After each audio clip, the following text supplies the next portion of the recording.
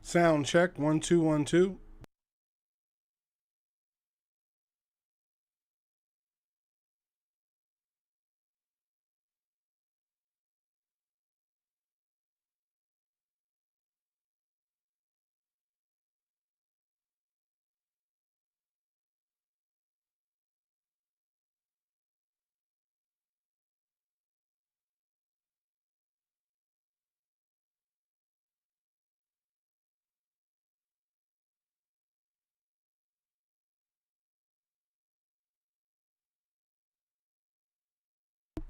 Let's start it from the top. Welcome in to another SR51 Media stream. I am your host, Salt Aries. Hopefully your day is going well. If it's not, hopefully it's going well. It'll go well for you later on. Today is Monday Night Football. Today is the Tampa Bay Buccaneers versus the New York Giants. Go Buccaneers. You may be asking why I would say that as a Stone Cold Eagle. Look, for us to make the playoffs, we need the Giants and the Washington football team to keep on losing. So let's keep on doing our thing. Let's keep putting up these victories. Let's keep putting up these victories, and who knows, we might make the playoffs. Now, what I was jumping into before we were disconnected, and to explain that, what is going on, I think I have figured out the issue. Now, just to make you aware, these issues and things that pop up are normal. If you don't run a YouTube channel or you don't run a Twitch channel or a Facebook channel or something like that, right, then maybe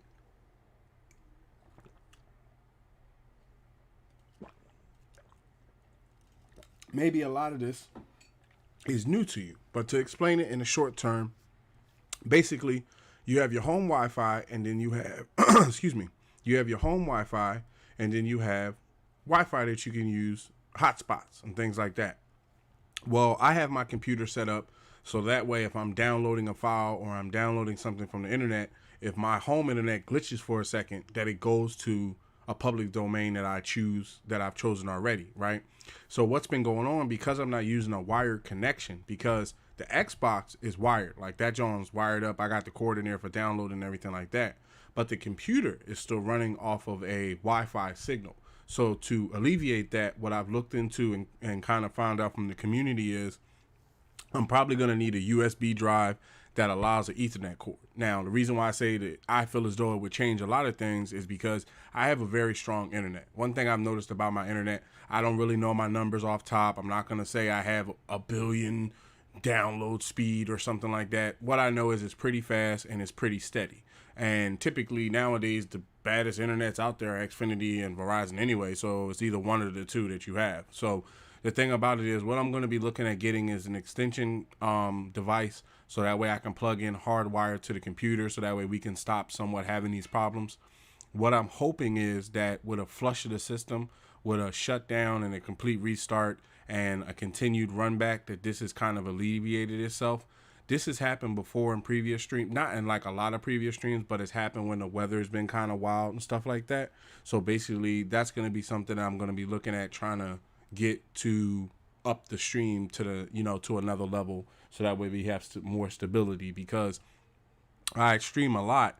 And what I noticed is the weather is just getting worse, not just here, but really all across the country. We're about to start dealing with, snowstorms. Hopefully, no, I shouldn't say hopefully, but hopefully not. But, we're going to start dealing with like snowstorms and, rainstorms and hail and wind and stuff. And that'll blow signals out and stuff. So I'm going to look to try to get that USB before that happens. So that way we can be straight as the weather's getting pretty bad, because it's starting to start up more and more. I'm starting to see it more and more and stuff like that.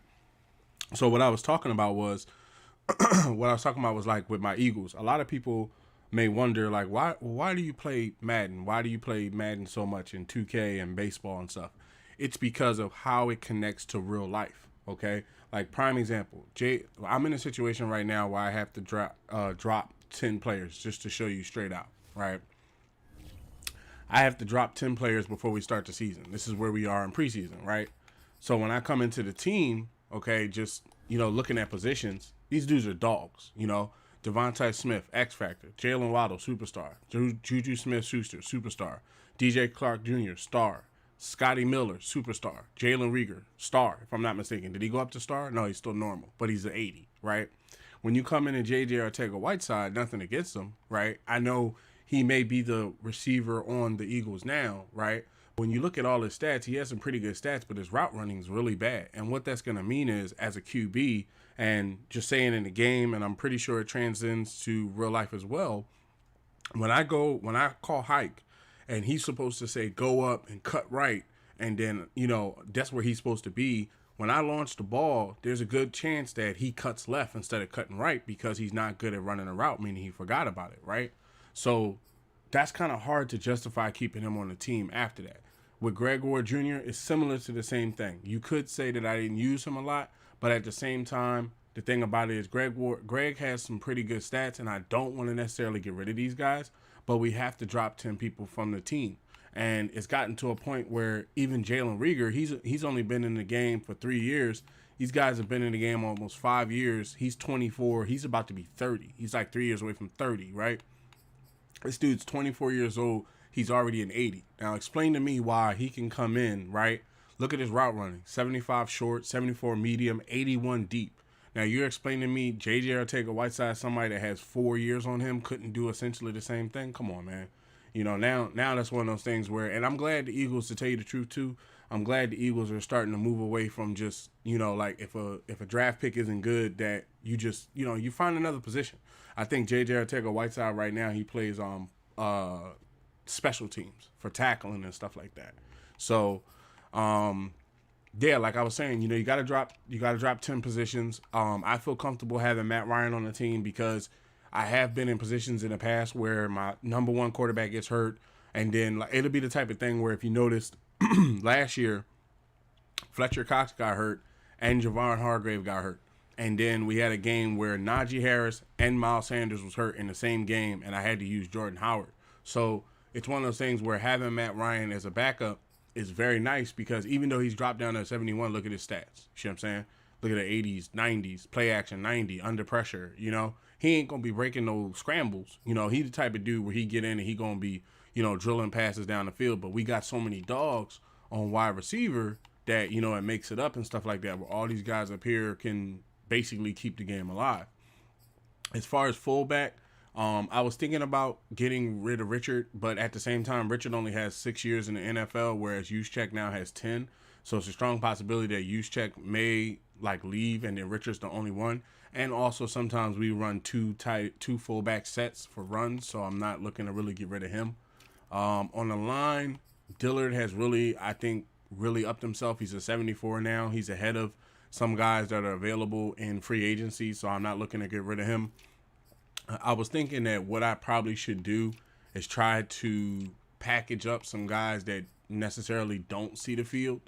I want to keep Derek Barnett. I feel like even though he has a undisciplined penalty tendency, I still feel like he can be a good player. Same thing with a lot of these dudes. It's kind of hard to say, okay, we're good. I just because the stream, I swear the stream for a minute there, it flickered. And I'm like, come on, man. We just getting settled in here. So, yeah, I picked him up, and he was supposed to be my, my go-to guy for left outside linebacker. But basically, he suffered an Achilles tear, so he's not even going to play his whole rookie season. That's something that just messed us up. At middle linebacker, we have some pretty good guys that can play linebacker, like Alexander Johnson's 81, Joe Schuber's a 79. I've seen him play well. TJ Edwards is going to be on the team. Yeah, I was thinking about what I was doing because we have a lot of good wide receivers. And then Casey Hayward's been in the game 12 years. Kyle Fuller's been around 9 years. Superstar, Asante Samuel Jr. We got Asante Samuel Jr. and Patrick Surtain, right? So with Casey Hayward Jr., Kyle Fuller, if I wasn't mistaken, Kyle Fuller's an undisciplined penalty tendency. Okay, so what that means is basically, if you're new to Madden or just wondering in general, what that means is if he gets a one-on-one route where the guy, say, outrun him, and he's trying to catch up to him, it's a strong possibility that he's going to foul this guy. You see what I'm saying? So what I was thinking about doing to add to the linebacker core, I was going to package Casey Hayward Jr. and Kyle Fuller together and see if I could pick up Von Miller just to add another dog to the team. So let's see if this trade is something that could happen. Even though I know Von Miller, because Kyle Fuller's been in the game 9 years. He plays pretty well. Yeah, I think before I let go of them, I have to cut JJ and Greg Ward, and then we'll see what we look like after the draft, after the what's the name. So let's cut JJ, save 2 million, cut Greg, and keep in mind we won a Super Bowl together too. So this isn't one of those things where it's like, oh, I'm just casting them aside. Like, Jalen Rieger, he didn't even really see the field that much last year, and he's really stepped up. So like, I'm curious, like when a player doesn't, at bare minimum, when a player doesn't step up and progress, that shows me like, okay, there's a problem there. Either they, they're not on a path to become a star or superstar, or maybe they're just normal players. That's not even talking down about them. That's just being like, we got a lot of stars, a lot of superstars. We got to cut some people. Some people have to be cut. Kyle Fuller's a superstar, but he's undisciplined penalty tendency. Oh, shit. Oh, my God. I just put Asante Samuel Jr. on the practice squad. Oh, my God. Please don't let nobody take him. Oh, my God. I hit the wrong button. Oh, my God. Oh, my God. Bring him back. Bring him back. Bring him back. Sign from practice squad. He's on a 1 year. I will re-sign him. Oh, my God. Yo. We almost lost Asante Samuel Jr., yo. It was about to be a big-time problem, yo. Now, damn, that messes things up because now he doesn't have his contract. How much does he want? I know he's going to want a lot. Where is he? Oh, man, he's on a 1 year deal now. We'll sign him up. We'll have the money, and I'm willing to pay whatever it is that he is and stuff. So yeah, we gotta cut 8, right? Let's just go through the spots and see who's who. Damn, Asante, man, I can't believe I hit that button. I wanted to go to player card, and I went to his what's the name? He's under a 1 year now, so I'm gonna have to re-sign him. And then he is what is he? Oh, what's up? Is the stream cool? We good? Let me reload again. Let me make sure that it's still running for y'all. Waiting for it to reload. Okay, I think y'all are at the same window I'm at, so we still going. Flickering stuff is crazy. Beal has stepped up really good. Steven Nelson, Avonte Maddox. We could probably flip.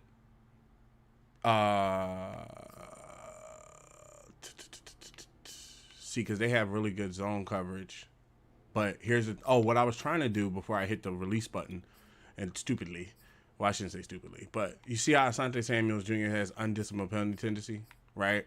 It's starting to be something that's showing up in a lot of players. Like, you see how Darius Slay has undisciplined penalty tendency? You see how Stephon Gilmore has balanced? So just because you have undisciplined doesn't automatically mean you're going to mess up, but it's one of those things where there's a high probability that you will mess up. So I have, how many quarterbacks do I have? I have 1, 2, 3, 4, 5, 6, 7. Hold on. Count them up. 1, 2, 3, 4, 5, 6, 7, 8, 9, 10. I have 10 cornerbacks. That's way too many cornerbacks.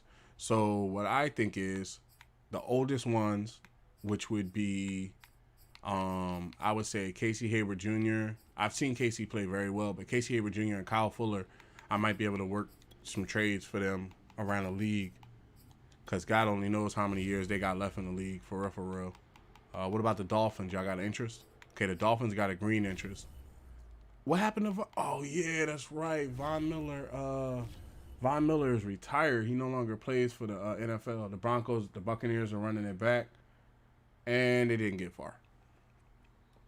So y'all got an interest, huh? How about this? Let's see if we can help the team by flipping for some first-round picks. Let's see who goes green. The Dolphins went green, but they got a 30-round pick, so I'm not really looking to take their first-round pick, but let's see, because we got to shed some. I would never send him to the Cowboys. I would never do that to Casey. Or the Giants. The Jaguars, maybe. Yeah, the Jaguars, I would send them, depending on their draft pick. How about for the number 5 draft pick? No interest? Okay. Then we're moving on. Let's see who else has a green. I wonder what the Buccaneers going to do tonight. They got Rob Gronkowski back and everything. The Raiders, the team he was on, has interest in him. I'll give you back for a 16. What kind of access to my draft picks do I have? I got a lot of fourths. I can give you a third next year. You can give me this first this year. No interest. Okay, what if I put a fourth from this year? No interest. I'm not. See, here's the thing. I'm trying to capture me a first round pick from this year. So I don't know if I want to send him to the Ravens. The Ravens, what do y'all got? 14? Nope. See, nobody's willing to like come up off of their they got 29. I wouldn't want to send them to the Saints. Seahawks, they got 26. I mean, I don't have a first round pick, period, so it'd be good to pick up a first round pick in general, but I'm trying not to send him to a team. I'm trying not to send him to a team that could turn around and bite me in the butt, you know? Okay, so the Vikings have interest. I think it was the Jaguars had like 29 or something. I'd rather send them to the Jags because, oh no, they had number 5. They wasn't trying to trade. It was the Raiders. Send them back to the Raiders and go that route. See if they want to come about that 16th pick. Hold on to it a little bit. How about a 4th and a 3rd from next year? Okay, we have to move some people. So they're looking for a right tackle. I can't give you a right tackle. What I can give you is a cornerback. Let's go with Kyle Fuller. No interest there. Okay. So if I can't get a first round pick for him, I'll send him back for a second to get. But if I get a second, if I'm down, because he's a superstar, so if I'm getting a second, it got to be like a second and a first next year. All right. How about a first next year and a 3rd this year? All right. How about if I put along with it? If I put a 4th round pick along with it, I'll take that first round pick next year. They holding on to that. All right. So let's do, because we need to add, we might need to add some new talent back. So let's just do a 2nd round pick. We'll let him bounce for a second. He's a good player. It's not that he's not a good player. Casey Hayward Jr. had a lot of cornerback pickups for us, but what's going to end up happening is like these guys are in their 30s, right? So we have Patrick Surtain and Asante Samuel Jr. in their 20s, right? And then Avonte Maddox is in their 20s and Beal's in their 20s. So we have at least 4 superstar and star cornerbacks that could end up playing the position once, if any of these guys end up retiring on us. So with like Kyle Fuller, right? I want to say that I want to keep him as well, right? Just because of the way he plays the man coverage. But like I said, we still have to make some room. So we cut a little bit on cornerback. Wow, Anthony Harris is really he's an X factor now. So let me see something. I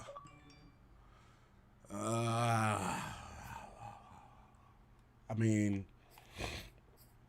Anthony, cool. Damn, the Buccaneers scored already? Chris Godwin, 13. Let me turn this down so I can mute it. Hold on.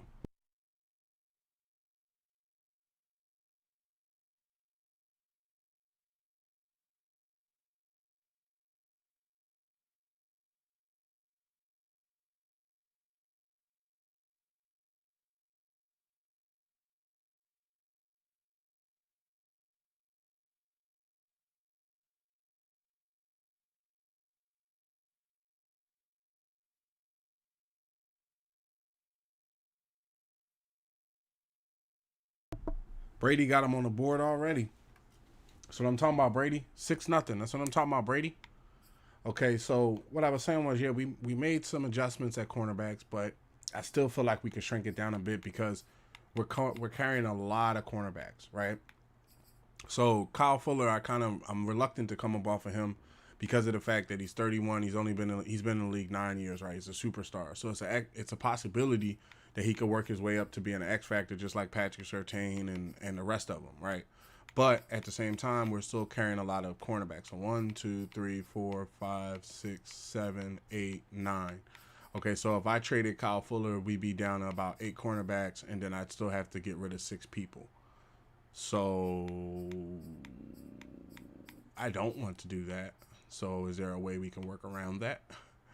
Anthony Harris.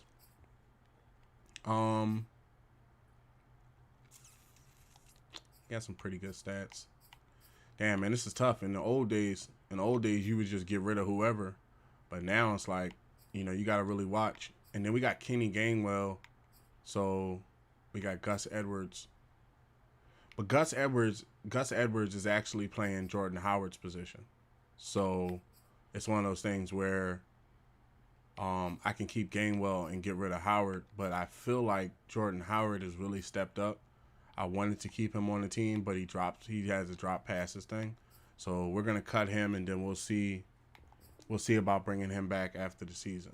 Okay, so that's one down there. 4 halfbacks. That's pretty good. At wide receiver, we got rid of the rest of them. Scotty Miller's a superstar. We don't have too many people at the position. Left tackle, left guard. Okay, center. We got people we can use. Right guard, Daniels and him. Right tackle there. Left end, got these dudes. Right end. Same thing with Derek Barnett, yo. I'm gonna go ahead and cause we got Garner, and Garner is he's worked his way up to being a superstar. And to be honest, I feel as though Josh Sweat has worked his way up to being the starter, right? And then on the left end, we got the ball. We got Stephen. So, like I said, I'm gonna go ahead and drop Derek Barnett, and I'm gonna go ahead and drop him and just take that $5 million loss. So now we got to do. Says cut 7 players. How many still cut 7 players? Nah, it's cut 5 now. Okay, so cutting 5 players. Because we can always. The thing about it is, after we come from the regular season, we can always make a trade or something like that and get people back. Like with Gus Edwards, I might be able, if I can get a first round pick for him, I would trade him away, even though he's good and everything like that. Because right now we don't have a first round pick this coming year.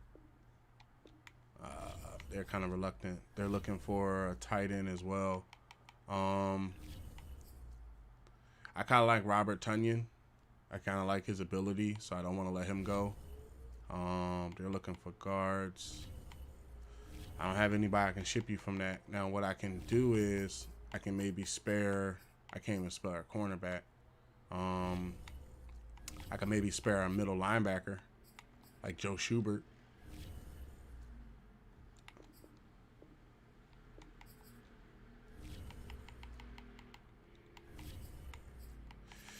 Put up a 3rd round from next year. Trade declined. Okay, put a 4th from this year. Trade declined. Okay, let's put a 2nd up. Put the 2nd up and we'll get the 1st. There you go. And we now have a 1st round pick, and we cut some people. So now that we cut, what I'm trying to do is I'm trying to also make space for some of the Eagles that could come back. Like Gus Edwards, he's a good halfback. I don't have nothing against him, but I would rather, if I had a choice, I would rather Jordan Howard be back there because he came up big for us in the playoffs. Like, had it not been for Jordan Howard this past playoffs, we would have been really messed up. So we got to cut 3 more people.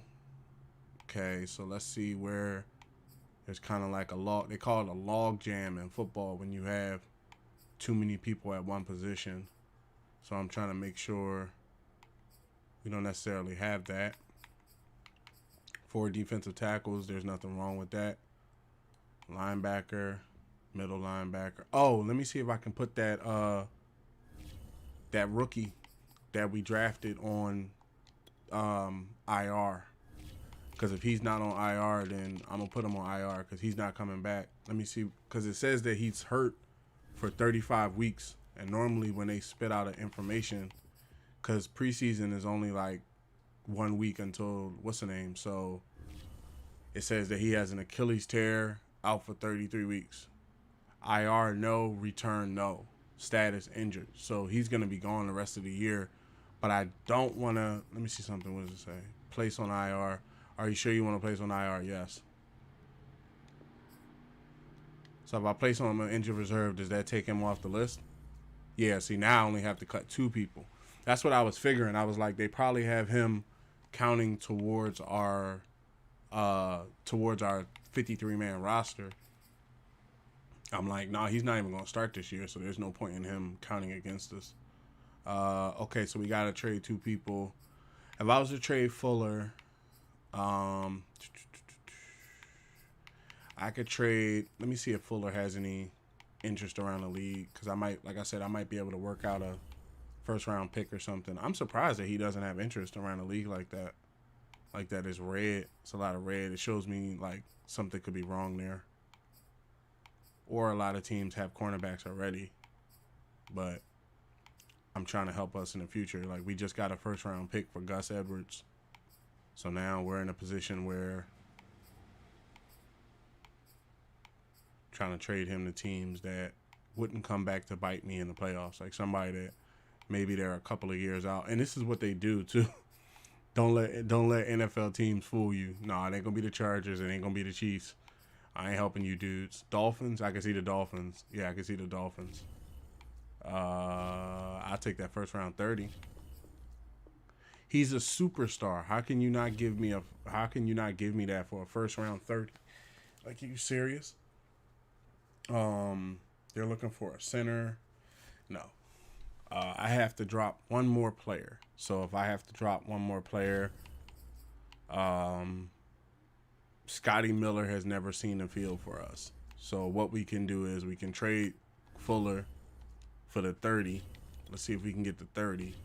And then we'll put a third-round pick from next year on it. See if we can get the 30. Almost.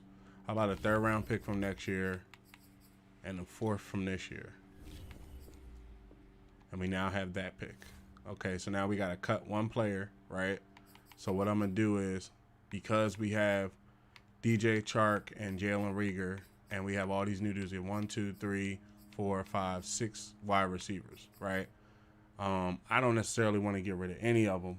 So I'm going to see, is there anybody else before we trade or get rid of people?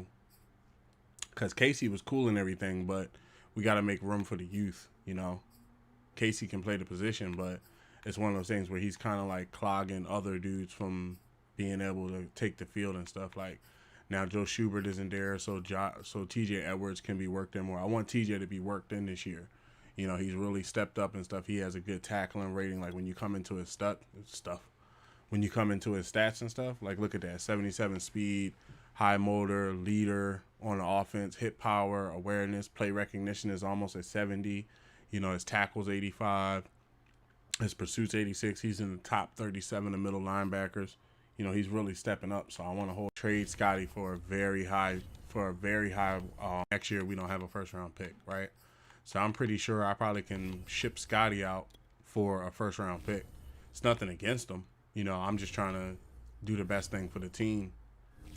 Trying to find a really high draft pick. Like, I want something like in the top 5. Like the Colts. I'll send them to the Colts. Y'all got interest for number 8? I'll definitely do that. Oh, not that much interest, I guess. Let's see who else got picks. The Falcons, I could see 10. No interest, okay. Moving along. 11, 5. I can see 5. Nope, no interest there.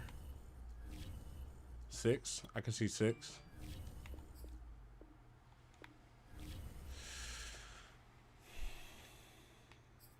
Let me see something.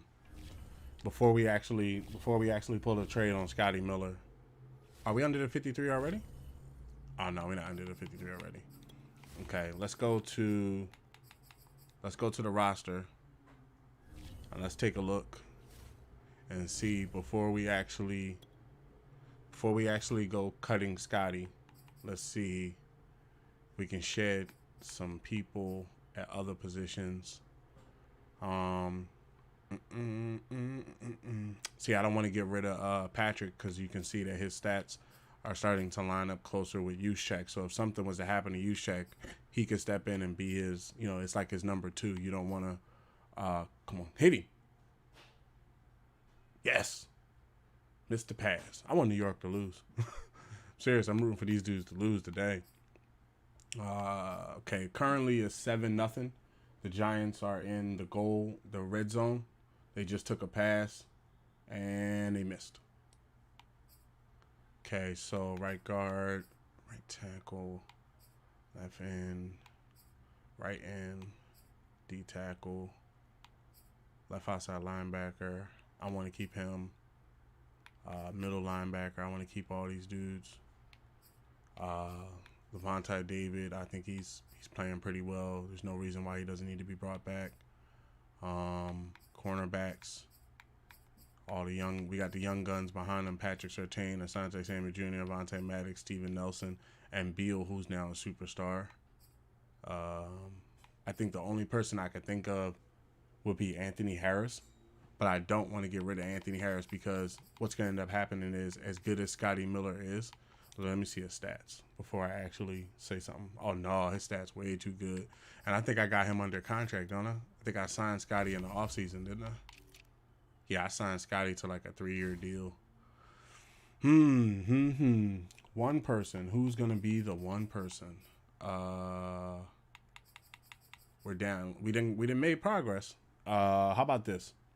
Let's cut Matt Ryan, and then we're just going to move forward without Matt Ryan. And then when we get into the regular season, like once we get past this window, then we can look to see what we want to do with the roster if we wanted to get rid of people or something. Okay, so scouts. Hold up. Oh, I know what the team says. Okay, so scouts. The Giants are driving. It's 3rd and 14. Come on, Buccaneers.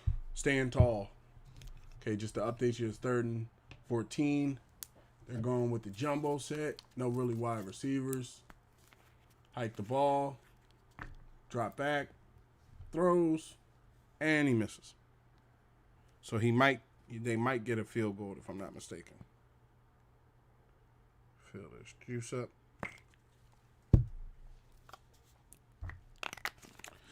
So we've made progress. I'm trying to see if that drip got on my Xbox. I don't know. They're kicking. They seem to be kicking a field goal right now. Come on, miss.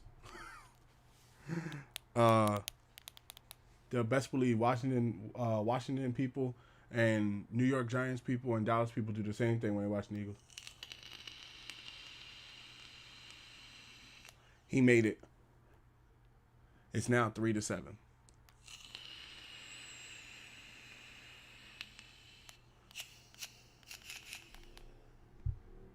Okay, so let's fire all the scouts. Fire everybody. Everybody needs to be fired. Get them out of here. Get everybody out of here. Okay. So the top position that I would say we need this year would probably be let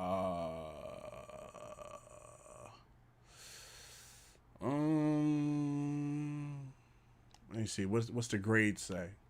The grades say the worst position on the team is the left outside linebacker where Golden plays. We drafted somebody in that position already, but they ended up getting hurt. The line could use some help, and mainly the line and the linebacker. Okay, so this is what we're going to do. We are going to hire our scouts, and that's going to be, I'm looking for lineman help.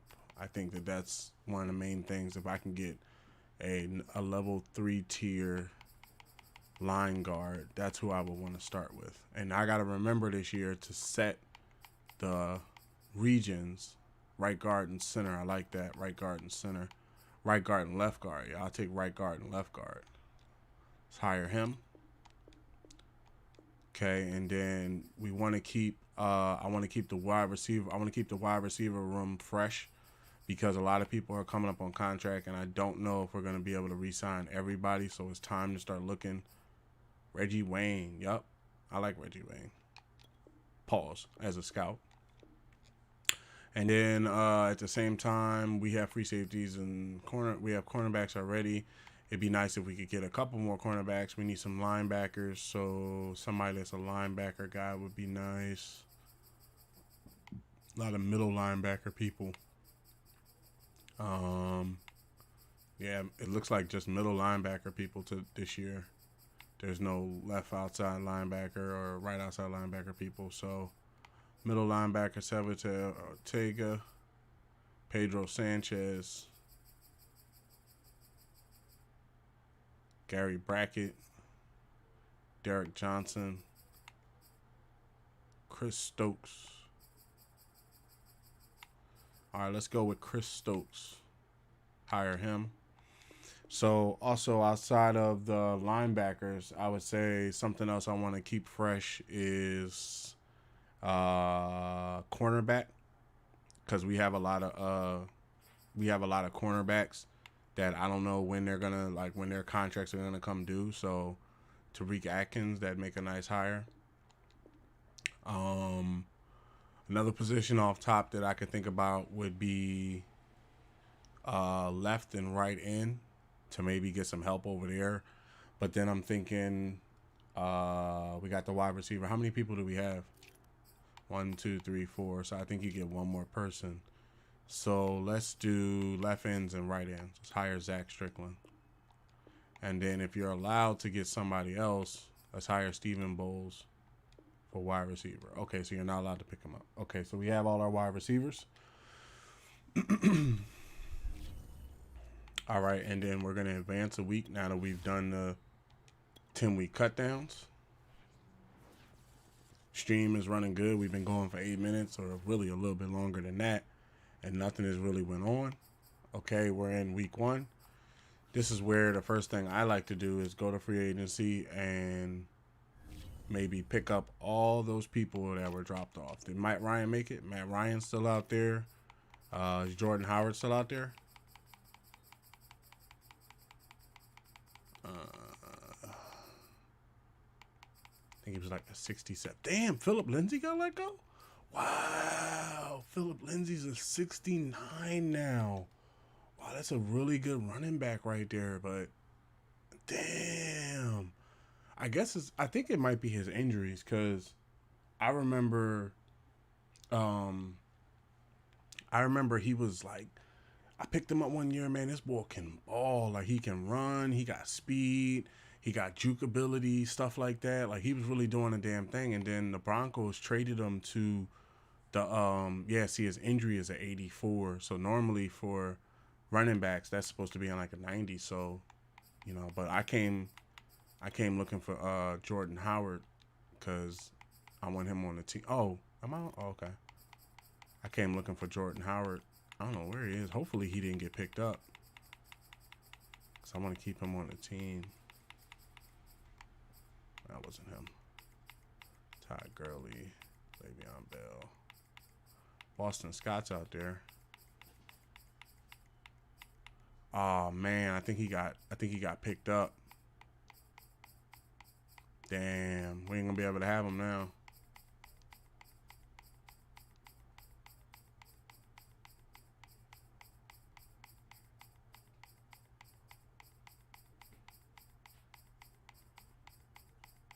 Yeah, I went through the whole list. Let me check the signings. He probably got signed. Somewhere around the league, he probably got signed.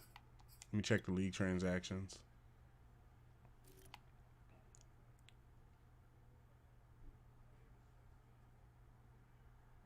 The Ravens signed Gus Edwards to a contract. I don't see him anywhere. Let me see. Derek Barnett got signed to the Ravens. See, players took advantage of the free agency. Let me see. I don't see him listed.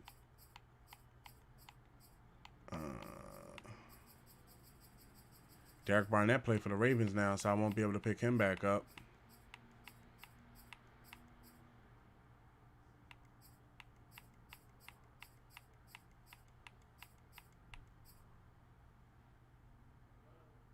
Yeah, I don't know where he. Let me check the NFL. He might have got picked up. NFL roster. Halfback. NFL. He ain't gonna be up here. He was in like the 60s, I think. He might be on a practice squad as well. That's another thing I forgot about. Well, let's check and see where he might be. Is he even in the NFL? Damn, I don't even see him. What's going on here?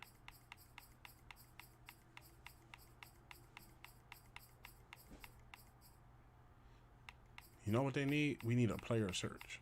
Like a name, like a number where you could just put in the name. Yeah, Kenny Gainwell doing a damn thing. Let's see if he's on our practice squad.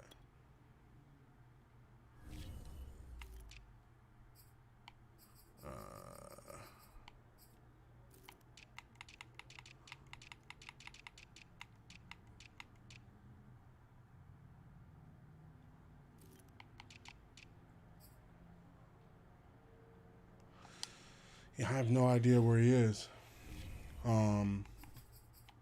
Because it doesn't show him as listed on the halfbacks. He's not listed. I'm going. Let me see. Keyshawn Johnson, James White, Boston Scott. Pick Boston back up. I wanted Jordan Howard though. Justin Hill. I knew I shouldn't have let him go. Darren Williams, Todd Gurley.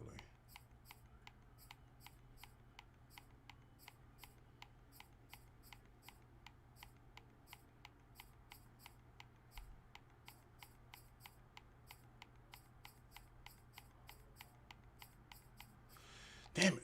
There's no way to search for like a player, like a name. Let me see something.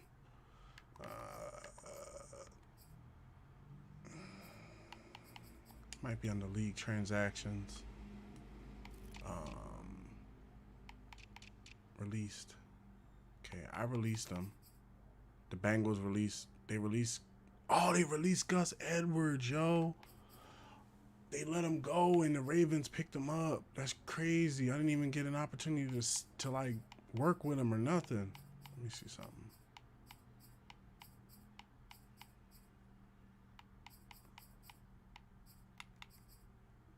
Damn, all the players I traded away got released like that.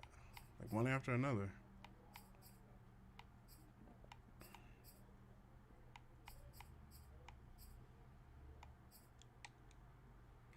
All right, I released Jordan Howard week 4.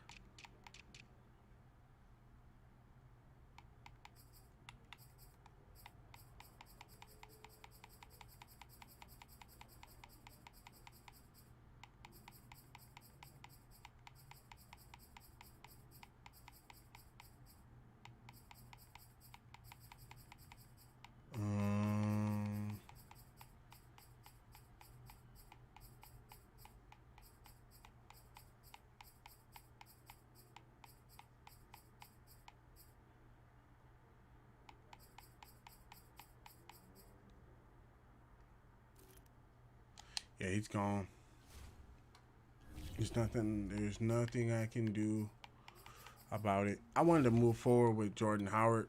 I wanted to move forward with Miles Sanders having more of the touches anyway and Kenny Gainwell, but I did want to have I cannot believe that the Ravens, look at this right here, yo. The Ravens just got them like a really good running back. I think he played for the Ravens, to be honest with you. I think he just went back. He just naturally gravitated back to like his original team or something like that. Yeah, he's not. If he was in the NFL, if Jordan Howard was in the NFL, he would come up on this list.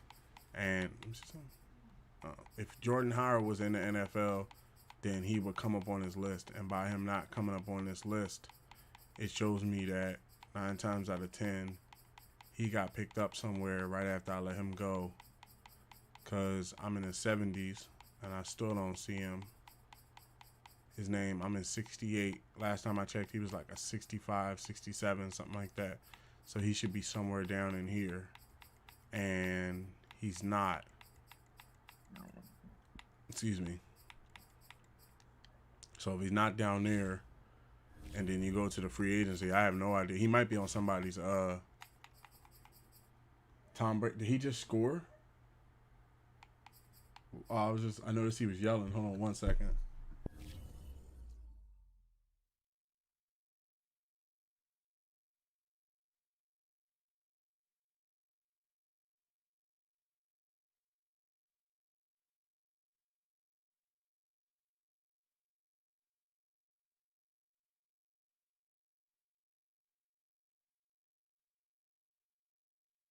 Just to update you, the Buccaneers are first and 10 on the 20.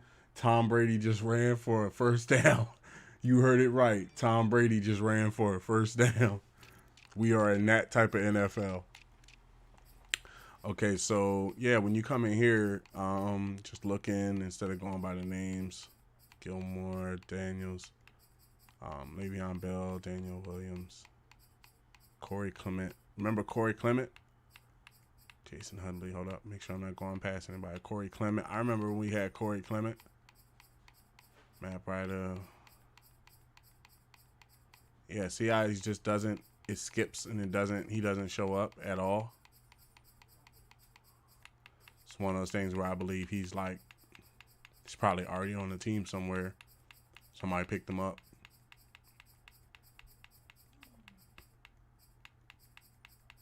Yeah. Well, that's good. At least he has his career that he can, continue on with and stuff. We're trying to build over here.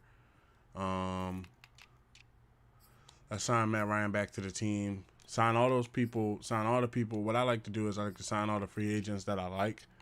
Like I like Philip Lindsay as well. Even though Philip Lindsay has had some injuries.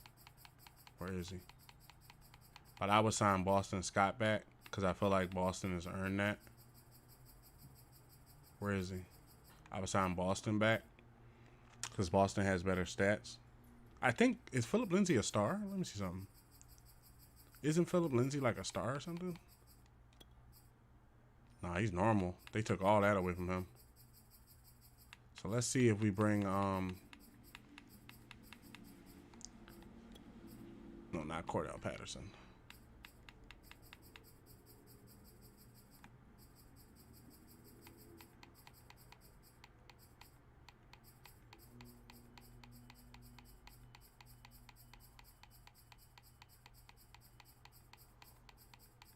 Damn, now I lost Boston Scott.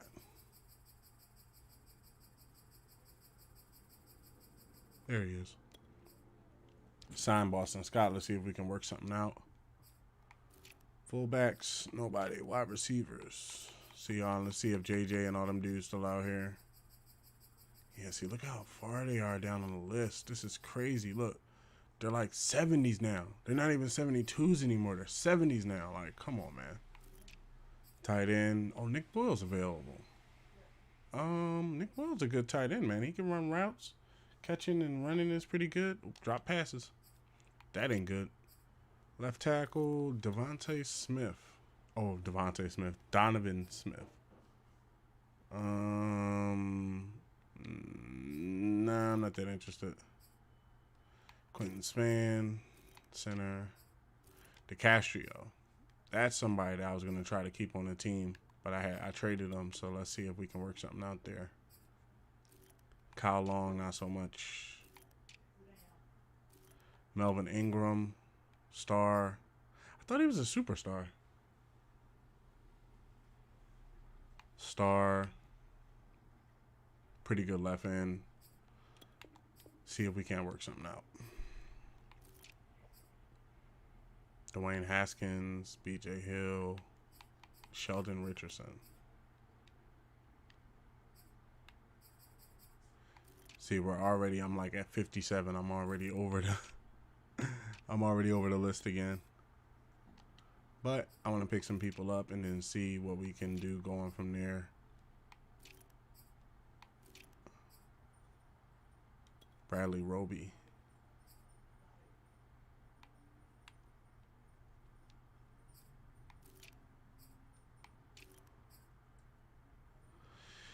All right, so how many players do I have to cut?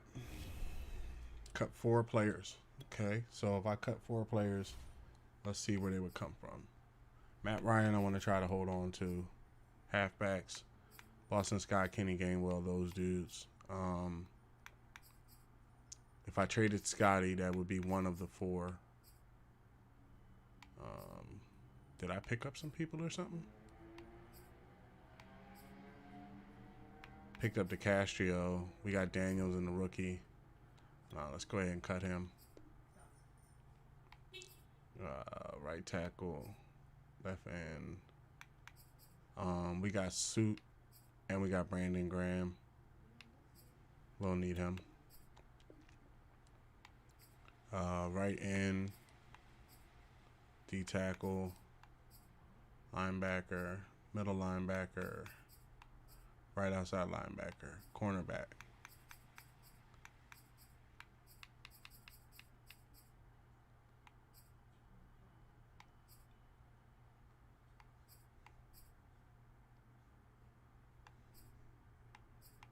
So we got to cut 2 people. Yeah, having Kenny Gainwell is 5'8", 185 pounds. So, you know, let's keep Kenny. Kenny has taken the place of Boston Scott. So there's no real need for him not to take somebody's spot there. And then for linemen, for the last position, we just need to cut 1 person to make room for Matt Ryan. I'm trying to think where we can cut somebody without it impacting us too bad. I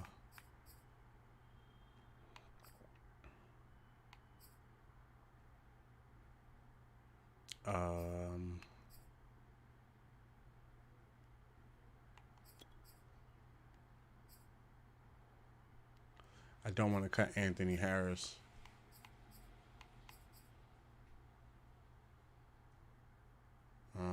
But I want to keep Matt Ryan. So to keep Matty Ice,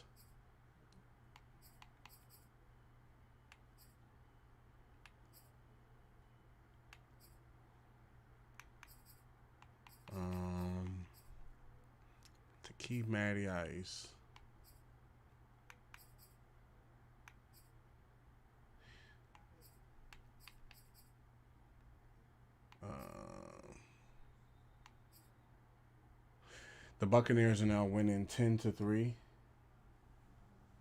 I'll give you the time when they come back from the stat that they're looking at.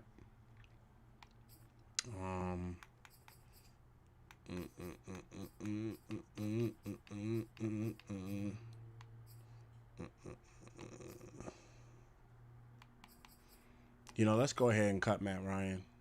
Because I want to know, let me see something. Do the Eagles carry 3 quarterbacks right now? Or do they carry just the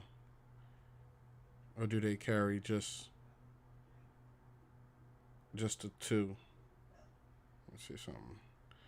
Cornerback, D tackle, guard, linebacker, punter. Okay, Jalen Hurts, Gardner Minshew, and some boy Ryan Sinnott. Yeah, so they do carry 3 quarterbacks. Because it can happen. You can get into a game where your first quarterback gets hurt, and then your next quarterback gets hurt, and then you're down 1. All right, so how about this? I'll trade Scotty Miller to the Ravens, right, for Derek Barnett, but they're going to have to give me a trade pick. This is where you can flip them, right? I know they got interest in the Ravens. I know they do, right?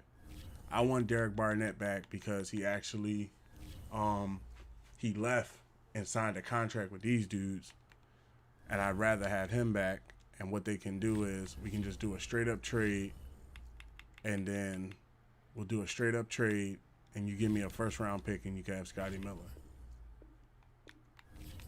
It ain't gonna be. It's going to have to be a second at least. Are you down with the second? Then how about a first-round pick from next year? Then you can keep this first-round pick from this year.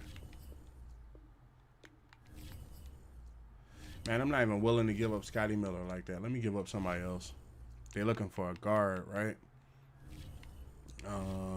Let's see here. I could always trade Brian Linder. It's not like he's a young center or anything like that. How long has the guy ahead of him been doing it? 12 years. It's a good possibility. This might be his last year.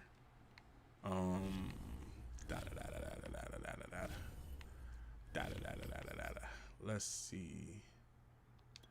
What's our backup? 78, 81. Okay, he's doing well. He's doing well. Let's not get rid of him. Golden's a superstar. Jones. Alexander Jones is coming in as a good linebacker. He's only been in the league 5 years. Definitely don't want to get rid of him.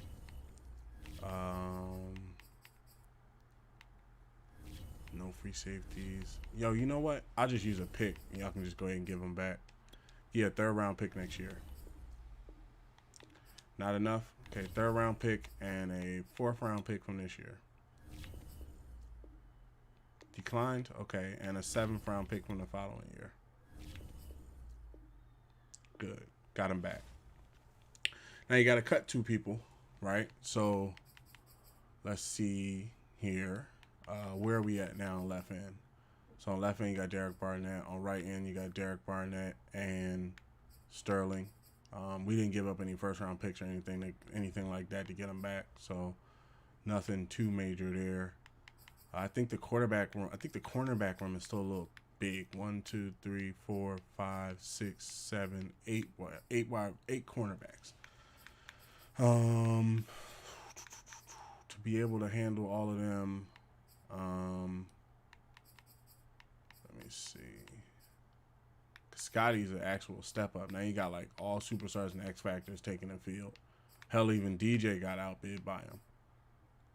Like when they go up against each other for acceleration and speed, he has 1 step over top of him. Like he's that fast. So I'm like, yo, you don't want to give him up.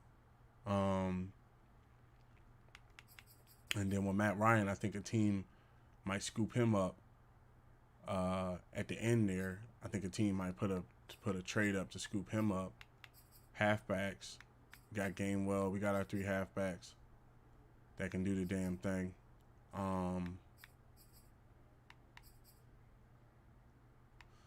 How about,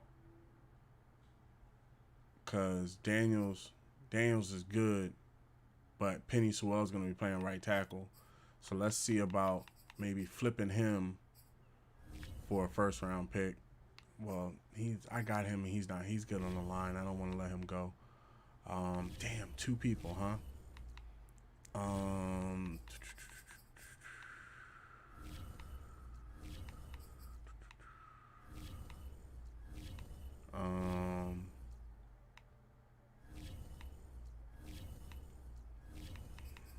Two people, man. 2 people.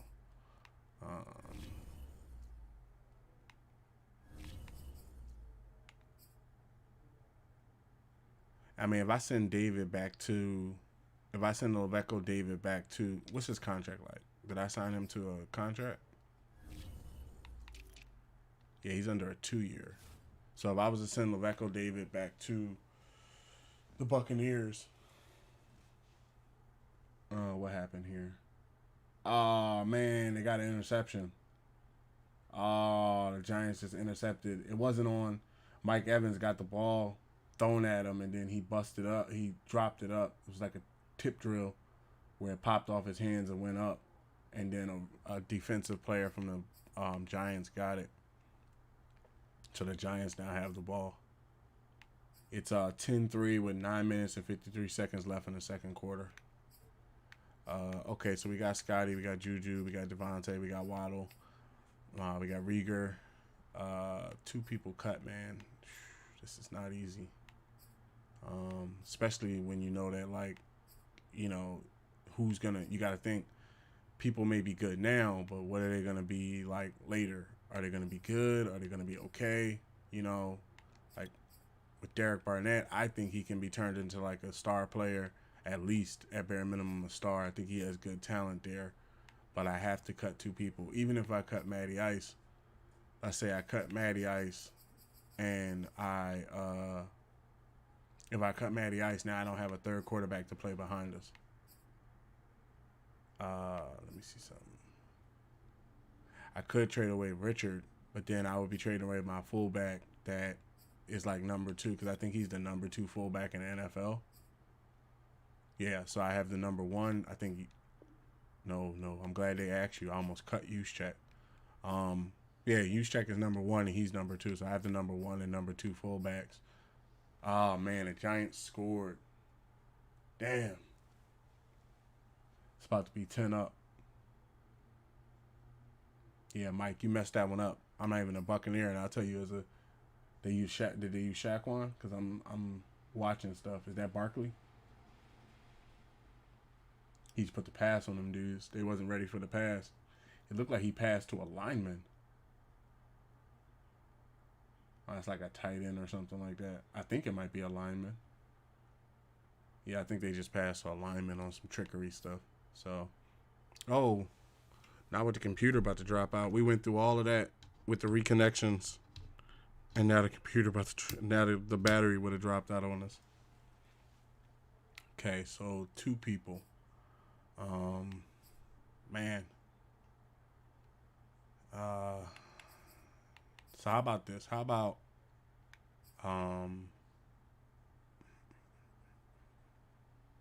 because Linder ain't young. It's not like Linder is like 5 or 6 years in the league. Like, you know, he's been around for a while. Top 7 center in the NFL. And then Rodney Hudson, he's been around. He's top 2% centers in the league. So he was like right below Jason Kelsey. So we need 2 people. And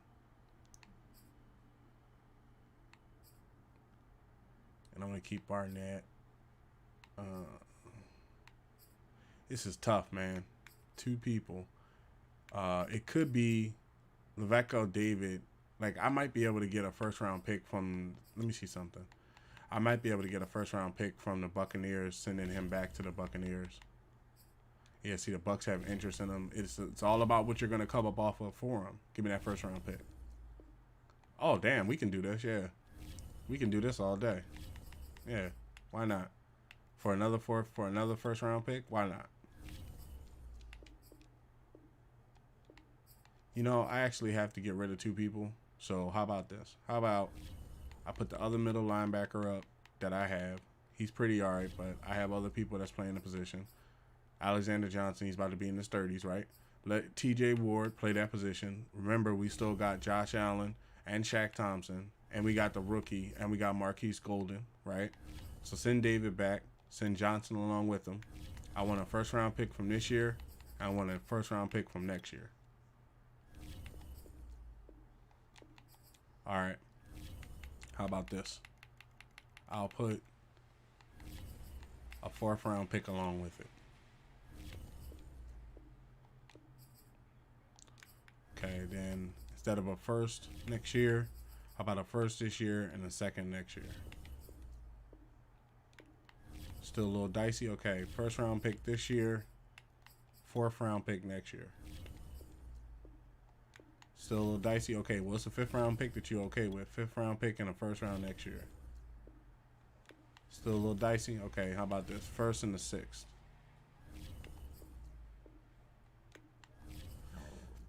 Take both of them for the 1st.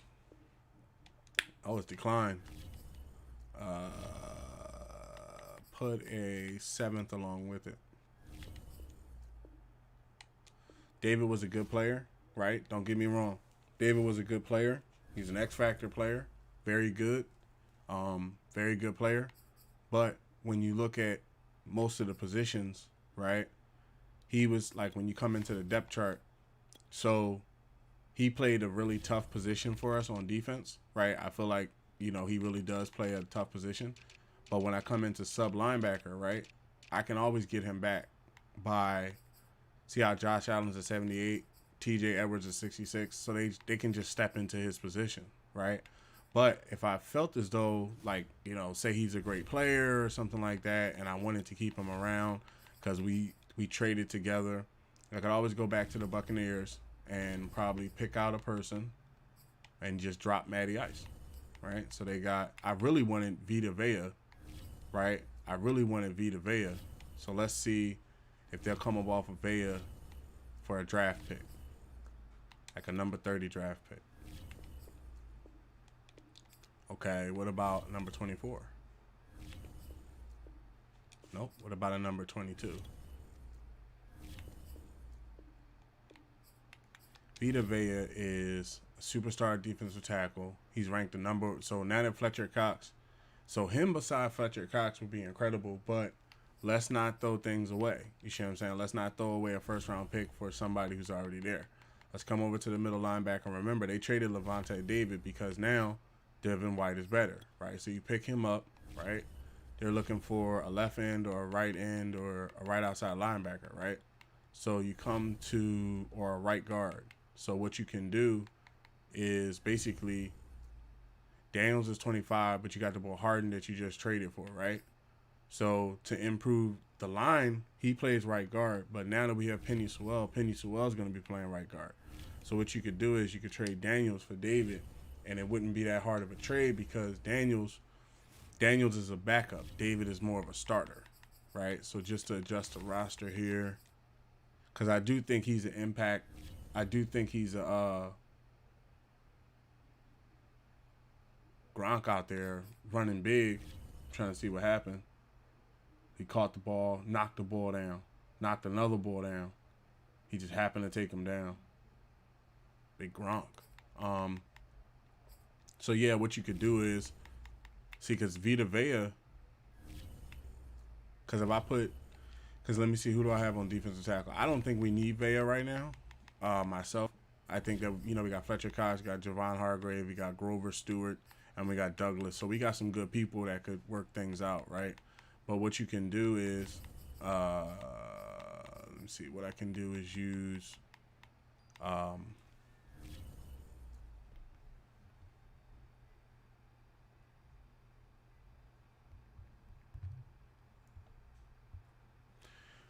I can use, to get him back, I can use, because they're looking for a right guard, so I can send them, they're looking for a right guard. How about this? Let's do this first. Let's see if we can get them interested in DeCastrio, the bull from free agency, because I got rid of him, right? So let's see. What the hell? They let a defensive tackle go? Assign him, right? And then sign DeCastrio, right? See if we can make a little move here. Sign both of these dudes, and then trade those two dudes for David. Because you're under the cap. Because you would just be trading two people, and then you can probably cut Maddie or something like that. Let's see, Buccaneers.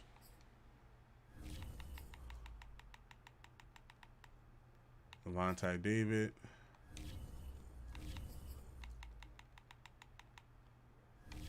For DeCastrio and on Manura. And we got him back. See? Just that smooth. And we're back to the one player. So hold on 1 second. I have to run to the men's room. I will be right back.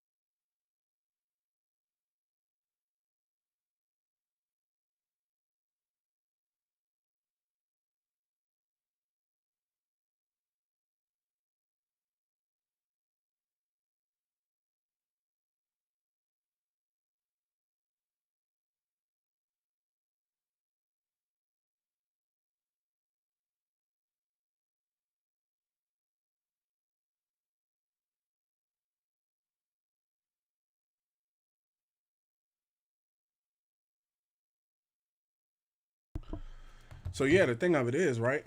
We got to cut one person. Um, we traded Daniels. This is where I don't want to make teams better, right? But this is where, um, like I would go back into the Ravens, right? Come into I think it was what the Ravens? No, the Buccaneers. I think it's the Buccaneers. They have who do they have from our team? They have Daniels. We just sent them Daniels, right? So you come back in. Oh no, they have the Castro. Yeah, we sent them to Castro on another dude. So we didn't even have to trade to get him. Now with Vita Vea, right? I feel like Vita Vea, the Polynesian Noose. I feel as though with Vita Vea only being in the league 5 years, now that's somebody that you might want to think about trying to pick up. To put him next to Fletcher Cox, boy. Now you got a line that can't be stopped. He got a 4-year contract, right? I've seen him play. What are they looking for? They're looking for a middle linebacker, right in, right outside linebacker. Okay, so we have 1, 2, 3 first round picks, right? So you send them a 30, right? And then you send them Scotty Miller. And you see if they'll take Scotty Miller and a first round pick for Vita Vea. They're not even interested in that. See, that goes to show you how good of a wide receiver, how good of a player he really is. I'll hand him the highest first round pick I got. Not even interested. I'll put a 4th round pick along with it. Not even interested. Yeah, so it would have to be something where they're looking for linebackers, huh? What you think of Golden? No interest. I don't have anybody that I could send them to try to get Vea like that. Everybody I have, I want to kind of keep on the team. And then I want to develop the defensive tackles we do have. I don't want to. Oh my God! I think they picked off Brady. 1 second.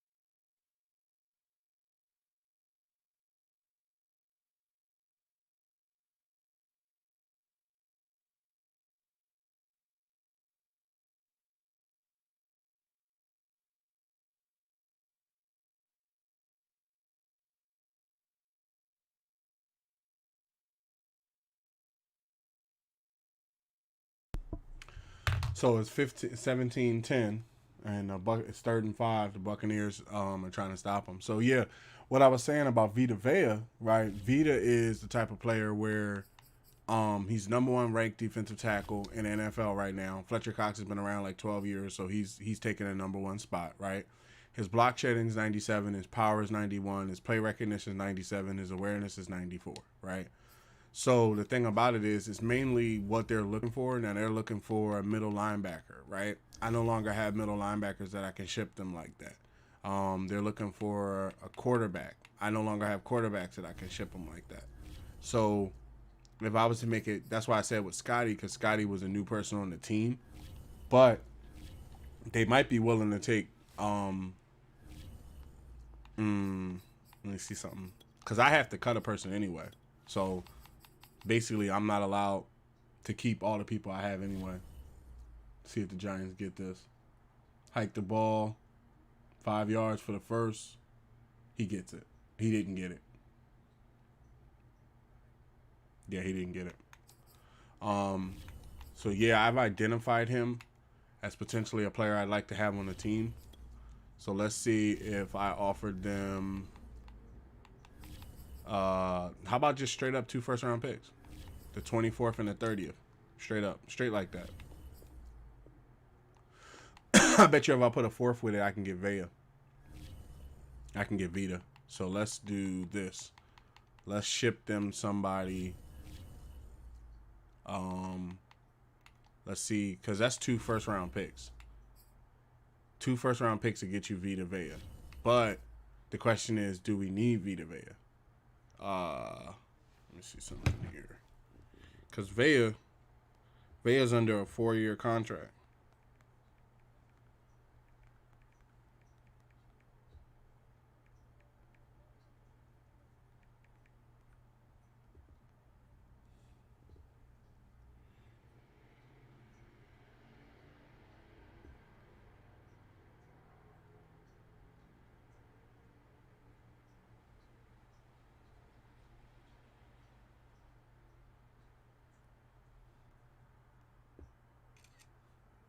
So 2 first-round picks are weakening them up. And here's the thing about it. 2 first-round picks will put me into a situation where I might be able to trade one of my defensive tackles for a first-round pick. So if it was 2 first-round picks, and like when you look at the defensive tackle position, right? We have Hargrave. Hargrave is rated as the top 7 defensive tackles. Brandon Graham has been in the game 11 years. He's rated in the top 4. Brandon Graham. So you could put Fletcher Cox next to Vita Vea, right? And then you have to get rid of a person. So the thing about it is, to get rid of a person, you would have to find somebody that takes Via's space. Because these first-round picks that I got is cool. I don't have nothing against it, but they're kind of later first-round picks. So a lot of times you might get good players, you might not. Vita is the type of person where if I put him on the field now, he's going to make a difference every game. Like every game, he's going to make a difference. So it kind of makes me want to do the deal type of thing. Let's see if I give him Grover Stewart instead of the 24th, would they go for it? Nah, see, it's them first-round picks. That's what's really weakened. That's what's really loosening them up. And then when you look at Grover Stewart, Grover is a top 7 defensive tackle himself. So it's kind of like I'm trading up in a position that I necessarily don't need to trade up in. And the first-round picks might help us more than because we're back to having, let me see, we have 3 first-round picks. So we're back to where we were in the previous year. And then, you know, I like I said, I want Vea, but I don't want to give up too much. I don't even have like left ends or right ends like that. Let me see, who's this guy? That's Tuitt. I picked him up in the offseason. He's rated a little bit higher than what's the name? Yeah, so it's not something that we're able to do right away. Let me see if I could get, how about this? If I can get a first-round pick for Stewart, then I would give him 2 first-round picks for Vita. It's just I gotta get another first-round pick in here. We can't have a year where let me see something. If I trade, because Grover's new, you know, he's like the 3rd defensive tackle, so he's good and everything like that. But let me see if I can get the Bengals, huh? Bengals don't have a first-round pick anymore. The Browns. Nah, I want more than 31. 31's a little old. Buccaneers. They don't have a first-round pick. Wouldn't be the Chargers. Wouldn't be the Chiefs. The Colts. I don't see the Colts are not my division. I wouldn't have a problem with that. Number 8.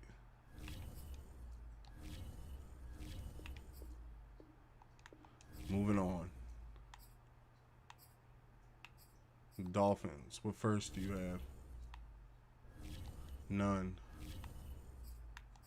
Falcons. They're looking for a defensive tackle too. Top 10. Nope. You want to hold on to your 10th pick? Go ahead and hold on to your 10th pick. 49ers.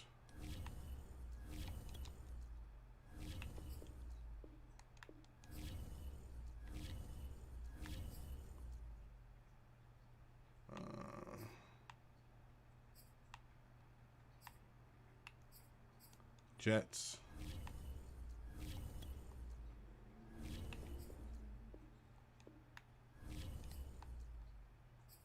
Lions.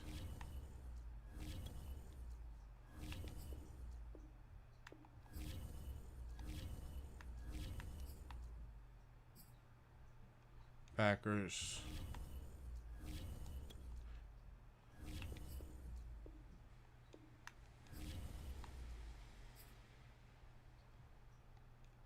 Panthers.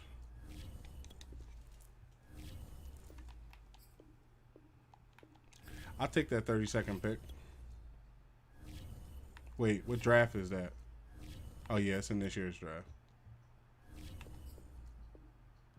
All right, now what I can do, I could see trading 2 first-round picks for Vita Vea.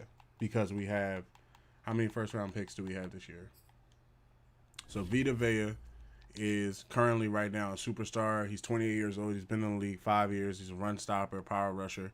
He is now ranked the #1 defensive tackle in the league. His contract is, he's a superstar. He has a 4-year contract, so he wouldn't be a problem for 4 years, right? Now I have more draft picks. That's why I accumulated them. We now have 3 first round picks. I thought we had 4. Let me back up. So I have access to all our first round draft picks, just in case I have to make something happen. That's the reason why the window be glitching out the way it do too, because sometimes when you trade for stuff, you can't see it till you come back. So we now have 4 first round picks. So if I traded 2 to the Buccaneers, it's not going to really hurt me that much because I have 4 of them coming, but I get the best defensive tackle in the NFL. So what I'm going to try to do is trade them the 32 and the 30th pick. That way I get to keep the 22 and the 24th. They're almost there. So how about they're almost cool with it. So let's put a 4th round pick along with it. They're not accepting that. Let's put that 4th round pick along with it. Kind of declined. I don't want to give up Scotty Miller. How about Matt Ryan? I'll put Matt Ryan in the deal. The hell? Why was it declined like that? I put Matt Ryan in the deal and then it went down to red. Guess they don't like the player.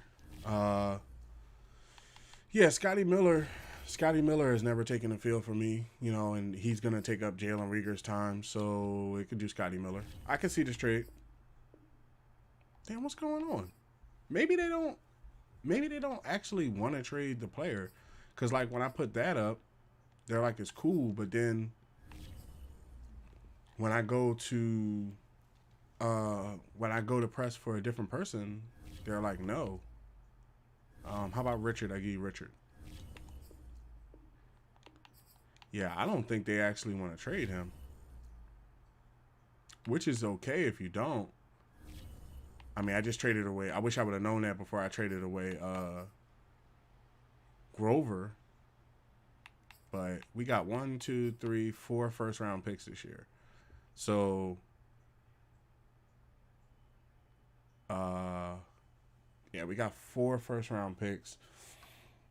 Maybe it's the picks I gave them. So let's do 24 and 30. All right, you're almost there. Put a 4th round pick along with it. Trade accepted. Okay, so it was they wanted the 24th and the 30th. They didn't want the last 2 picks. Okay, so now we have Vita Vea. I don't know what that does to our defense. Our defense just went up to an 89, right? So now when we come into the charts, because we got to get rid of somebody, we still got to get rid of somebody. But when you come into the defensive charts, right, you now have Fletcher Cox and Vita Vea, right? Both of them playing at that position. You got Javon Hargrave and you got Trevor and Douglas, the 2 boys behind them, the 2 backups behind them, and you got Garner, right? So now we got Vita Vea. I don't know how many first round picks we have. Let me see, because I had to trade away 2. So let's see. We now have 1, 2. We have 2 first round picks and a 4th. So we're only 1 shy. They're telling me to cut 1 player. So what I'm going to do is come into the trade center. And I'm going to see who's available. See if there's anybody out there that is available like that. Just to make sure I'm not missing anybody. Anybody that could be a game changer or new or something.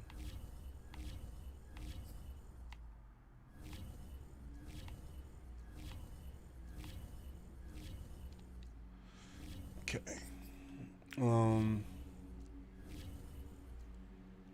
Gotta trade somebody. Or actually,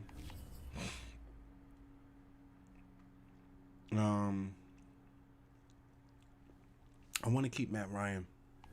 Something about having Matt Ryan around. How many wide receivers is in here? 1, 2, 3, 4.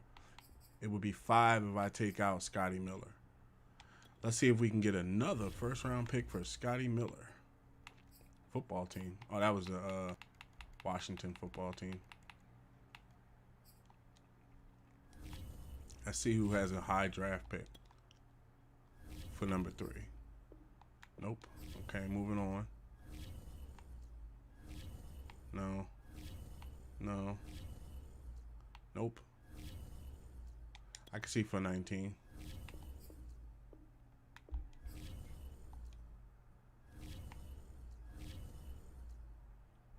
For 31, I can see for 31.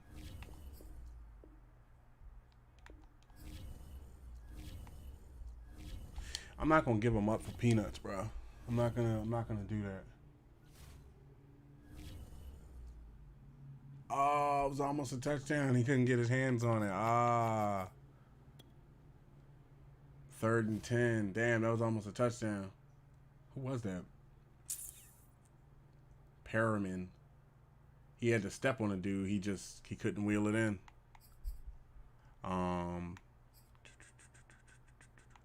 Yeah, because I have a feeling if you let go of Ryan, he might not be available later on. Oh, did I sign DeCastro back? I traded him. And we got Daniels back. So, oh no, I traded DeCastro. That's how I got him. Okay, we still got other people. So it's just one person.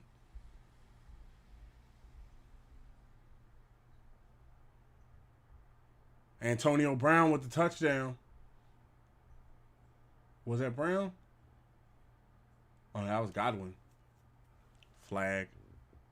Hold on, let me hear what the flag is.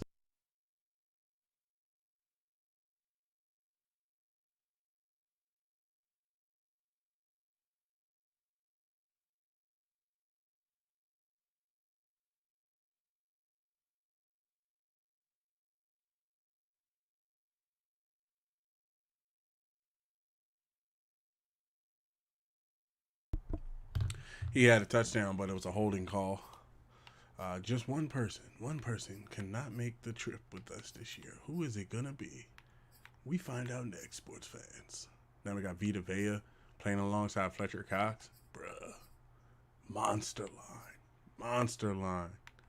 It's gonna be a monster year.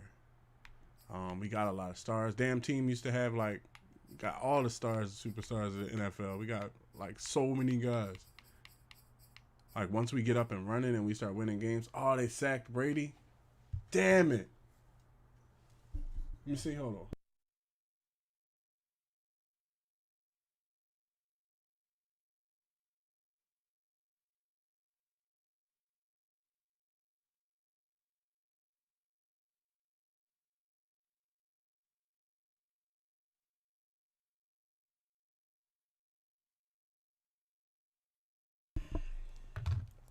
They making excuses for why they called a hold on Brady's dude. I'm like, yeah.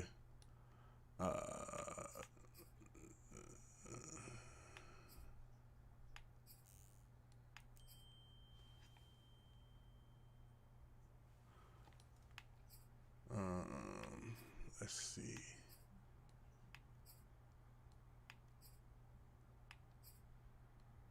see.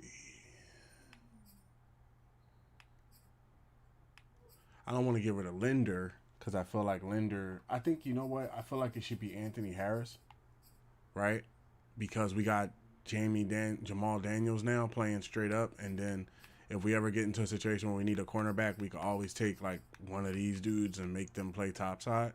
So I feel like it should be Anthony Harris, but Anthony Harris is a current Eagle, and I'm trying to maintain at least some Eagles, on the team. That way it's not just a completely redone team.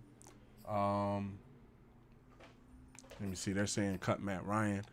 Let me see what other quarterbacks are out there before I just go ahead and cut Matt Ryan. He's a 71. He's the best quarterback available in free agency this year. Ryan Fitzpatrick. Nick Foles is out there. Cam Newton is still available. Tyrod Taylor. Yeah, it's one of those things where we don't necessarily need him. Let me see something.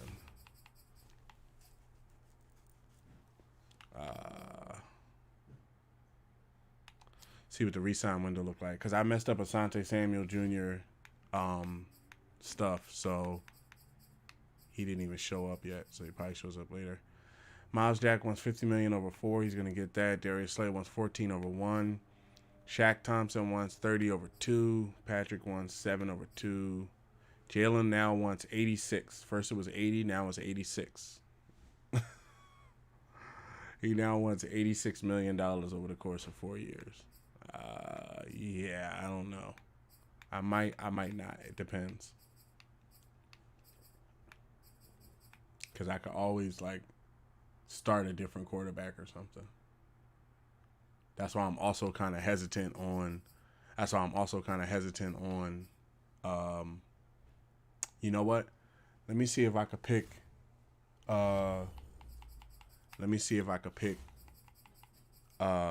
What's his name? Aaron Rodgers back up from the Broncos. Because I had traded him to the Broncos earlier in the year. He signed like a 1 year, $17 million contract, right? So let's see. They want like a guard or something like that. So let's see. I'll give you Linder for Rodgers. Rodgers is an X factor. He's still got all his stats. He's only been in the league. Oh, he's been in the league 18 years. Nah, this is probably his last year. 18 years, my God. That man probably in the last year of his years. If I get rid of Linder, come on, intercept that. Come on, y'all. Y'all got to do. Oh, fumble. Hold on 1 second. Let me see if it's official.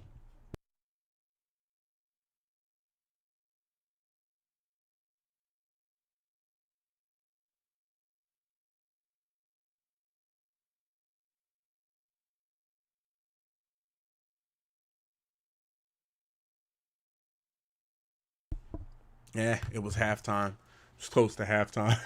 I'm like, I thought they fumbled. And it was like, the game's still going on or something. Then I looked down and saw it was halftime.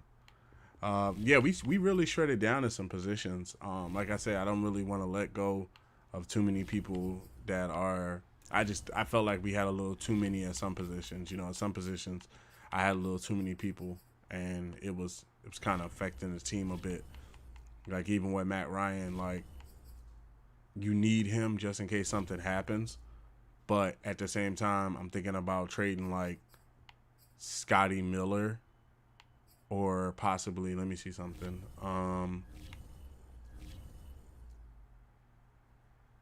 How about I trade Robert Tonyan and Matt Ryan to the Broncos for Aaron Rodgers?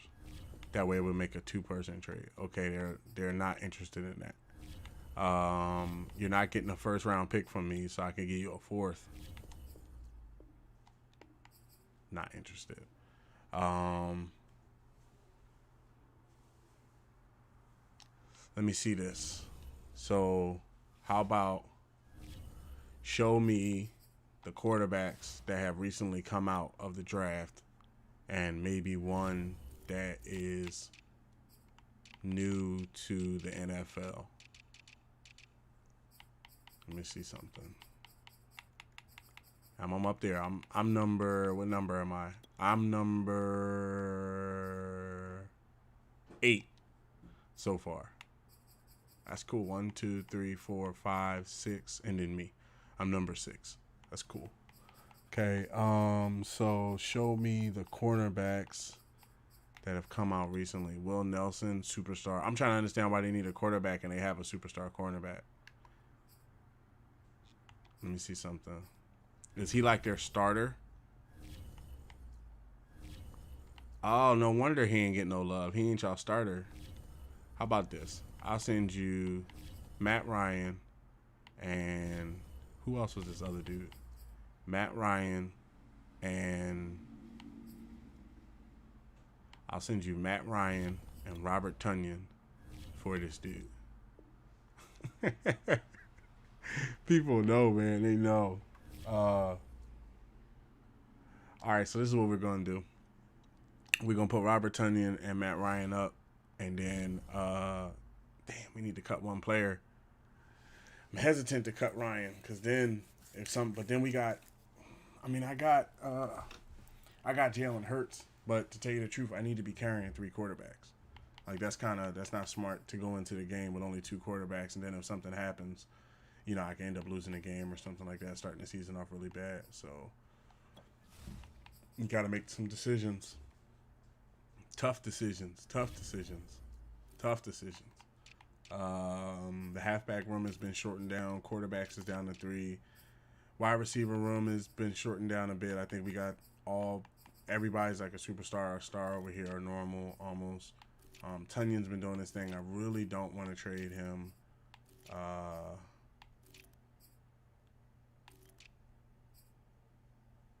You know what?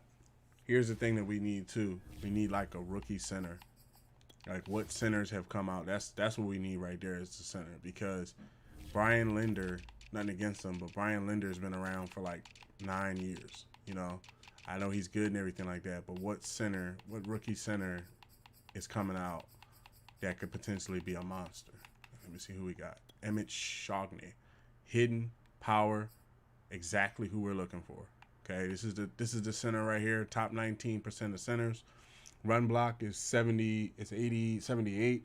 Pass block is 80. Run block power is 85. Lead block's 85. They got something smart with him. Emmett. Okay. For Emmett, how about I hit you with Matt Ryan and Robert Tonyan.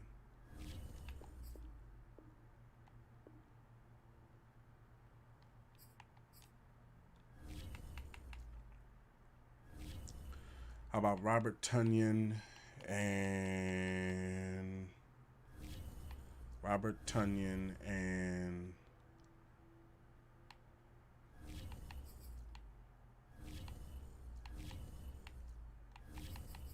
Robert Tonyan and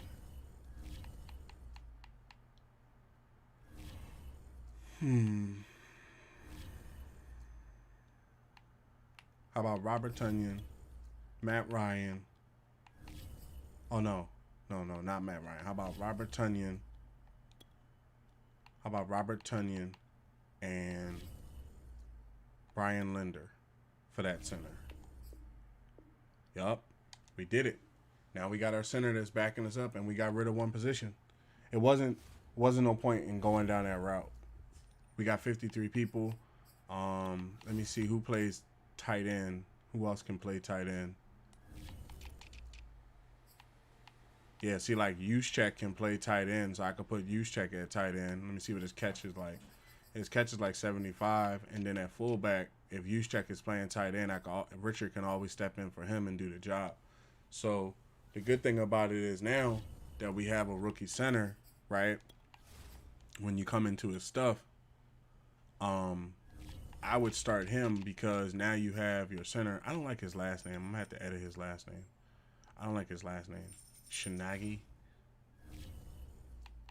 I'm gonna change his name.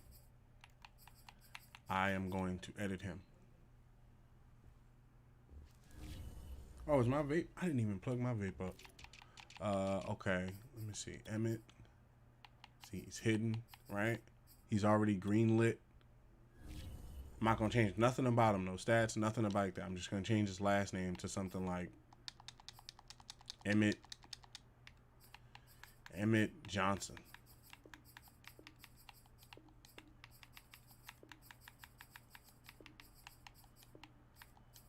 That Shinagi stuff wasn't working for me. Emmett Johnson will work. Yeah. It was like Emmett Shinagis. Like, what the hell? So, yeah, he's a hidden center. He's a rookie. When you look at his stats, he has a 93 strength, 78 run block, 80% pass block, 85% run block power. 83 pass block power, 85 run block power. Lead block is 78, impact blocking is 81. Spontaneous person. He's already in the top 20 centers of the NFL, and he just came out as a rookie, right? He is 6'3", 311 pounds from UCF. Rookie, 21 years old. Yeah, this was a good pickup, right? Because what you can do is you can put him in ahead of him, or you could just play, because you want to get people. The only places you would be playing rookies wouldn't be like prime example on right guard, right? You could play this rookie to see what he is. Like when you come into his stats, he's a 75, right? But when you look at his stats, he has a lot of good stuff to him, but he also looks like that he might need a little bit more polish on him, right? So what you can do is don't start him, start Penny Sewell in his position, but you can start the center because the center is more in a situation where you need him to be ready to go next year because of the fact that, and also he's already like a 77, whereas the right guard, he's a 75. So you could start him there, but my goal is to start Penny Sewell there on right guard, but that's dependent that everybody stays healthy and plays their positions. But we are at a position right now where basically, if I'm not mistaken, yes, we have our 53-man roster. We didn't let go of too many Eagles or too many people. I think that when you look around, you know, we're set up for. Let me see the depth chart. Let's set the depth chart up. Because I think myself, it's better to have somebody like Matt Ryan, right? Matt's been around 15 years. Aaron Rodgers been around 18 years. So let's see. Because I think Tom Brady retired already, if I'm not mistaken. Aaron Rodgers might be the oldest quarterback in the NFL right now, as far as what's the name of that thing? As far as years in the NFL goes. Yeah, everybody else is like youth. He's like the oldest one. Russell Wilson been around 11. He's been around 18. Nobody else in the game has been around that long. The only other person is Matthew Stafford with 14.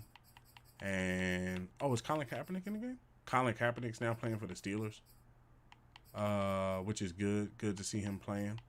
11 years. Matt Ryan with his 15 years he's on with us.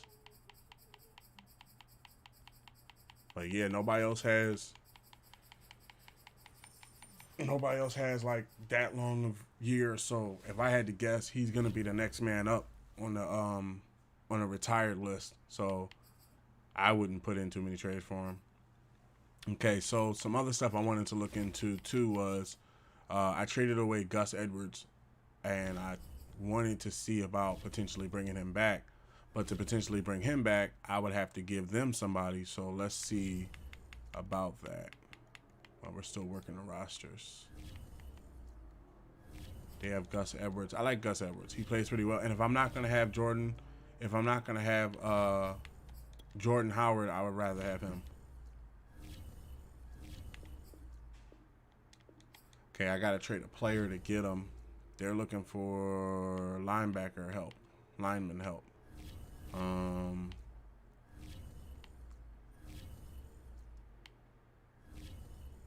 My line is stacked. I wouldn't give you nobody off my line. My line is too stacked for that.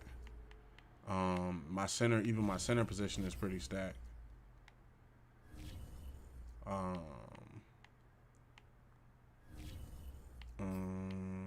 Just looking around here.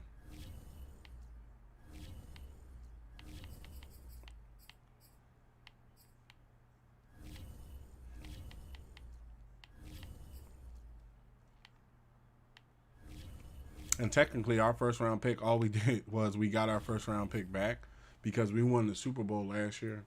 So your first round pick would have been 32 anyway, even if I didn't trade it, you know.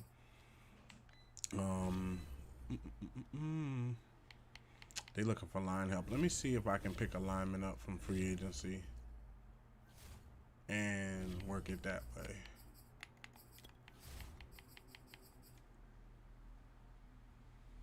Like, let me see if there's, or maybe if I trade him somebody like Bradley Roby. Let me see if I could trade Roby for Gus Edwards.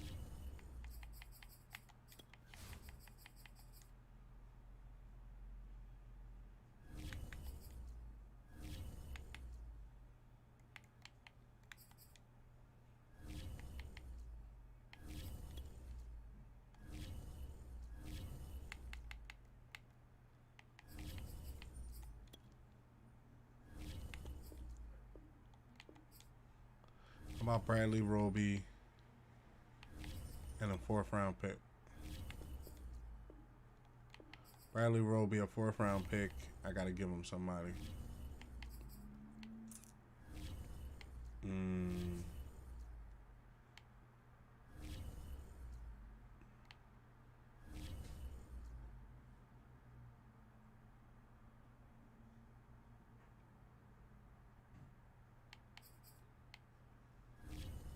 Nah, you can keep that dude.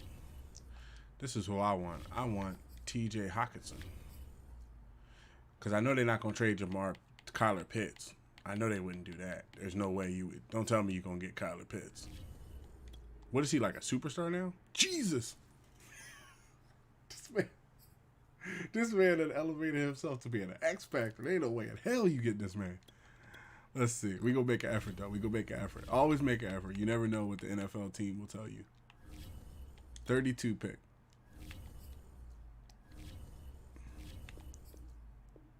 Okay. I tried my 22nd just to pick, just to see. Nah. They want like 2 first-round picks and stuff.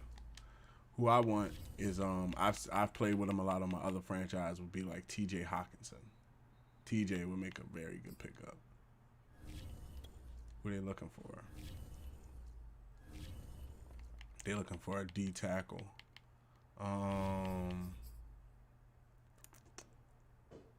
I can't necessarily give you a D tackle. I could give you Golden.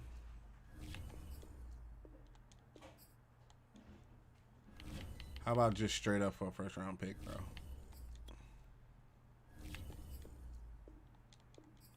No? How about for 22?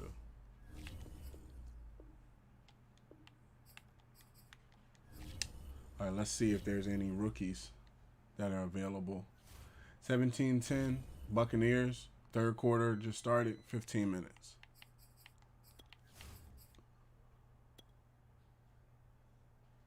Oh. What was I looking for here? I was looking for tight ends. Wanted to find a young rookie that Dallas can play with. Kyler Pitts, look at that. Kyler Pitts to go George Kittle, Tyrese Kelce, Kyler Pitts. My boy Dallas, man, he gonna get up there. Don't worry, Dallas. You gonna have a year this year.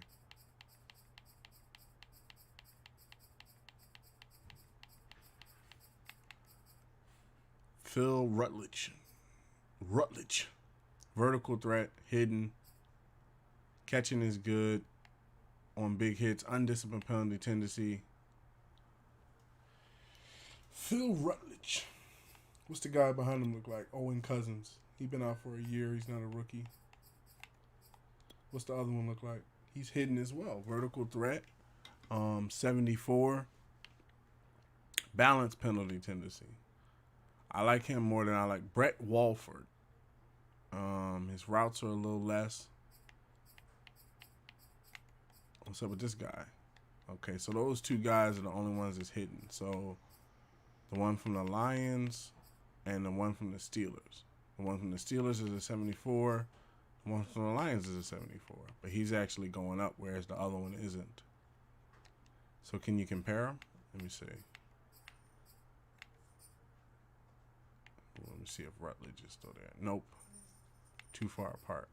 Oh, yes, you can, because his name's Brett Warford. So, okay, so top to bottom, 86 to 84. His acceleration is 91. They got about the same acceleration, agility, change of direction. A little bit more up there. Strength rating, a little bit more. Awareness. His awareness is way better than his awareness. Catching is about the same. Catching traffic, his catching traffic's better. Spectacular catch, his is better. Short route running, his is better. Medium route running, his is better. Deep route running, not that good. Release is a little low. Pass block. So they would need to be developed. But they're starters, they're new, they're rookies, and they're fresh. So it would be good to place them behind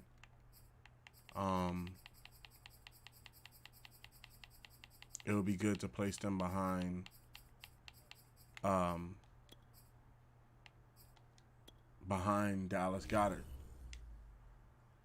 I got 55 people on the roster, so I got to get rid of 2 people anyway. So how about I give you Bradley Roby and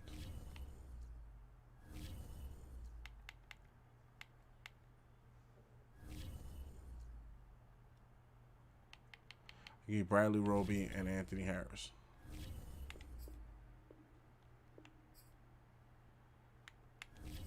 Well, no interest there.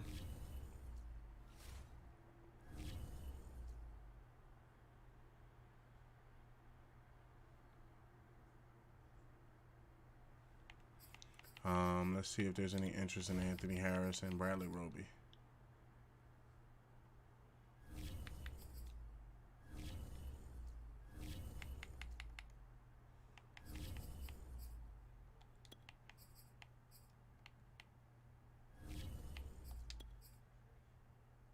Who did Anthony Harris play for before us? Because I noticed that what we've been doing these past couple of years is we just been bringing people in, and then they don't come back the following year.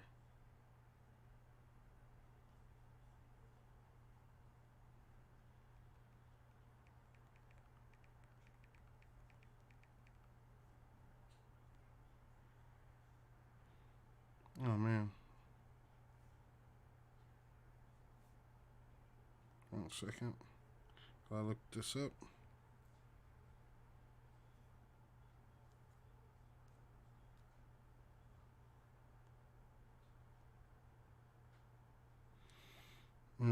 It says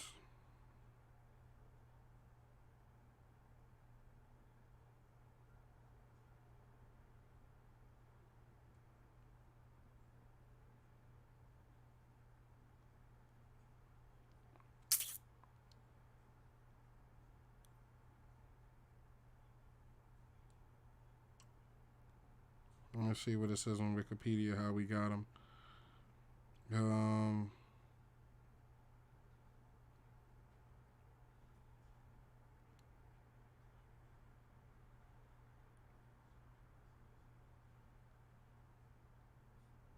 One second, I'm looking this up now. 2019, it says Vikings placed a second round restriction on free agent tender on Harris following the release of Andrew. Harris was named a strong safety in week 1. Atlanta. Harris intercepted Matt Ryan twice and recovered a fumble. Harris was awarded defensive player. In the NFC wildcard game against the New Orleans Saints, Harrison intercepted a pass thrown by Drew Brees and returned it for 30 yards during the 26-20 overtime. The Vikings picked the franchise tag on Harris. He signed his franchise tender at 21. He signed a 1-year, $5 million deal. Yeah, he's not even here. He's not even here long term. So, like I said, I wish I would have known that before I got rid of some of the people I got rid of. But, yeah, he's here on a 1-year deal. So, he might come back next year. I'm not saying he won't. But you never know. I noticed that top side, we've been moving a lot. And then, see, there's no real interest in these dudes. Yeah, I missed my window. Man, I wish I would have known that before I let go of some of the people I let go of.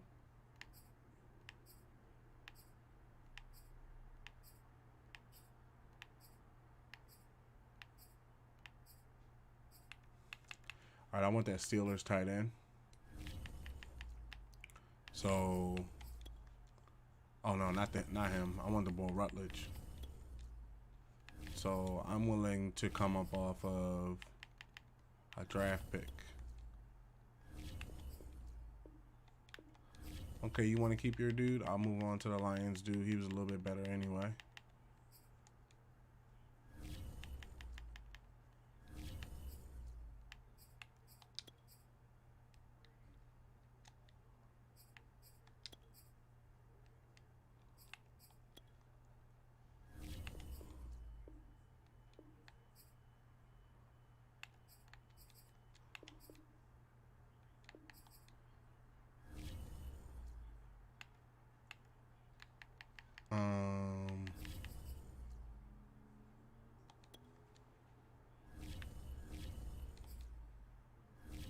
Traded Scotty Miller for T.J. Hawkinson.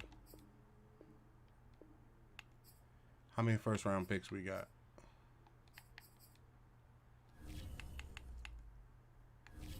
2. I'll put the 32 along with it to get T.J. Hawkinson. They holding on to Hawkinson, boy. They know what they got over there in Hawkinson, boy. Okay, let's put Harris here. Let's remove the Giants. Nobody had any interest. Damn.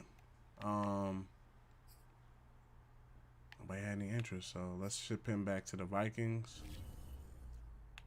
Let's see if we can get a pick out of this.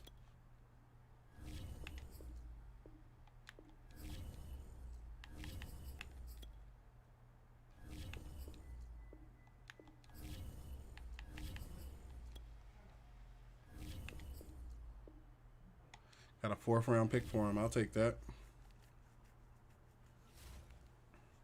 And then what it does is it gives me, because I wanted to sign this guy back ever since I let him go. I've been wanting to bring him back, and that's JJ Arcega-Whiteside. I think he can get things done. I know there's a lot of other wide receivers out there, but you know, I didn't like the fact that he was let go. I really wanted Jordan Howard back. I really, really wanted Jordan Howard back on the team, but I can't find him. I think he might have got, I'm going to check the list one more time. I think he might have got picked up by somebody, because his name is not coming up. Boston Scott's is coming up. Boston Scott ain't been picked up nowhere, but I think he got picked up by somebody. I think, if I'm not mistaken, he got picked up by some people, because I can't find him for nothing. And then what's going to happen is I'll go to play a game and they'll talk about him. Watch. And that's what takes me out. He's not in free agency.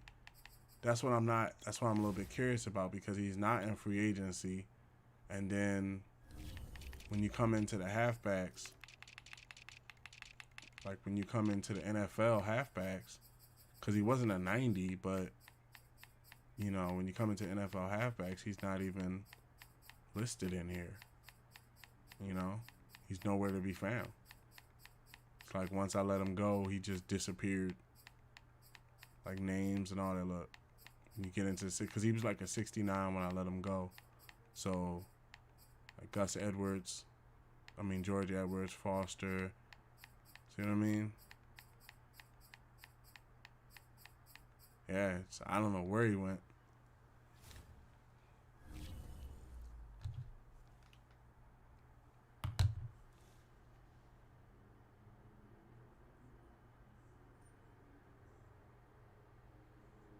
Gronk with the big boy touch, with the big boy tackle. What the college players looking like? We might need, saying left guard. We need some help on the line. So what's they looking like? Who the top prospects?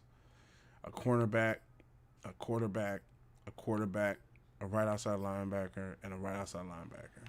So 2 linebackers are the top 5 positions. And my picks, I don't even know what my picks are. Let me see what my picks are.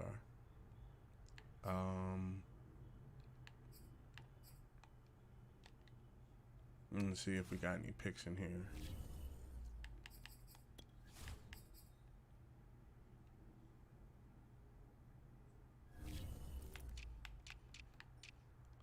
Yeah, I got a first round. I got 2 first rounds and 2 fourths. So we got like 4 picks.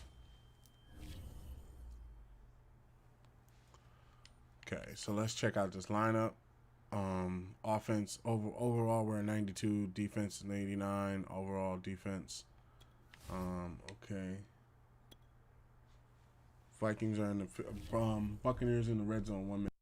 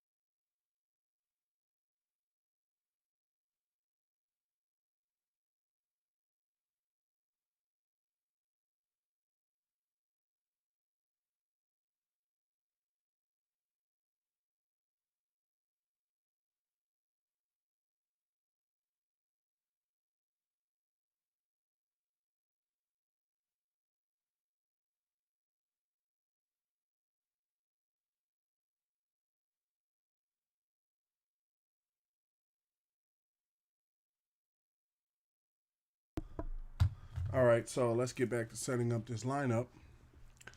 So I'm going to start, of course. Jalen Hurts is going to be behind me. $88 million. I don't know. I don't know. I got to look around and see. Okay, so Najee Harris was the halfback, the starting halfback last year. This year is going to be Miles Sanders. I want Miles Sanders to develop a little bit more. What I'm going to do is I'm going to come into the halfbacks. Third down running back is going to be Miles Sanders, and power halfback is going to be Najee Harris. So when we need to run power plays, Najee will come in. He already has his X factor. If Miles can't get the job done, then I'll rotate back. But I want Miles Sanders to kind of start getting some upgrades this year. Juszczyk is at fullback. Devontae, Jalen, Juju, DJ, Scotty. Let's do, put Juju up there. Put DJ Chark there. Chark Jr.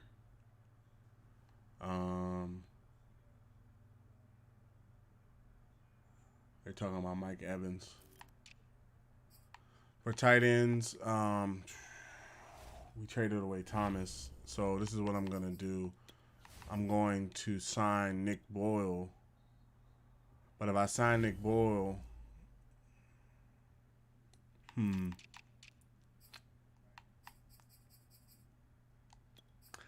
I should convert JJ Arcega-Whiteside into a tight end. Like, that's what I should do. But then I'd have to edit him. And I don't want to do that. I'll just play him at tight end. He'll just play. Let me see who plays tight end. So tight end could be. We need a number 2. Let me see something here.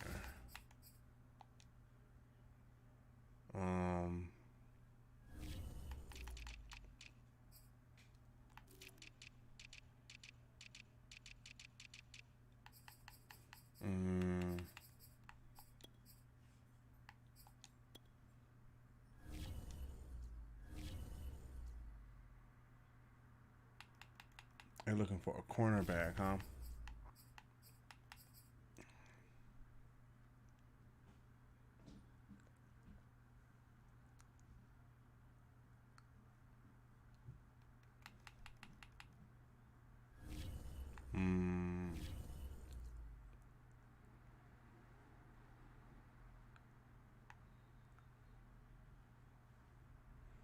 I had this D tackle was like the 4th on my list.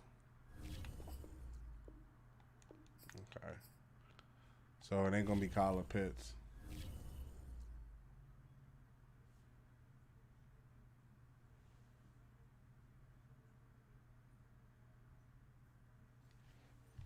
One second.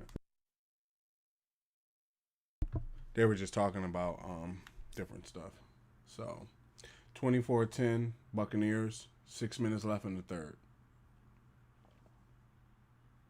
They just got an interception. Interception. 1 second.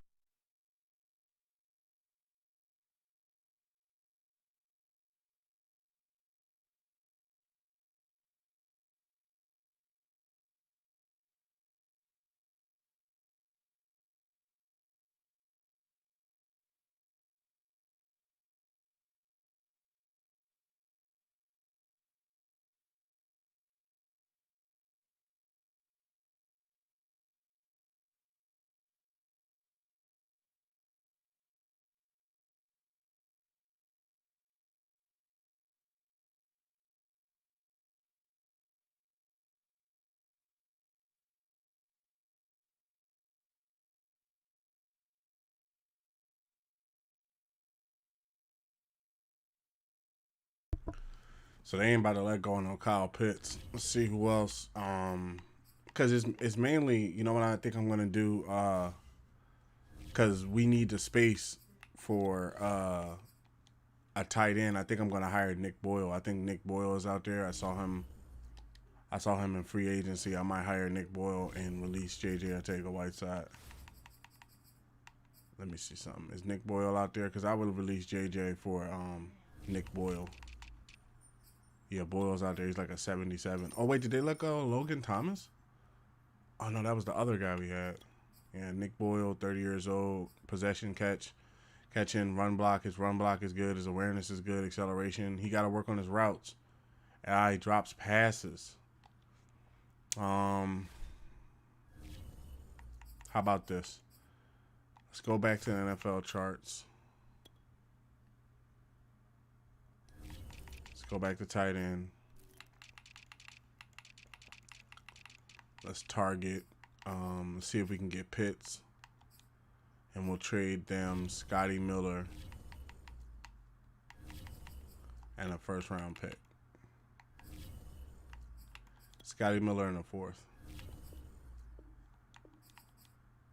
Scotty Miller in our 32nd. All right, now let's take this trade to the Lions. See what they have to say about it. TJ Hockenson.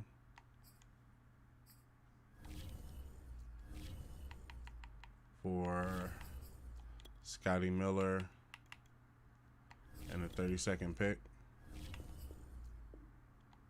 Yeah. So we don't have a second designated tight end, and that's okay. Like I was saying with JJ, I want to pick up Nick Boyle, but if I pick up Nick Boyle, then I'm going to have to release somebody else.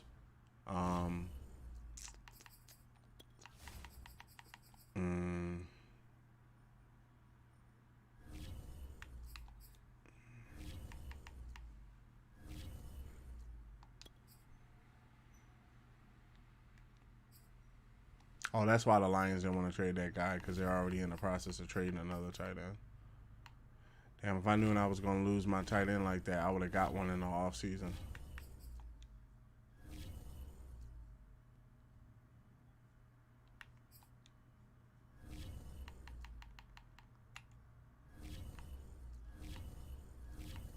Where did I send my guy? Trades I've done has recently been the Bengals, the Broncos, the Browns, Buccaneers. Wasn't the Buccaneers. Colts. Wasn't the Colts. Dolphins. Wasn't the Dolphins. Falcons. Wasn't the Falcons. 49ers. Jaguars. Jets. Lions. Packers. Panthers. It was the Panthers. Robert Tonyan. Trying to get Tonyan back on the team. They're looking for a quarterback. Send them Matty Ice.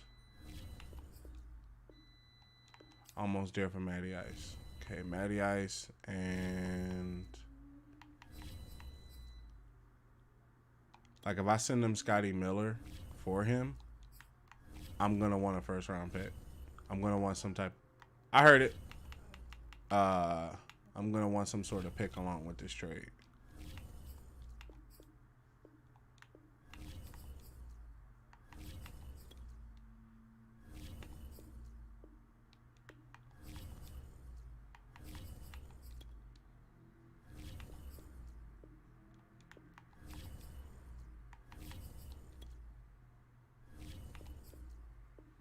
Yeah. Scotty good and everything like that. He's a superstar and all that stuff at wide receiver, but we need Logan better than we need Logan more than we need Scotty Miller at defense. Because when you come into the depth chart, there's a lot of times where we run 2 tight end sets, and the wide receiver core we have is pretty nice. And now I don't know how many people we got on the team. Hey, we got 53 people on the team, so it's basically we brought back the wide receivers from last year. We got, like, what I was going to do was I was going to say, let's see about, because I didn't use a first round pick, so let's see about maybe finding a wide receiver that was brought up in the off season, like a rookie. 1 second while I go grab my food.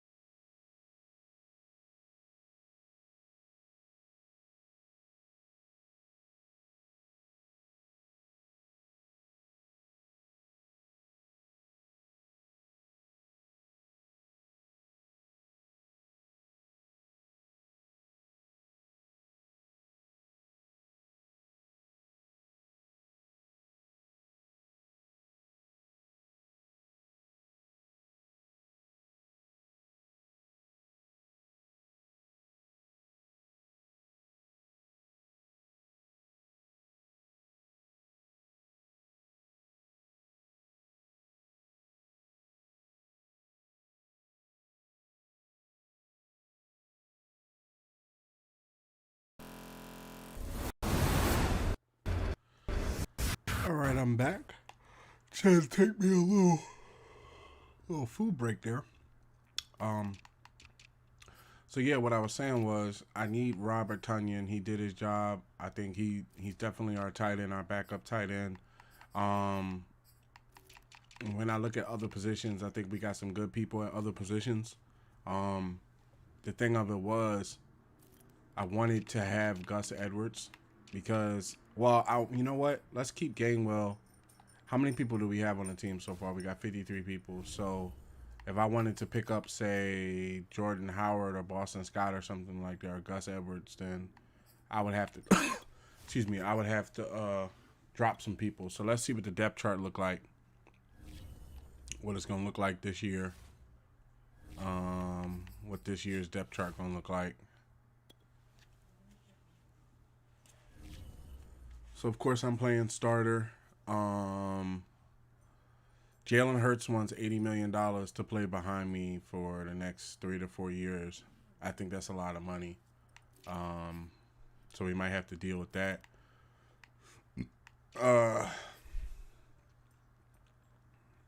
We traded Scotty Miller away. Let me see if I can get Miller back. Because I traded Scotty Miller away to let me check the league transactions. I think I traded him to the Buccaneers for Villa, if I'm not mistaken. Traded him to the Panthers. He was a good pickup, and I should have kept, whoa. We're not there yet. Traded him to the Panthers. He was a good player. I should have, that's what I'm saying, holding on to Eagles and stuff. Like, I should have thought about that. Like, I might have just gave them their, what happened? Oh, okay. Scotty Miller, they're looking for a quarterback. How about Matt Ryan? No interest in Ryan. Okay, let me see. They're looking for some line help. I want to keep Daniels. I don't necessarily want to get rid of Daniels. They're looking for a D tackle. Douglas is playing 81. He's playing above his weight. Nope. I want to trade Derek Barnett. How about Golden? How many picks do we have? I give him a 30-second pick. Just a straight up 30-second pick for Scotty Miller. Yeah, I'll go that route. Because it helps our offense be just that much more powerful this year. And then because we got Scotty Miller, I'm gonna go ahead and drop JJ or take a Whiteside. Because when you come into the wide receivers, look, it's just superstars and X factors. Scotty's up there. We got DJ. We got this. So I like Derek Barnett more than I like JJ. Oh, excuse me. But I think what should happen is, come on, y'all gotta stop Shaq Khan a little bit better than that, brother. If y'all gonna hold this game up, just to update you, it's 27-10. The Buccaneers have 27. The New York Giants have 10. The Buccaneers are 6-3. The Giants are 3-6. It's 10 minutes and 27 seconds left in the fourth quarter. Myself, like when you look at stuff, I think Derek Barnett, he's a 75. He's playing at a 77. His temperament is up, right? But then when you come over to JJ Arcega-Whiteside, right, his temperament is the same. He's a 70. He's playing at 72, right? 1 second.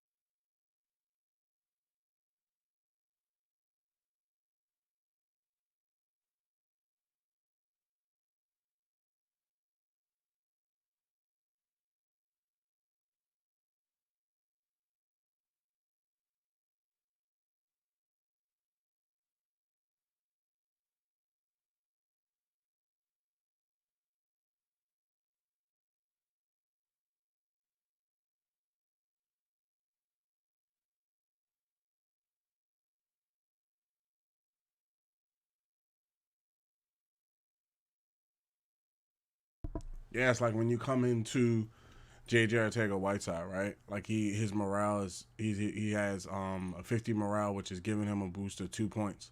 So he has a good temperament, right? Meaning he plays, he has a good demeanor and stuff like that, right? But the problem that it comes into is he's been in the league for the past 4 years, right? And when you look at his rating, he's number 170 ranked wide receiver in the league. He's in the top 49% of wide receivers. So he's just at the cusp of being 50. So I think, having Scotty Miller on the team is better than having him. So I'm going to go ahead and release JJ Arcega-Whiteside.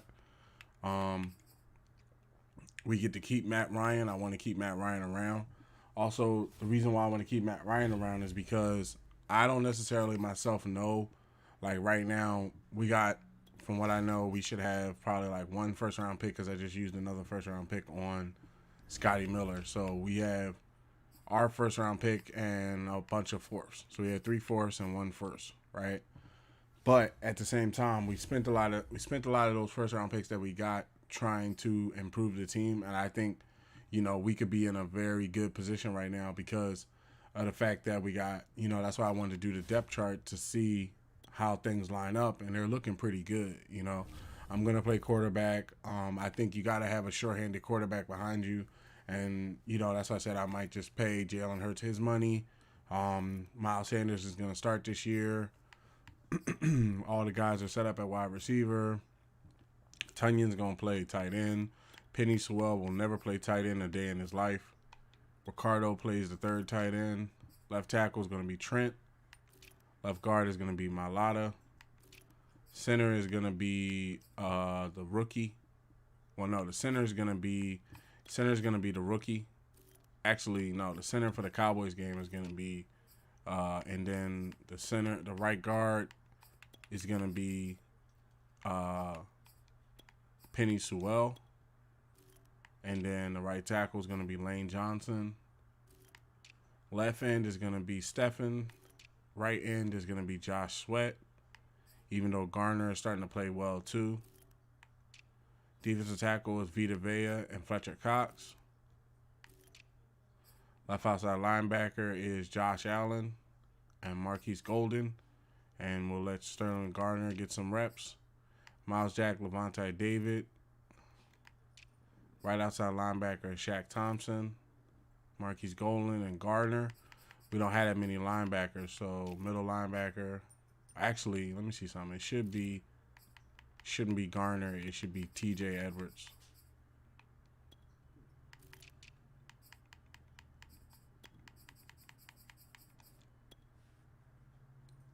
And then Golden. So T.J. Edwards and Golden.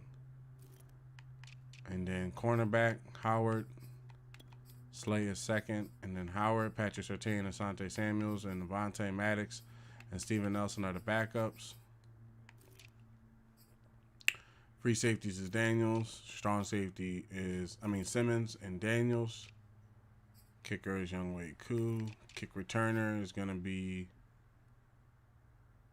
I don't want Beal getting hurt, so let's let Rieger keep running stuff back. Let Rieger be that guy. Kick off, line strength.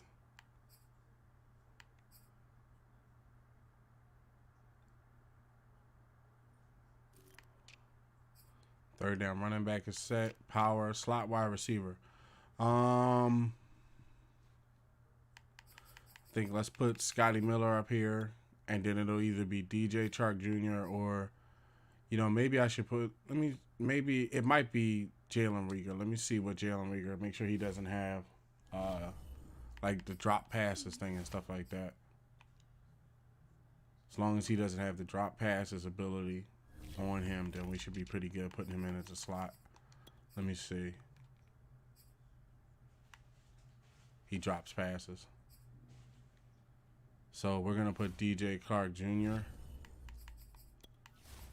in at the we're going to put DJ Chark Jr. in at the slot wide receiver. And then we're going to put Scotty Miller ahead of him. So he'll develop, but his His catching is spectacular. Catches up there, but then short route, medium route, deep route's pretty good release. His release is lower. DJ has more release, jumping, carrying, ball carrier vision, trucking. He has good stuff. Rush left end, Tuitt does it 90, so he's going to do it. Rush right end is going to be Garner or Sweat. Let me see something. So block shedding, he has way more block shedding than Josh Sweat, so he's going to come for the rush. Rush defensive tackles is going to be Vita Vea and Fletcher Cox. Sub linebackers is going to be Levaco David, Shaq Thompson. See, he plays it better. Shaq Thompson. Slot cornerback is going to be Avonte Maddox. Let's let Avonte play the slot. He's a slot guy for the team. Let him play the slot. But yeah, so far I think we got it. I think this is our 2023 Eagles. Let me get a little bit. Let me see about these staff points. Oh, I wanted to see the staff changes. I wanted to see, was there anybody that was, because our team is moving along. I don't necessarily want to trade anybody. I just wanted to see what happened to some of the coaches.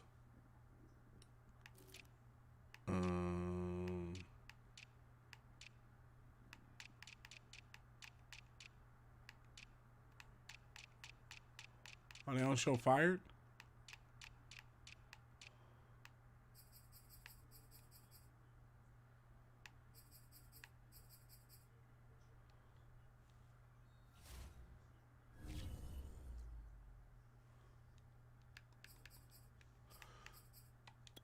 On staff.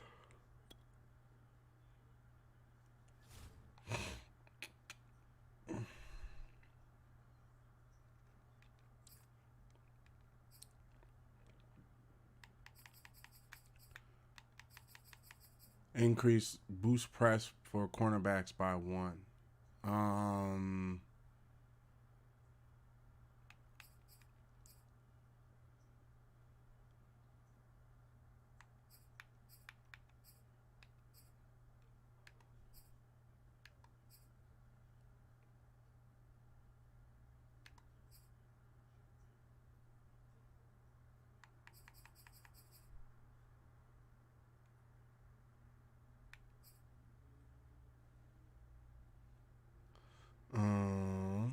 Okay, so this would be 20 to increase halfback gains for wide receivers.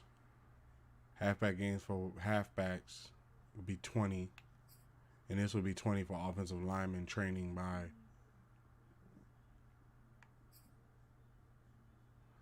Let's do the halfbacks, and then next game we'll do the offensive lineman.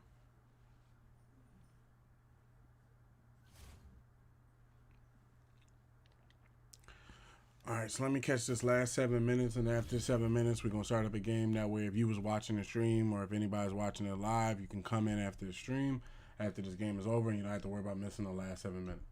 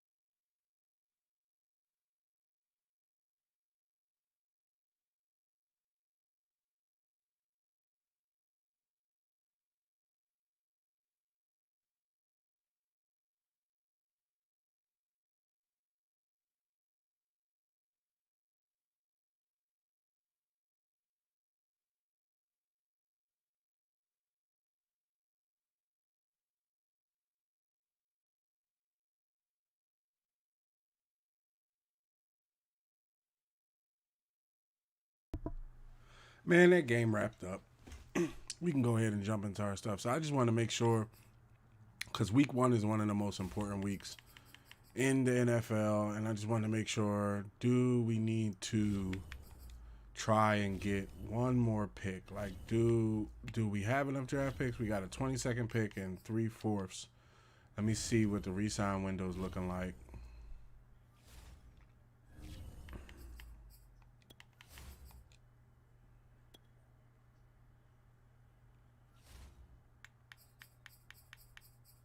Yeah, so Asante Samuel Jr. is not in here yet.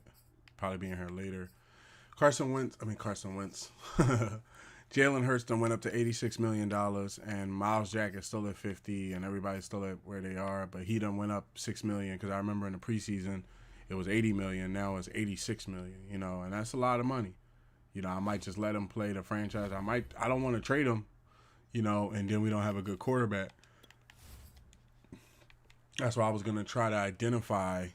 I was gonna try to identify a quarterback that's young, like somebody that just came in the NFL. Maybe somebody that's maybe a star or something like that. Somebody that could play behind me. Those guys are X factors. They're too high. Like, see, this guy, he's 1 year. He's been in the league. He's a star. Got good stats. Speed's pretty good. Ideal pressure. Got some good acceleration on him. Owen Meredith. He might be pretty good. Tua. I would pay Tua before I paid Mariota. My hand to God. Mariota. Before I paid Hurts. Let me see something. Tua is their main guy. So who are they looking for Tua? A center, huh? Tua's like the main guy in Miami. That'll be too much to try to pick him up. And we're looking, like I said, we're looking for a young ball. Somebody that can play the position. Scrambler. I like him. Good stats. Undisciplined penalty tendency, but he can scramble. Clyde Innerziman. These names, boy, I don't know where they're coming up with these names from. I got no idea where these names are coming from. He's a star. Then there's people like Jared Goff. They just got a superstar, so they might not care about Jared Goff as much. He's a 76. Pretty good stats. What's his contract look like? 2 years left on his deal.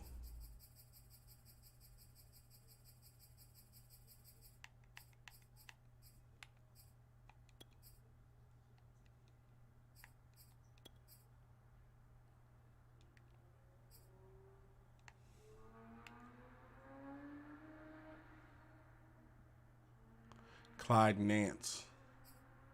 Pretty good.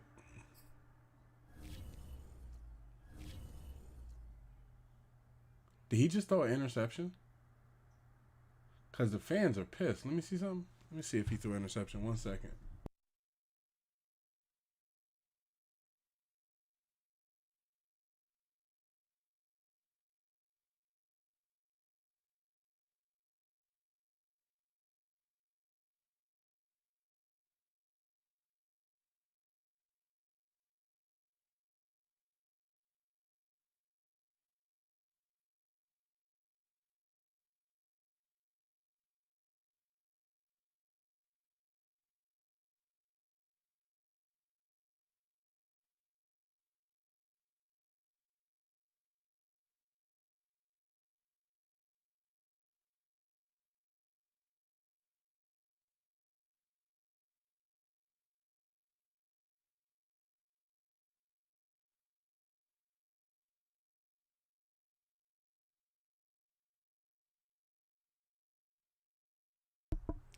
Yes, that's what I'm talking about, Bucks. Doing the thing. That's what I'm talking about. Putting in that work. That's what I'm talking about.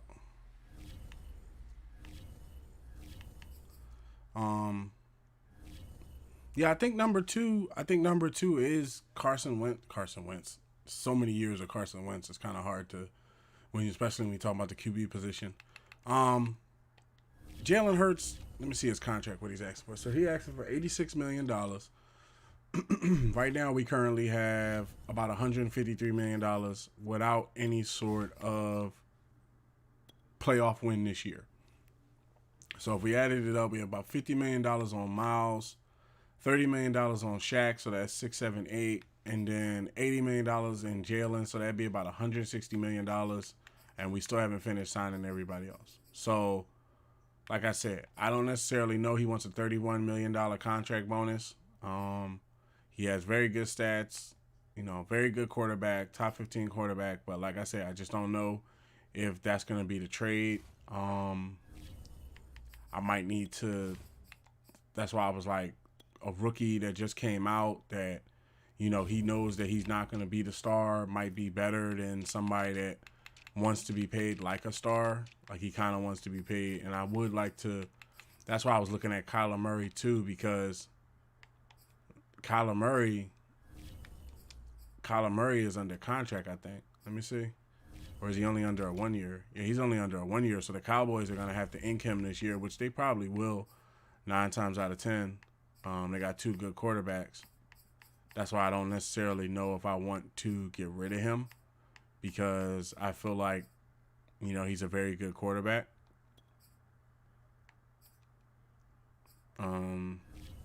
They're looking for a center or a cornerback. Do I have any cornerbacks that I can give them for Tua? No, I don't. I don't have anybody I can hand these dudes.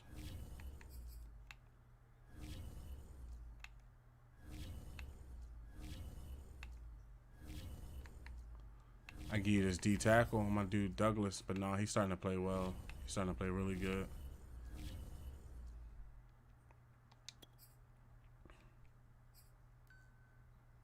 Daniels is playing well as well.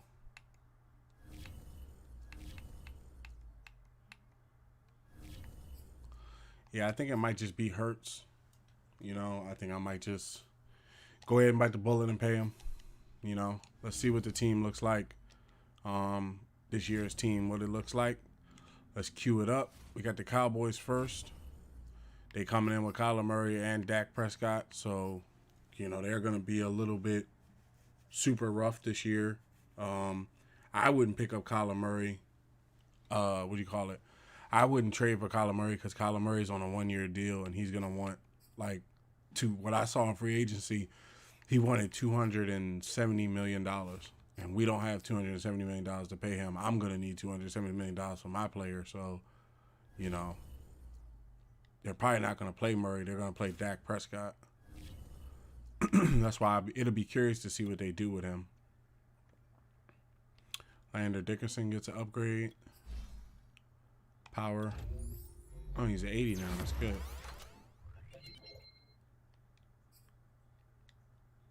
And then Josh Sweat. Speed rusher.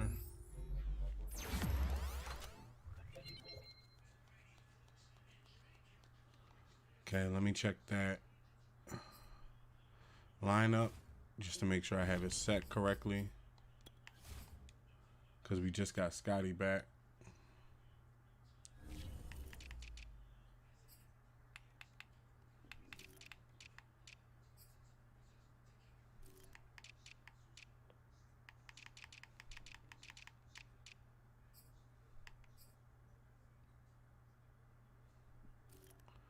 Lineup is set.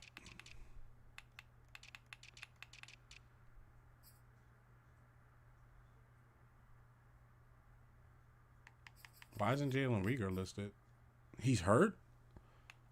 This dude, man. How long is he hurt?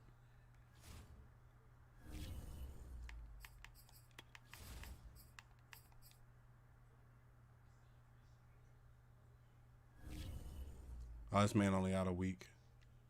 Hip pointer. He only out a week.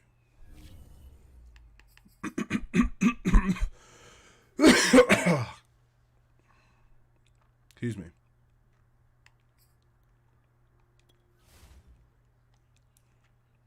And let's see the team stuff before we start up.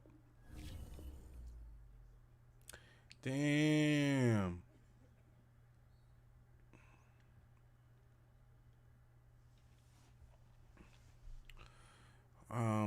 happens if I upgrade the stadium?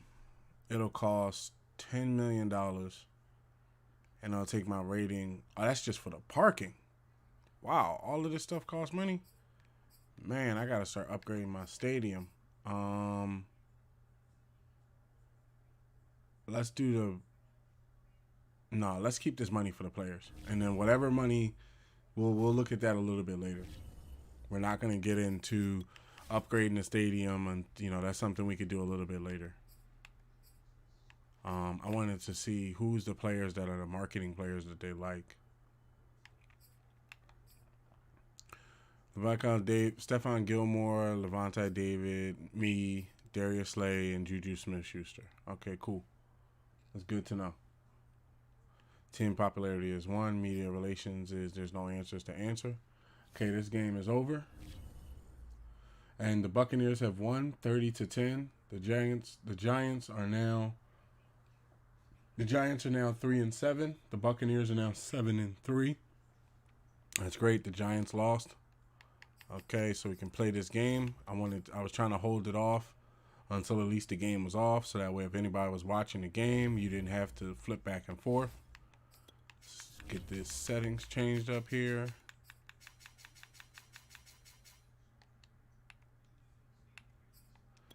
Okay, so they have Ezekiel Elliott, Superstar X Factor halfback, Amari Cooper, Superstar X Factor wide receiver, Dak Prescott, Superstar X Factor cornerback.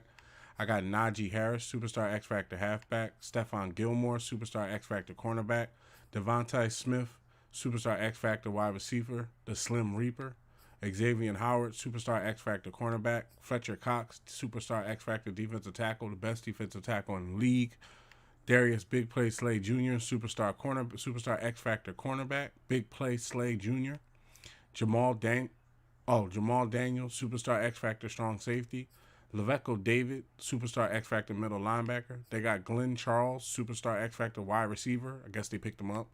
I got Vita Vea, Superstar defensive tackle. They got Zach Martin, Superstar right guard. They got Kyler Murray, Superstar quarterback. I got Trent Williams, Superstar left tackle. They got Tyron Smith, Superstar left tackle. I got Miles Jack, Superstar middle linebacker. Salt Aries, Superstar cornerback. Josh Allen, Superstar right outside linebacker. Rodney Hudson, Superstar center.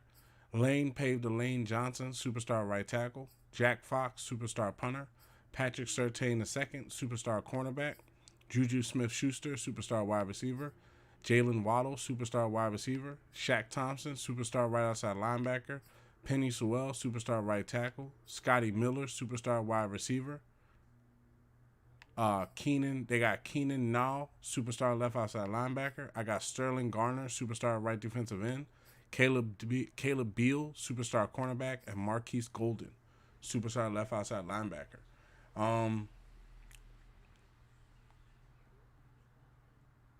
Before we start this, because I already announced it, let me see that lineup one more time, because I forgot that I forgot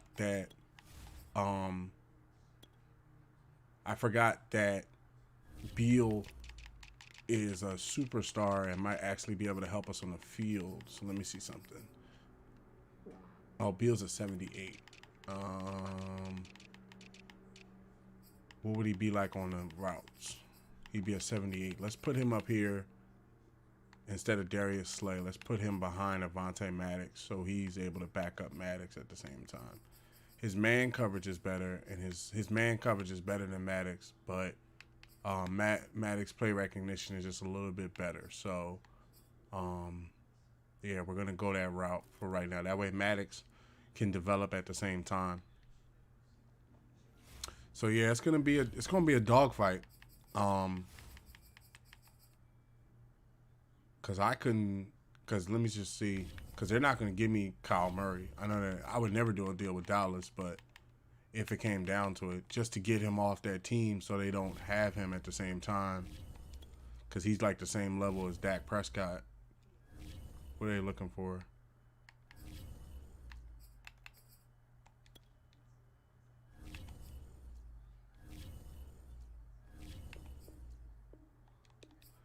I can see giving him a first to get Murray off that team.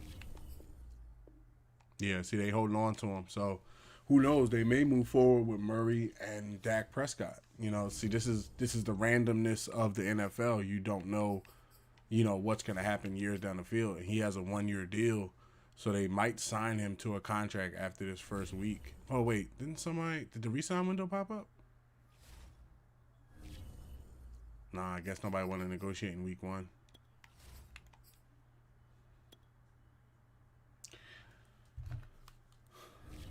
NFL Network.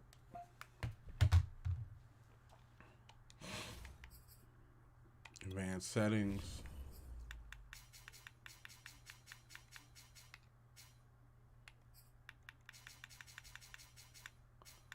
Thursday night prime time. Let's get it. Oh wait. Let me see them uniforms. Let's go with the blackouts. The black jerseys. And then let's go with their color rush. The silver jerseys.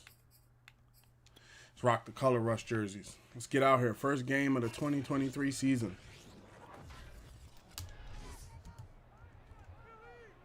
It's Madden NFL 22, where division rivals will clash in the NFC East. It's the Cowboys and the reigning Super Bowl champs on Thursday night.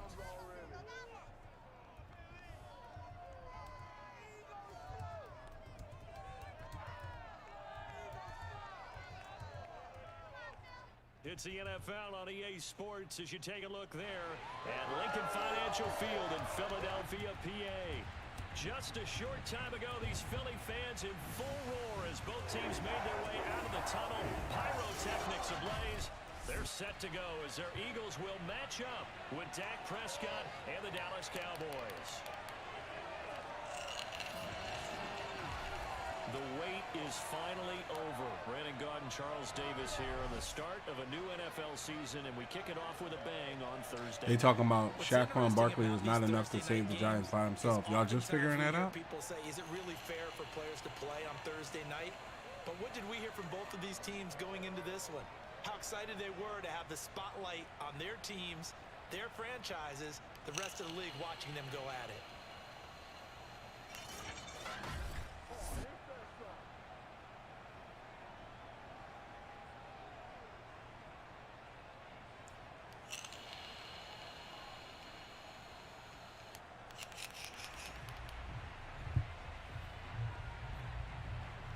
Bring it up the middle. With fall around the corner, football is back, America, and we're underway on EA Sports.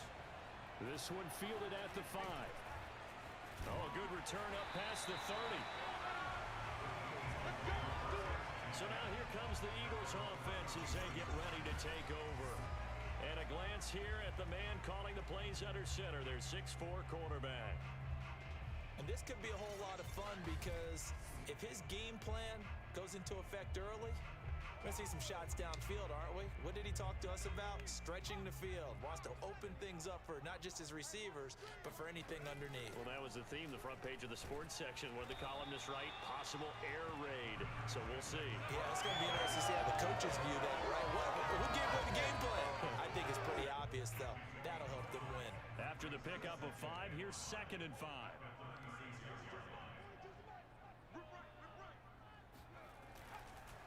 Here's Sanders. Oh, come on, man. Block your dude. Up to about the 37. They follow up the gain of 5 by only getting 1 there on 2nd down. They'll drop to throw. Eluding the pressure right. And got it. Taken down at the 43, but not before picking up the first. Give him 6 yards, and they do convert on 3rd. That's something you have to be aware of as a defense and have to find a way to account for him. And if you're not going to use a spy, you're telling your guys to keep your eyes on him because when he breaks out and makes plays like that, all he does is hurt you. Have to at least be able to contain him somewhat. There they could not. 1 second.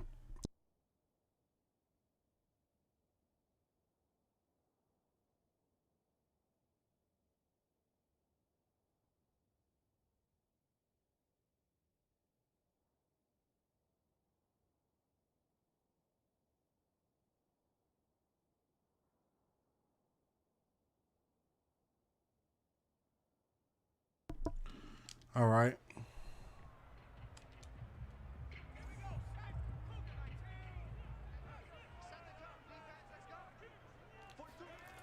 Now they'll switch it up here and look to throw. Steps away to his left. And he's able to take it across midfield before going out of bounds. Nice work to get 7 out of that, and it's second down.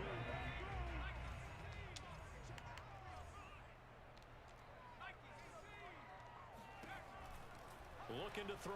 Flush to his right. And he can't get rid of it. He's taken down.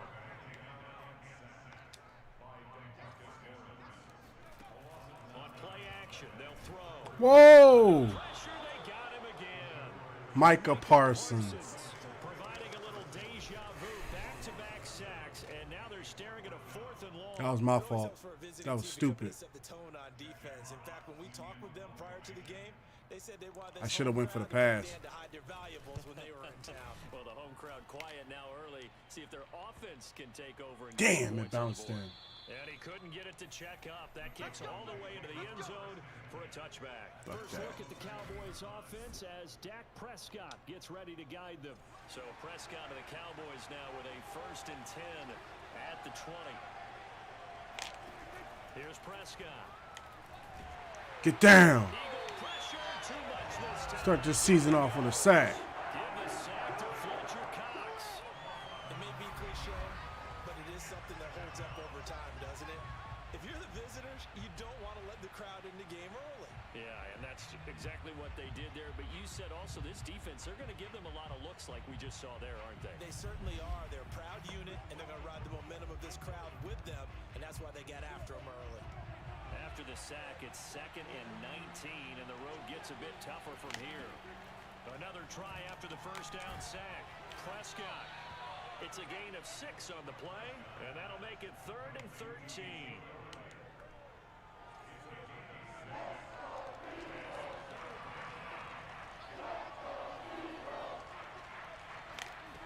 Prescott from the gun. He's going to loft one deep left side here. And that will be Damn, that was almost a major play. falls to the ground and brings up 4th down. On 4th down, Michael Pilardi on to punt.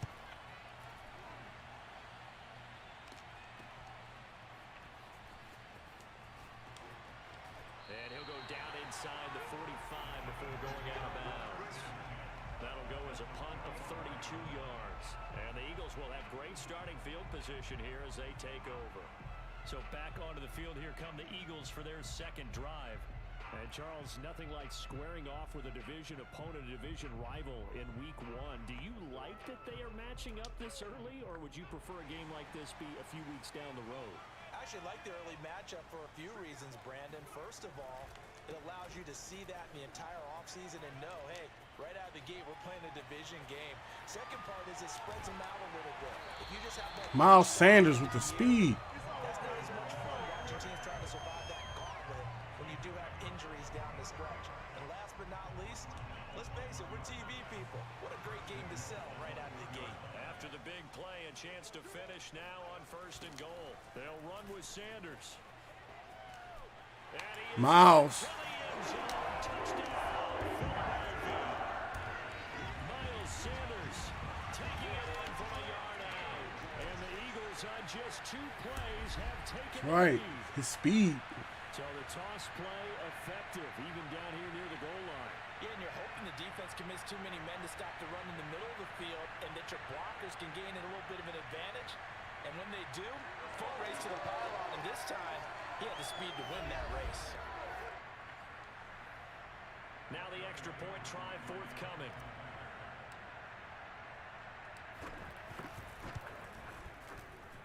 He's got it, and the Eagles lead at 7-zip. Sing it early. Let's go. Start the season. Fly, Eagles, fly. On the road to victory. Fly, Eagles, fly. Score a touchdown. 1, 2, 3. Hit 'em low. Hit 'em high. And fly, Char, Eagles, fly. Fly, Eagles, fly. On the road to victory. E-A-G-L-E-S, Eagles. Got to start the season off right. The kickoff team on the field now as they will send this one away. And they will We are going to go with Kyler Murray or Dak Prescott. That's the major question.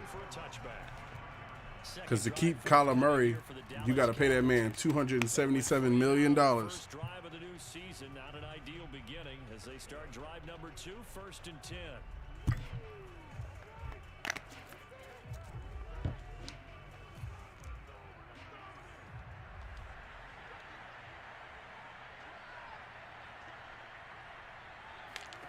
Here's Prescott. Man open, that's complete to Dalton Schultz. He got lucky. And they're able to get this one across the 35. A quick first down pickup. Good start after going 3 and out on their opening drive.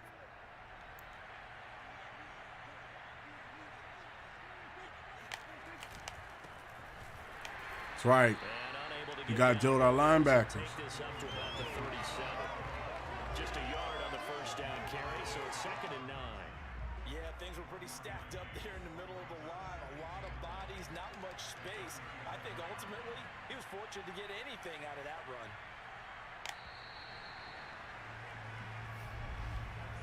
After 1, 7-0 on EA Sports. Start of the second quarter, and it's the Cowboys in possession as they're looking at a 2nd down and 9 to go.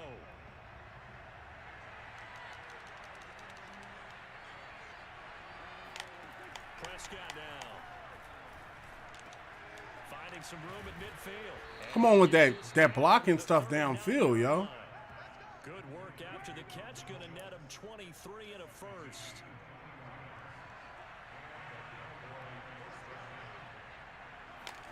Prescott. That is incomplete. They've given up a few first downs on this drive, but getting the incompletion there, that should give them something to build on and maybe turn the tide.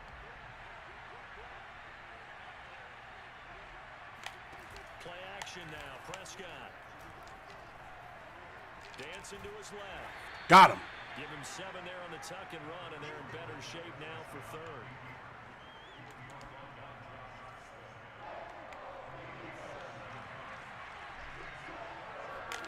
To throw is Prescott. That's right. Under pressure, and he will go down. Sack back 2. at the 38. Stephon to it. Get home for the sack. Well, that's the 2nd time he's been sacked so far in the first half, and if they have designs on having a big year, on going anywhere, they've got to find a way to keep him upright so he can throw the football. Big time stop.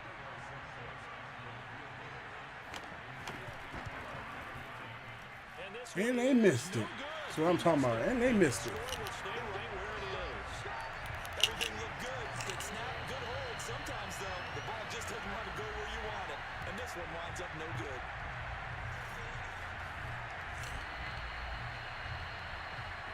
Philadelphia's offense ready to give us another look. Things progressing to plan so far. Their defense has been solid, and they've got themselves a 7-0 lead after the touchdown the last time they had the ball. And this is no time to even think about, hey, are we going to milk the clock? Hey, are we just going to do ball control? This is the NFL. 7-0 leads, they don't last very long unless you continue to push the envelope on offense. Being chased out left. Now he's going to let it go deep left side. It's caught inside the 25. A very nice pickup of 33 yards. In our pregame meeting, all they talked about was keeping him hemmed in and wanting him to make his throws from the pocket because they knew he was pretty dangerous if he got outside, and he just showed it right there. Pretty good arm, too.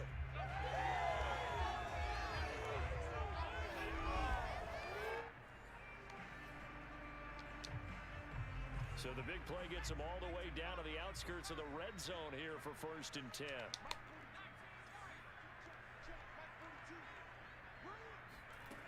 They're going to look to throw. And he is caught by Smith-Schuster. And he will be brought down at about the 6-yard line. Juju. The Eagle passing game looking good on this drive. It's a first down. Not only have they completed a couple on this drive, but they peeled off some pretty good chunks of yardage, too. Absolutely great start. 2 nice plays in the pass game. Now can they continue to feed off that?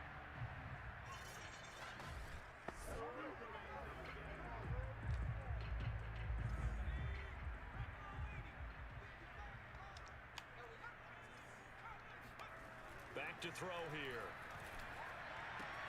And Goddard's got it. Goddard. It's a 6-yard touchdown pass. And the Eagles had 6 to their lead. Good throw there. And I don't want to blow it too out of proportion, but he looks a lot more comfortable.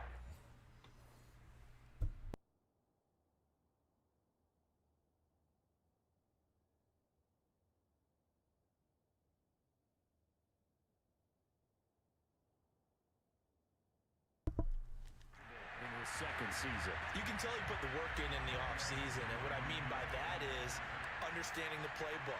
Not just the plays and how to execute them, but how to do it against a variety of defenses. Also understands his team better, what they can and cannot do.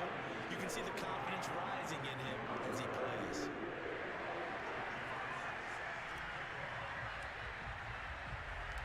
The kickoff unit is out on the field, and they will send this one away.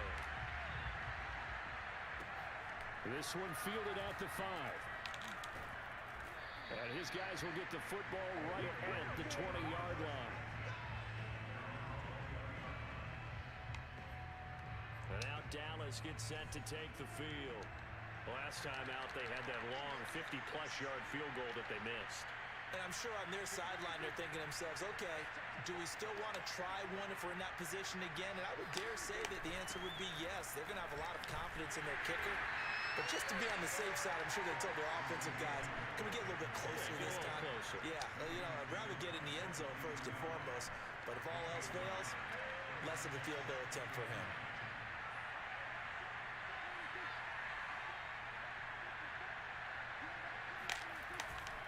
On second down, Elliott once more. 2 runs in a row, but only 2 yards to show for it. But not much on that run, Charles. No, that's exactly the way to execute a run blitz there. They guessed correctly that they would move the ball on the ground, honed in on it, and stopped them. Mark that down for a win in the defense's column.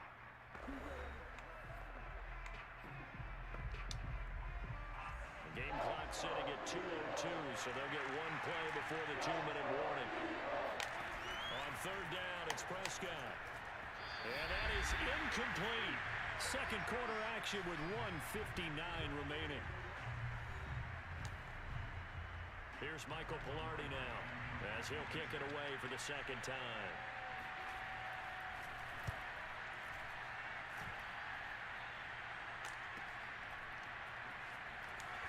Damn, I should have went straight. Officially, that'll go as a 52-yard punt. Not too shabby. And the Eagles will have it, taking over 1st and 10.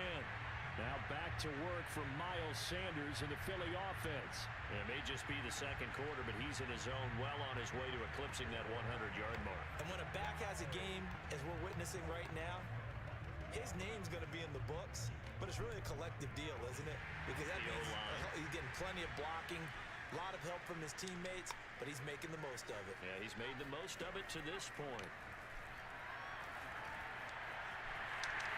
And he will avoid the contact as he slides to a stop. And they're going to hurry back to the line now. They'll look to throw here on first down. Flushed out right. Interception.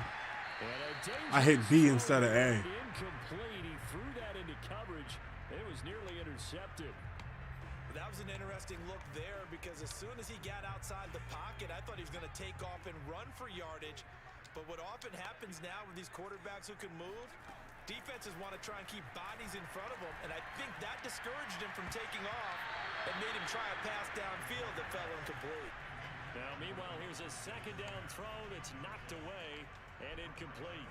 Devontae Smith, the intended receiver, but now it'll be third down. He'll look to throw. Buying time to his left. And take this to the other side of midfield before going out of bounds. No one there to help out downfield, but no problem. Scrambling for 22 to the first. Containing him is becoming a big problem. We've already seen this once earlier on this drive. Yeah, and so now 2 times this has happened. Do you adjust something? Yeah, I think you do. I think you got to start thinking about your rush lanes. Try not to either get too wide or too narrow. Make sure someone is there waiting for him to take off. The improv on the scramble there gets him 6, and it'll be 2nd down. And they're going to speed things up here. 2nd and 4. Forced out to his left. Open man completes it to Smith-Schuster. Touchdown! Juju runs the sideline. Smith-Schuster, 30 yards. And the Eagles are looking good here in the season opener as they're able to extend their lead. So a good start to the campaign so far for them here in week 1. Yeah, all the things that you dreamed about in April. Great catch, Juju. Great catch and run. August, getting ready for this game. It's all coming together so far. Koo now for the point after.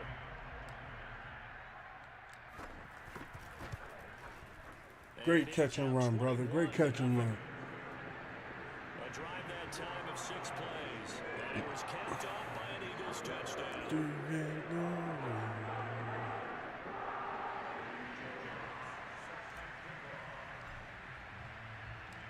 Out is the kickoff unit as they run up and send this one away. This will be fielded inside the 5. And he'll take it a yard or so past the 20, call it the 21. About set for this next drive by the Cowboys offense. And with a 3-score deficit staring him in the face, they might have to press the issue here and try to get points out of this drive. And he's brought down, getting this one up to about the 35. Now the Cowboys going to burn the first of their timeouts as the clock will stop with 35 seconds to go in quarter number 2. First down, Prescott. Pressure. Get down. Down he goes. The Eagles get there for the sack. Fletcher Cox, his 2nd sack of the night. But he continues, Charles, to be under constant pressure. And these sacks, they're starting to pile up. And if they want to have a realistic chance in this one, they've got to change their blocking assignments. They've got to do a better job to keep him upright. If he's going to be on the deck constantly, they've got no chance to win this game.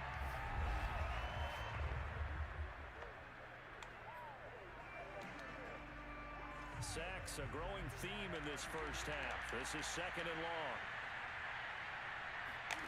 Final play of the half. Prescott. Got him.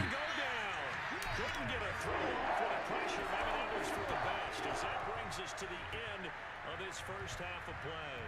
So we have reached halftime here in the Thursday night opener. As we'll get you Let's see what it looks like around the NFL. Jonathan Coachman at our EA Sports Halftime Report. Coach. All right, Brandon, good to get another season underway.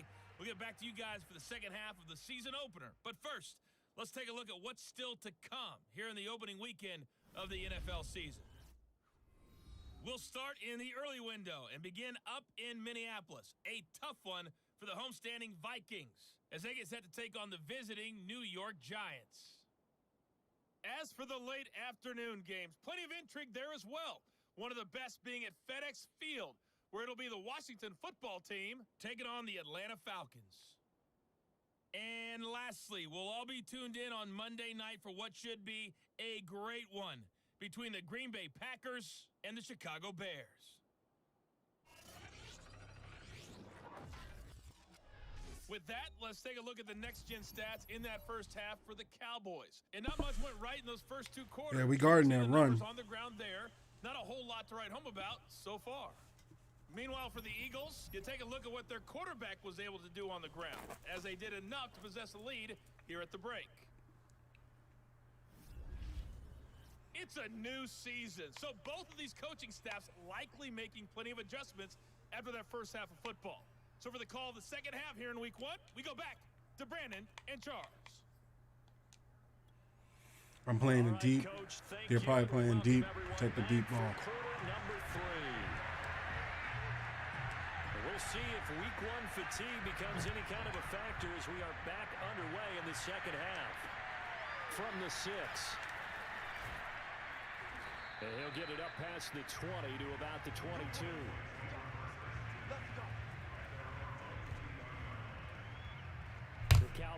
offense set to go to begin this third quarter. And you have to think, Charles, down 3 scores already. They need to play an almost perfect second half to have a solid chance. And that absolutely starts with finding some way to put together a touchdown drive here. They need to be smart, fast, efficient, get the ball into the end zone, and do it again multiple times in order to have a chance to win this game. On play action, Prescott. Got him. And he's going to be brought down here in the backfield. Fletcher Cox make that now 4 sacks for him in tonight's ball game. My man, it's been a rough night for that offensive line, and it's only getting rougher. 5 sacks now that they've given up in this contest so far. You can't guard us all. Witching hour out here, doesn't it? Okay, stupid question. What's the witching hour? Yeah, the witching hour. That's when everything goes haywire late at night. Pass protection has been a problem all night long as they come up facing second and a bundle. Another try after the first down sack. Prescott. He finds his target. Vea was almost there. I saw him getting the pressure. Bounds right around the 20. 6 yards is the pickup, and that'll lead to a third down. Brandon, perfect defense in this NFL situation Network would have meant that there was an incompletion. They would have picked it off. Okay, so they gave up the completion. But I really enjoyed watching how the defense stayed in sync, stayed in great communication. And as he dragged across each zone, you see him pointing, communicating. There he is, and they passed him off to each defender. Ended up making a nice play, even though it was complete. Now throwing on third down there, but he cannot connect. Pilardi now on to punt as he sends this one away. Pulled in at the 24. A nice job on the return there, 16 yards. And possession will switch hands, 1st and 10. Now out comes their leader and the captain of this offense back onto the field. Now, a big reason why they've been so successful, this defense hasn't been able to contain him when he gets outside of the pocket. So true, and that's when it's really difficult because defensively you can have a game plan and trying to count for all the things you've seen on tape, the way that they run their plays, even his running. But when it's a play where you just can't really say, okay, that's how the play's supposed to go, what they call broken plays, that's when the X and O doesn't work. That's when their Jimmy is better than your Joe. He'll buy some time right. And incomplete on the deep ball. I know he was trying to get the completion downfield, but the way this game has gone, with a few of the runs he's made along the way, he should have kept the ball and taken it with his feet downfield. That's the big play that shreds the defense. Instead, he thought to himself, I'm a quarterback, I've got to throw it. He bailed out the defense with that incompletion. 63 yards rushing for him now. He's carried the ball just 5 times. We've seen him break off a big run already in this game, and for a second, that one looked like it might be another. Yeah, I think that any defense would say, look, we can't let him get to the second level because sometimes he'll break off the big run on his own, but oftentimes you get additional blocking at the second level, which gets you deeper into the secondary. So 1st and 10, and if they score on this drive, might have to start digging into our second half blowout material. They'll run with Sanders. And it's a room to maneuver.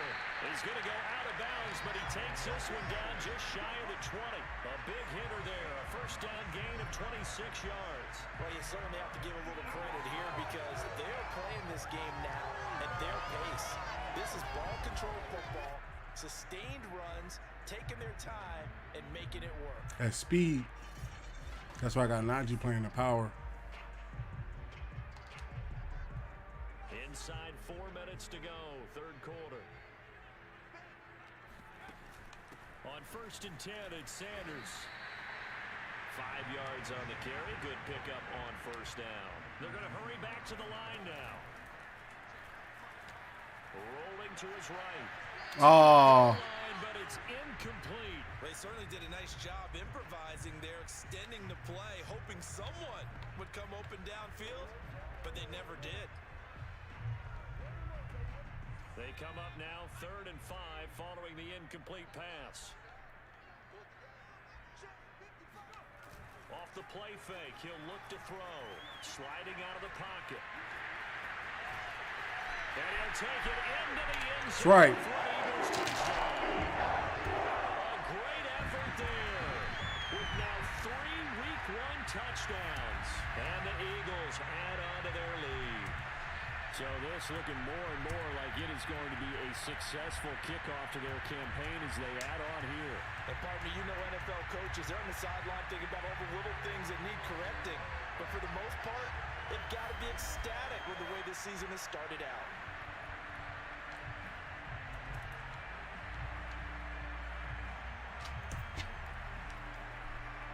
Now Youngway Koo for the extra point.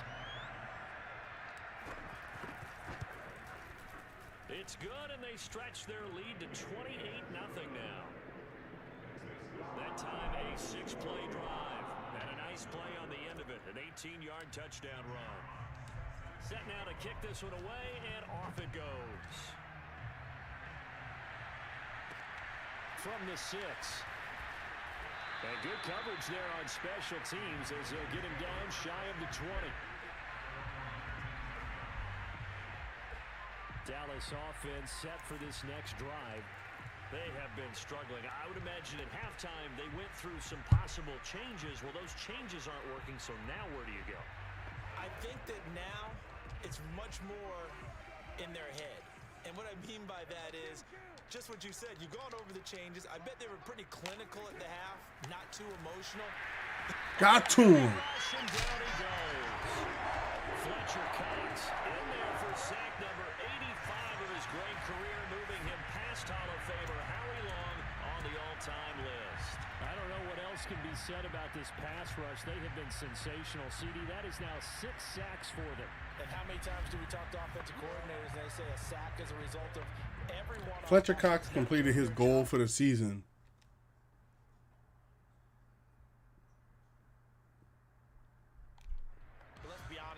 Fletcher Cox completed his goal for the season of sacks in the first game of the season. He got 5 sacks in the first game. Get to him, Vita. Vita Vea. Under pressure, and they got to him again. With the sack to Vita Vea. So, Brandon, we sat in with a lot of coaches, and when they talk about things they want to accomplish offensively, I'm not sure that sack and Vita sack Vea. are on their play sheet. Built a monstrous line. Fletcher Cox, Vita Vea, Josh Allen, Stephen Tootin, Garner. Monster line. Looking nice, looking nice. After the sack, they'll come up now 3rd and long. Yeah, I wouldn't be surprised to see them run the ball here just to try and get some space. Now on 3rd and long, they'll look to throw. Able to hit his target Lamb. He'll get 17 back there, but it'll still lead to a 4th down. That's right. Good defense. I don't know how many times, not just in my play, Vontae Maddox with the start. you and I working together, have we ever heard a coach say, you know, I just don't have that play on my call sheet? And that's really what we had here. That was a big hole they were trying to get out of. Yeah, big gain, still a ways to go, though. Here's Michael Pilardi now, as he's on to punt for the 4th time tonight. He's averaging just under 50 yards a punt as he gets this away. Taken in at the 22. Whoa. Who didn't guard that guy? Big kick that time, 52 yards. And that will come the offense as they take over. And now it looks like we've got a Cowboy shaken up down there on the field. Already at the line, this Philly offense set to go. They start on the ground here at Sanders. Hate to see this, week 1 of the season. We'll be back. 103 yards rushing for him now as he goes over the century mark here in the season opener. The previous run, good for 9. Here's 2nd and a yard.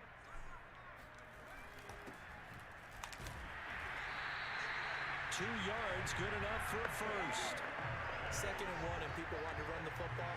This is where every back in the league is supposed to do exactly what we just saw there. Pick up the first down. On 1st down, it's Sanders. Give him 5 on the carry there, and it'll be 2nd down. And now it looks like they're going to be in the hurry-up. Here's a play fake as they set up to throw. Escaping the pressure right. He's got the first down and more inside the 40. And this turns into a nice gain with a slide at the end. No one there to help out downfield, but no problem. Scrambling for 22 and a first. And that'll be knocked I noticed that ball hung in the air a little too long. Being a defender is being able to learn what you can and can't get away with when in man coverage. In this case, he got away with it and helped pop that ball free. And 2nd and 10, he'll look to throw again. Steps away to his left. And he'll be brought down on what's going to turn out to be the final play of this 3rd quarter. 1 quarter remains here in this Thursday night matchup. We'll return with more after this. You're watching the NFL on EA Sports. So here's a 1st and 10 now, down inside the 20. Shotgun snap and then the give to Sanders. And a good gain here of 9 from the 19 down to the 10. The last run got 9. That leaves him with 2nd and a yard. And he'll be brought down here at the 3-yard line. And now they're in the hurry-up.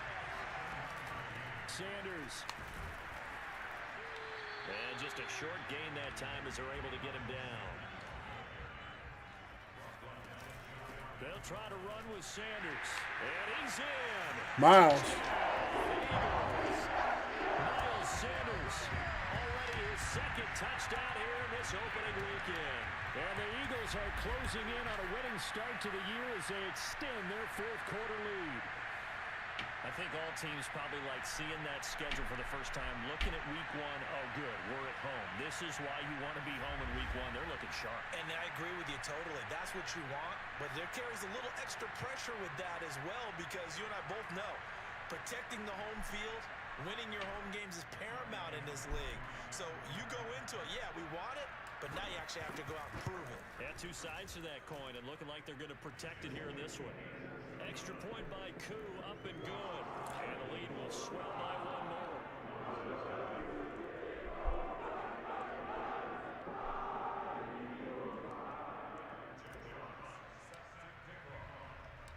The kickoff team on the field now as they will send this one away. And that'll carry over the back line of the end zone for a touchback. Here's the Dallas offense now heading back out onto the field. And they knew coming in that this would be a tough place to go in and win a season opener. But this has just been a performance, to be frank, not to be proud of here as they trail big in this 4th quarter. So Prescott and the Cowboys now with a 1st and 10 at their 25-yard line. Looking to throw. Prescott. And he fires one that's intercepted. Picked off around the 37. And his guys Our strong safety. at the 37-yard line.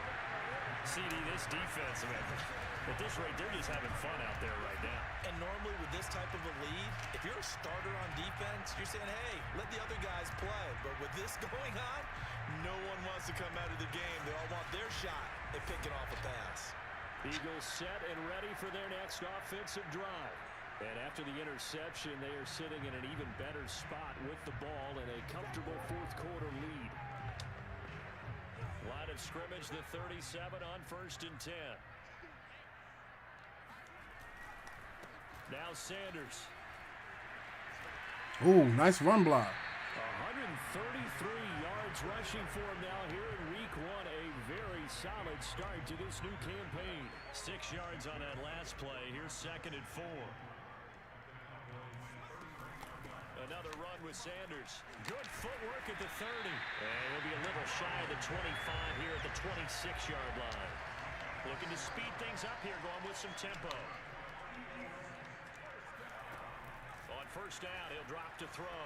Eluding the pressure right. This is Smith with a grab. And so close, he gets it to the 1. Out of bounds right there. 25 yards that time. When you have someone throwing it that well, that confidently, you don't have to call the game in fear at all, do you? You just go ahead and play. Yep, confidence with a lead to throw it here in the 4th, and boom, he's on the money. Yeah, you don't have to tuck your head in and take him to. And he is into the end. I'm not going to force throws, man. It's their quarterback. Already his 2nd touchdown here in this opening weekend. And the Eagles have taken a 6-touchdown lead. They seemingly just continue to score at will, and as great as it's been for the offense, you got to feel for that defense down there. And I love how you use the word will, because both teams came into the game with the will to win, but one team has obviously imposed its will on the other and broken them. Hit that theme Because song. what we're seeing right now, wow, That's a defense that's in tatters after what they faced in this ball game.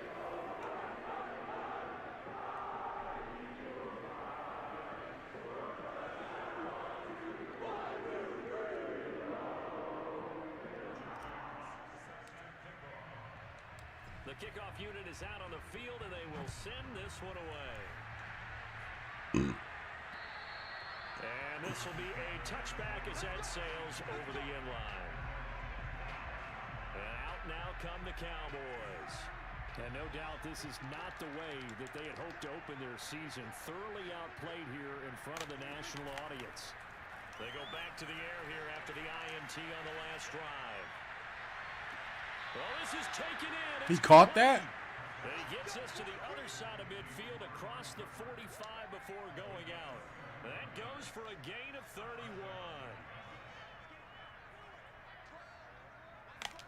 Prescott looks to throw on first. And the coverage terrific there as that's knocked down and incomplete. At this point in the game, they've got to continue to try anything they can. They're still working at it, even though this one feels like a lost cause. To throw on 2nd and 10. Prescott. It's caught. Missed the tackle. And he has another first down as they'll get the ball down to the Eagles' 28. 17 yards on the pickup there, and the drive will continue.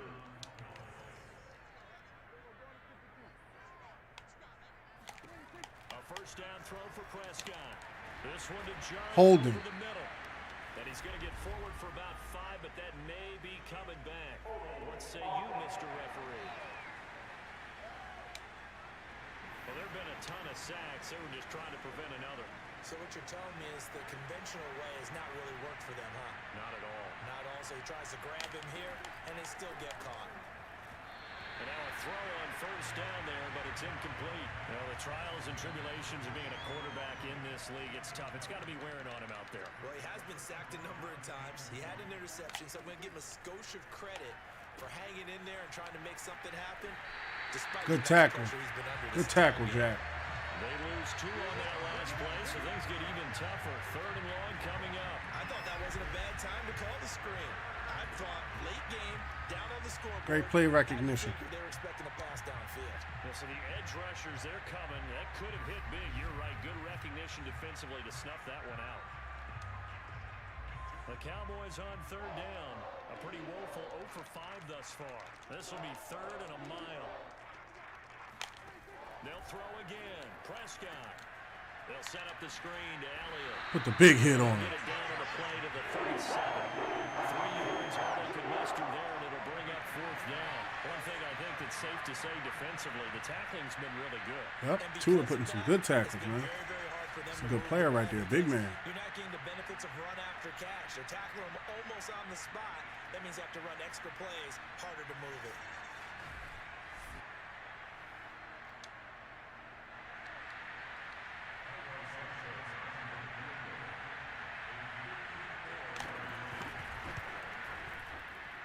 And Santos. He made it. This one up and through. It's good. And they'll get back 3, but this remains a large deficit. He made it. Well, it's a Pyrrhic victory at best, but Charles, no team wants to get shut out, so it's hard to blame them for taking the 3 there. You can't blame them one bit. It hasn't been the best performance, that's for darn sure. But there is something to be said for fighting to avoid the goose egg.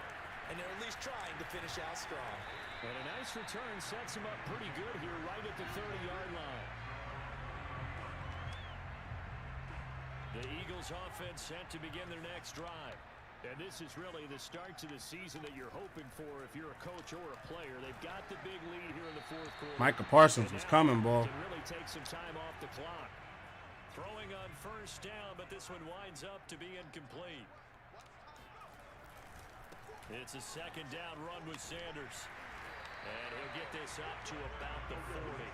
146 yards on the ground for him now as he has gotten better, really, as the night's gone on. Just 2 minutes remaining here in the 4th quarter of what has been a one-sided affair. So it's Eagle football here as we get you reset. They've got a 3rd down now as they look for one more first down to help salt this one away. Another run here with Sanders. And he will have first down yardage as he's brought down at the 41. Someone's been having a good game so far, and you know something? A lot of it's been power running. They decided to turn him loose again on third down, didn't they? They did indeed. He delivered the tough yards. Now it looks like he'll throw here. Flush to his right. Go with him, Smith. DJ Shark. That's right. DJ Chark Jr. Touchdown. This thing is ugly.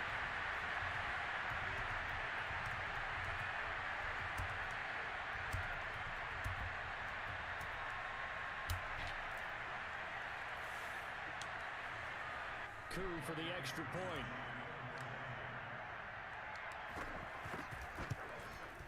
Now this one was over a while ago as they just add on to their big lead.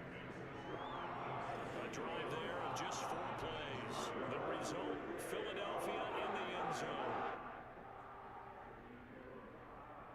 Trent Williams got hurt. Got to adjust the line.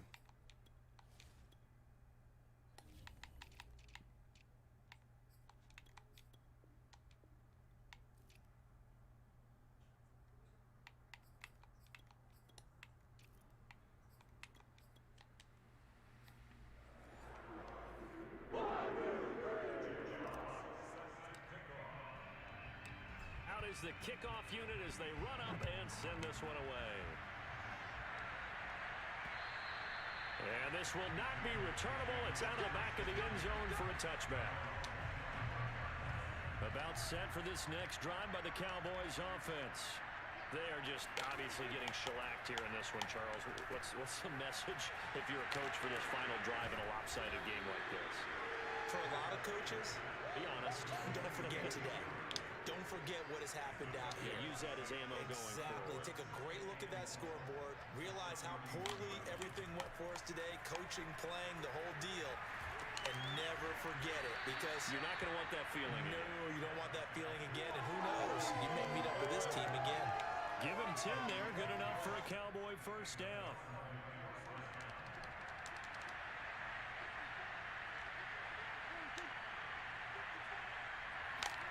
Play action now. Prescott.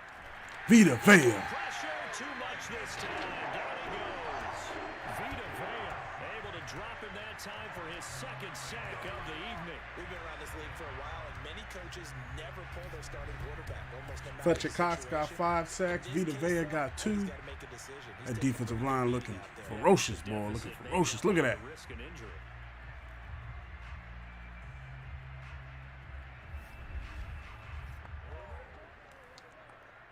Pass protection has been a problem all night long as they come up facing second and a bundle. Another try after the first down sack. Prescott, and that will be incomplete. 4 ticks left here on the clock. An incomplete pass on that last play, and that means they'll need to come up with something here on third down. One last shot now for Prescott. That is caught by Lamb. And he'll be out of bounds. Doesn't matter, it's Shy of over. the 40. Well, my friend, for the players, it's good for them to get that first game under their belts. For you and I, that first Thursday night game also good for us to get that under our belts, wasn't it? It was no longer preseason. We were into the regular season, the first game of the year. And, you know, all eyes were watching this when everyone was excited that football was back. And it's just special. You could just feel it. We got the so opener. good. Started To have off the with pigskin started back out off there. It'll be starting off Christmas strong. That's what I'm fall talking about. before we know it. 1-0, That right, 1-0. but I love the build up to it, right? All day long. Another year anticipating begins. it, and then we got here and we saw a game, the first game of the year. Let's keep going. So for the Eagles, they begin the new campaign with a victory here in front of the home crowd in the Thursday opener. And they'll get a few extra days to get ready for next week, where they take on the New York Jets. And we got the Jets right after this. I don't care about the Cowboys. I don't care who they playing. Miles had a good game, man. His speed really showed. That's why I was like, I wanted to change things up this year where it was Miles. So Miles Sanders is going to be the main runner, and then Najee Harris, like Miles Runner is the speed runner, and Najee Harris is going to be the power runner. So yeah, I don't think we need to make any real improvements. We're already, it said we're 92. I could be wrong. Let me check it. Yeah, it says that we're at 92. The defense is 91 overall. Offense is 92. Defense is 91. 91 overall. Jalen Reagor is back from his injury, so let's put him in as the punt returner and kick returner. I feel like he's a little bit faster than Beal. Okay, regional focus scouting. This is the stuff I've been missing. Choose regional scouting focus. See, this is what I have to choose.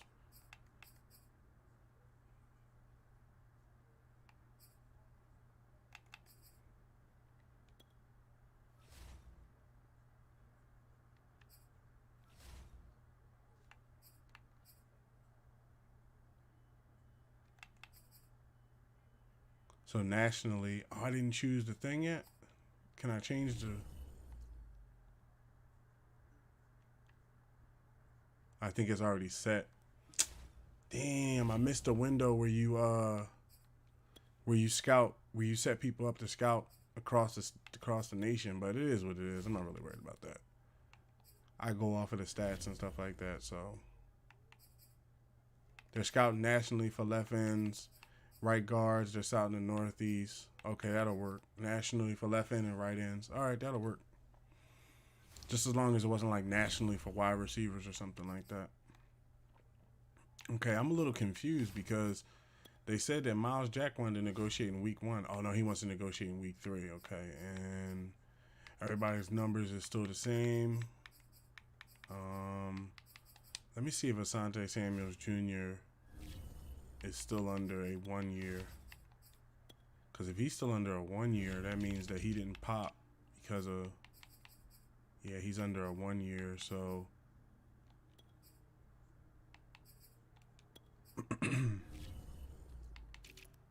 yeah, he didn't pop because he's a rookie and it's supposed to be a contract, but it might pop before the year is out or something like that.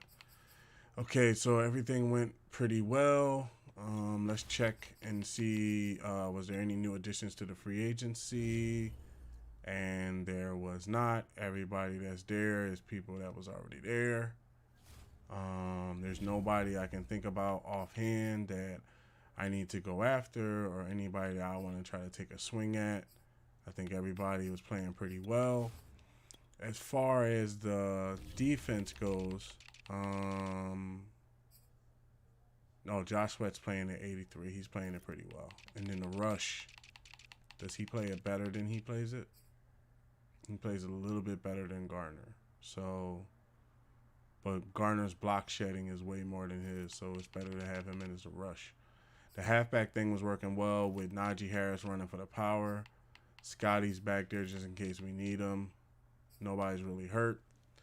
We should be able to climb into the next game as soon as we apply the points. Let me apply the staff points.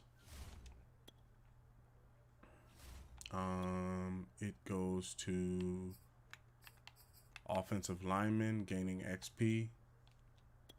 And then the next one I'll pick up will be the wide receivers gaining XP. And then everybody will be moving forward even more. I'm not going to fire none of the staff. I feel as though when you win a Super Bowl, I cannot believe my Eagles did this. But when you win a Super Bowl, I feel anything, you should keep the team together. You should keep the staff together at bare minimum, you know. So, okay, play next season game.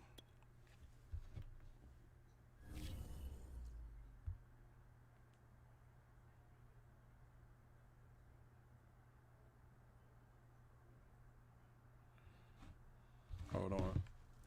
This has something to do with something I tweeted out earlier.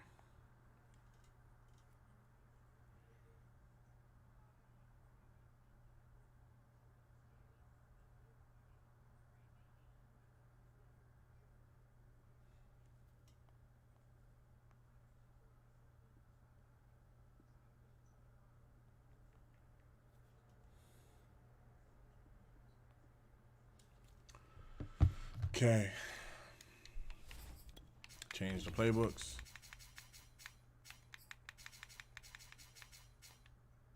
Whoa, what was that? Okay, so I have Najee Harris, Superstar X Factor halfback. Stephon Gilmore, Superstar X Factor cornerback. Devontae Smith, Superstar X Factor wide receiver, the Slim Reaper. Xavier Howard, Superstar X Factor cornerback. Darius Big Play Slay Jr., Superstar X Factor cornerback. The best defensive tackle in the game, Fletcher Cox, Superstar X Factor defensive tackle. Jamal Daniels, superstar X Factor strong safety. Levante David, superstar X Factor middle linebacker. Vita Vea, superstar defensive tackle. Trent Williams, superstar left tackle. Miles Jack, superstar middle linebacker. Salt Aries, superstar quarterback. They got Quentin Williams, superstar defensive tackle. I got Josh Allen, superstar right outside linebacker. Rodney Hudson, superstar center. They got Mike Beckton, superstar left tackle. They got Michael Gallup, superstar wide receiver. I got Lane Johnson, superstar right tackle. Juju Smith-Schuster, superstar wide receiver. Jalen Waddle, superstar wide receiver. Jack Fox, superstar punter. Patrick Surtain II, superstar cornerback. Shaq Thompson, superstar right outside linebacker. Penny Sewell, superstar right tackle. Scotty Miller, superstar wide receiver. They got C.J. Mosley, superstar left outside linebacker. I got Sterling Garner, superstar right defensive end. Caleb Beal, superstar cornerback. And Marquise Golden, superstar left outside linebacker. So we're going to be starting things up. I'm a 91. They're a 79. I'm not going to take them lightly just because they're a 79. That's how teams end up turning things around on you. Week 2, us versus Wilson. See how things go. Next on Madden Football. That's right, the reigning Super Bowl champs. Call it fair.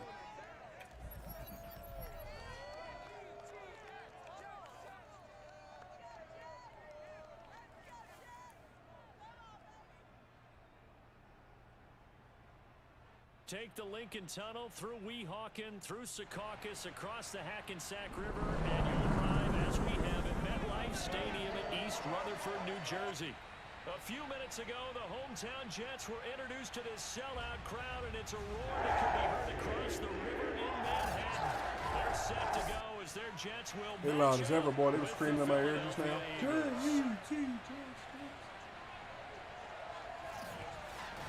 Hi again, everyone. With Charles Davis, I'm Brandon Gaudin. And Charles, you look at this Jets ball club. They come in off a loss in the season opener, which doubled as the home opener. And when you lose that way, at home, season opener, it almost feels like 2 losses. So it's a big fight to get yourselves ready to go to play the next week. Meanwhile, for our visitors, the Eagles, they were winners last time out, so they'll be looking, Charles, to make it 2 in a row. And what I enjoyed when I watched their game tape and their victory last week is they put it together in every phase. Good offense, good defense, and some key plays on special teams. Let's see if they can get that 2nd win in a row.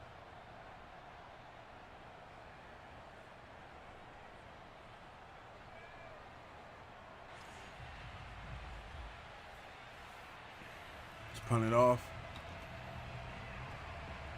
Oh, I didn't want to punt it to the left, but that's okay. The final weekend of the summer. Hope you're enjoying it wherever you are, as we are all Damn, I shorted it. on EA Sports. Very short kick taken right at the 20 and able to take it past the 25. That was my fault. 28-yard line.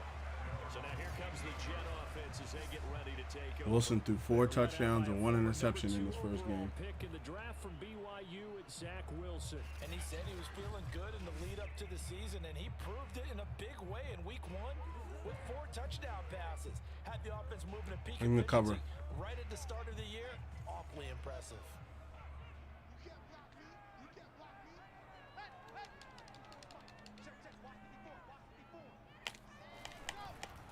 First carry now for Kareem Hunt. And he can only manage to get a couple. 2nd and 8 coming up. The numbers on the ground for Hunt a week ago. 20 carries. I have to change this when we get outside of the game, but they have Vita Vea ahead of Fletcher Cox. Or oh no, they must be rotating. 4 yards and a touchdown. And I'm eager to see how they deploy him in this game. They got Kareem Hunt. I know Kareem Hunt's a good running back. Try and keep him fresh, or do they say, guess what? He's locked in. Keep handing him the football. On 2nd down, right back to Hunt. And tough going there as he'll only get it up to about the 31. They follow up the gain of 2 with a gain of 1 that time. A tough spot here on their opening drive. This is 3rd and 7. Now it's Wilson. Gonna take a shot for Gallup. And he's caught on the sideline, but he's not gonna have a first down. Good defense. Out of bounds. So a big call there that brings up 4th.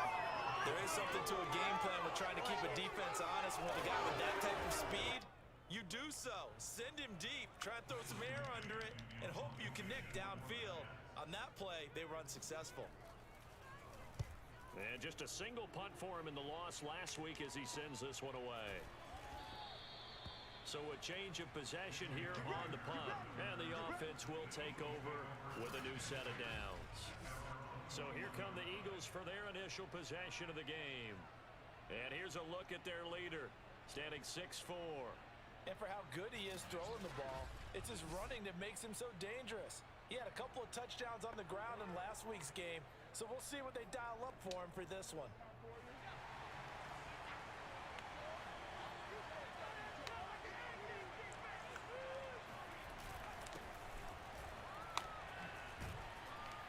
And he's got it past the 30 before he's hit and dropped. Well, right off the bat, it's a first down to start the drive, 12 yards. Well, there's plenty of real estate for him to maneuver on that run, and let's face it, it shouldn't be a surprise. He's one of the better backs in the league. Had to come into this game with the idea, slow him down, otherwise it's going to be a long afternoon.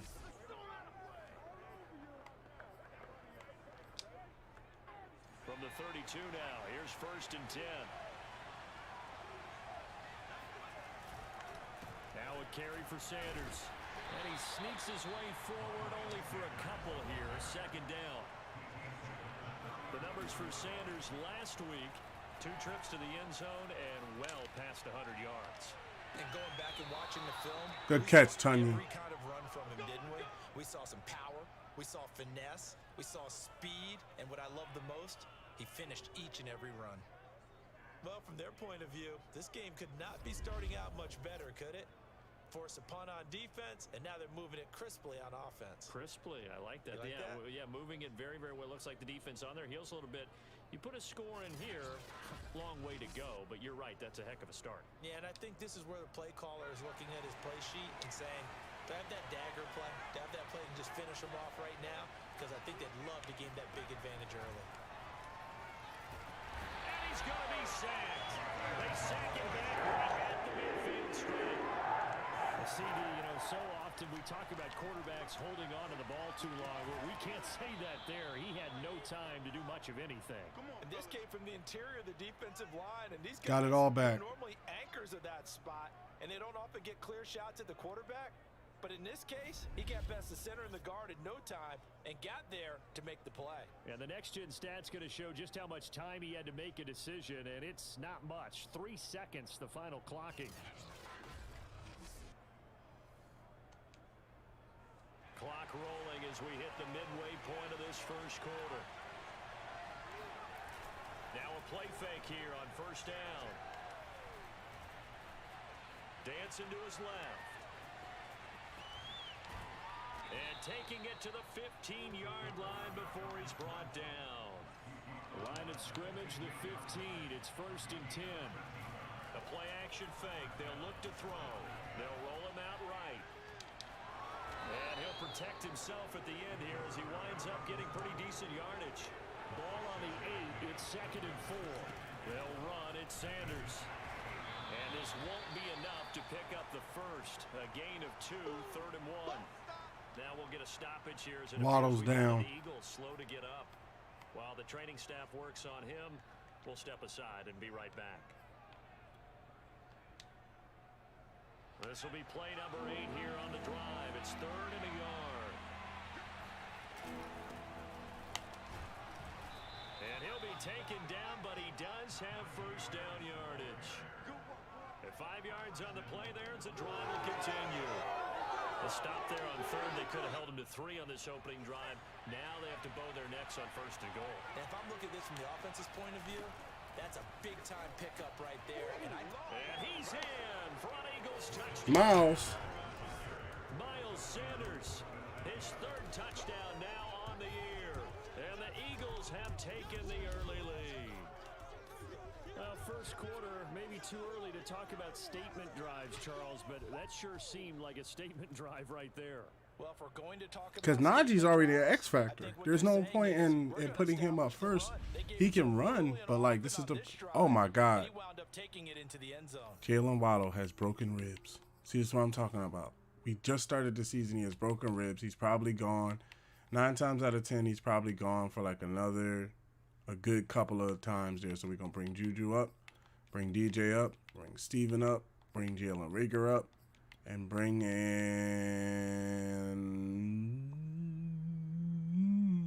Kenny Gainwell. Get him some reps. But yeah, we're already down a wide receiver. Think about it. First game, he already got a set of broken ribs. Gone for probably gone for like 4 weeks, something like that. That's football for you. He's got it, and the Eagles lead at 7-zip. So that one a pretty time-consuming 10-play drive. And it was Miles Sanders who finished it off with a touchdown run.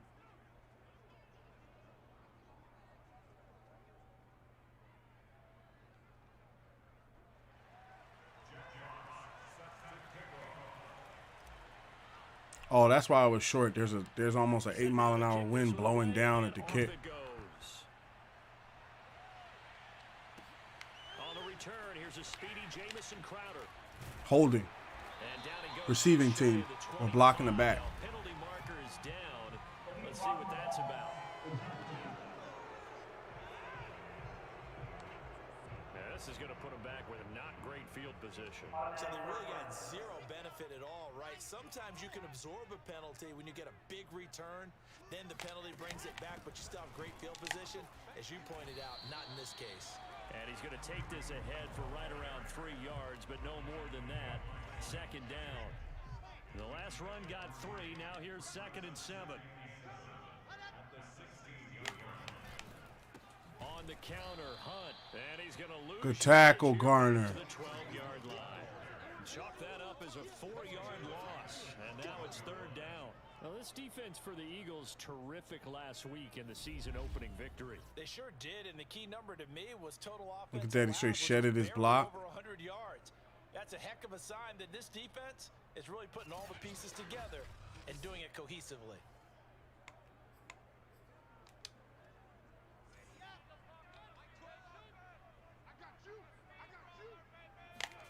On 3rd down, Wilson.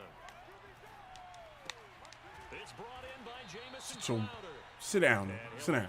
Go on, sit down. 17, well shy of what he needed. Just a 5-yard pickup, and it leads to 4th down. Well, we hear so often how tackling has become almost a lost art in the NFL game, but it's so important to tackle well on these receivers, especially in a play like this one. 3rd down, they gave him the underneath stuff. You got to go up and make the tackle right away.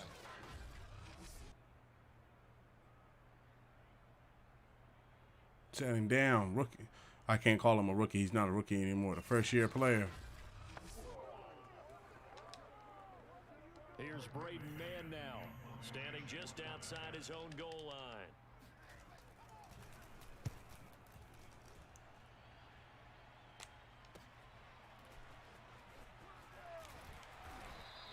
The 48-yard punt, 7 on the return. The Eagles offense set to begin their next drive. They had to go a long way on their last drive to score the touchdown. This time they get at least a little bit more of a cushion with field position. I have to think that with this field position, after what they did on the last drive, they might want to take a shot right now and try and cut down the length of the drive. After one, 7-0 on EA Sports. Start of the second quarter, and it's the Eagles in possession as they've got it with a 1st and 10. Going top shelf for Smith-Schuster. Oh. This one is incomplete. Come on, Juju. You physical. You got to bring that down. Open for possibilities, but he did a nice job patrolling the middle of the field and forcing an incompletion.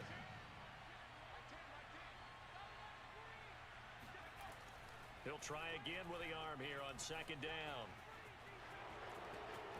He's got the 1st down here inside the 30. And he is out of bounds, but not before he's inside the 30. That one a broken play, but it ends up being a good play. The scramble goes for 20. Man, defensively, that hurts. They got him out of his rhythm. They had him hemmed in, but somehow he was able to tuck it away and get away for a gain.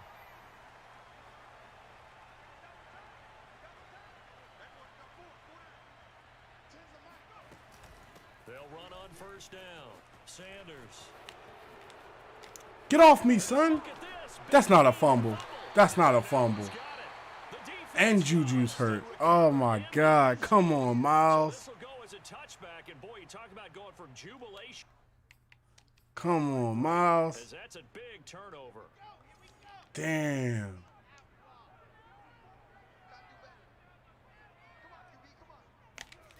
Following the fumble recovery, it's Wilson. Got an open man. It's Michael Gallup. And it's Oh, we almost got it back, too. And the defense not able to get it. Now Juju is hurt. See what I'm talking about? I play with the injuries on. Like, when you play with the injuries on, that's what happens. So Juju's now hurt, so bring DJ up, Steven up, Jalen up, Gainwell up, and let's bring Robert Tonyan over. And now Robert Tonyan will play that position. And hell, I might need to go out and get more wide receivers. Defensive perspective, what's that moment like when you realize the ball is loose? It is a moment where all concentration goes right to the football. This is something you've talked about in all your preparation for the game. You probably talked about since training camp. Knock the ball free, take it away from the other team, and now you have that chance. There's a little bit of deflation when they end up recovering it. They knocked it free, but couldn't take it away. Here's Wilson. And he's able to hook up with Michael Gallup. And he is going to have a Good tackle, good tackle. They're able to get the third down conversion. That's a nice catch there. Remember, he had the fumble earlier. No way he was giving up the ball in that situation. Secured it tight to his body and picks up the first down. And they're going to stop him right at the line of He is scrimmage. down. No cutback lane to be found whatsoever. 2nd and 10. Officially nothing on that last run. They'll try again 2nd and 10. From the gun, it's Wilson. And this throw incomplete. Good defense. Defender all over him that time, but it's going to lead to 3rd down. Normally you think the tight end's going to be able to catch the football and handle that contact, but in this case, maybe a little too much target to hit. That one was timed well. Incomplete. Get him. Yes. And that will be incomplete. Well, this first Quadricep team will not be able to return to the game. Okay, Vita Vea is down. So this is where we bring in Vita's down. So this is where we put Fletcher up there, put Javon Hargrave in, bring Douglas right there, Garner. And then the next person behind it would be Derek Barnett. I want to get him some reps. And then at rush defensive tackle, take Via out, put Hargrave in, and bring in Josh Sweat, defensive tackle. Offensively, or even defensively for that matter, they could use a big-time spark somewhere. But it's not going to come on this drive as they have to punt this one away. He's been a busy man here in this first half as he gets it away. Here comes Rager. They'll score that a 36-yard punt. Now we get a peek at the captain of this offense heading back out there. And he's been fun to watch run the football. We know he can pass, but using his legs effectively here in this one. No doubt about it. Watch him maneuver in the pocket, out of the pocket, making the plays that he's making, which are breaking down the defense. I thought back to when we had our morning jog before the game, and I couldn't keep up with you. Those legs, they're valuable for his team. On the run, he'll let it go deep, right sideline. And the defense loses him. It's complete. It'll go as an impressive 31-yard gain. We see this happen so often. If you're a defender, it's like watching a bad movie over and over. The pressure's good, forcing the quarterback out of the pocket. But it's a lot to ask for these defenders to stay plastered to receivers long enough. And sure enough, they drag let a swag. man come open, and the connection leads to a big play.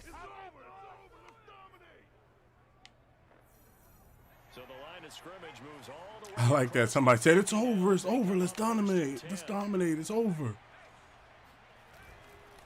And he'll give it here to his running back. And they'll get him down here at about the 42. 8 yards the tally on that first down run. Here's 2nd and 2. And he gets it inside the 35 and just shy of the 30. Line of scrimmage, the 31 now on 1st and 10. And he'll get about 3 as he's brought down to the 28. 3 yards on that last carry. Here's 2nd and 7. Now they'll switch it up here and look to throw. Flushed out right. This is caught. Smith. Touchdown, Eagles. Devontae Smith, his first touchdown of the new season. And the Eagles able to push further out in front. So this offensive unit, yeah, they were solid in the opening week victory, and now they are looking just as sharp here in week 2. And that's exactly what you want, too, because you want to get better each and every week and really ramp up as the season goes on. I know it's still early in the season and a lot can happen, but this offense, they look like they're going to be fun to watch each and every time out. Koo able to connect on the extra A lot of people went down with injuries, man. Trent Williams, Vita Vea, Juju Smith-Schuster. And it was capped off by an Eagles touchdown.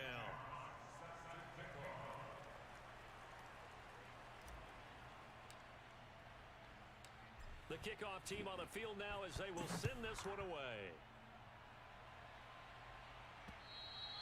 And they will not get a chance to return this one as it's through the end zone for a touchback.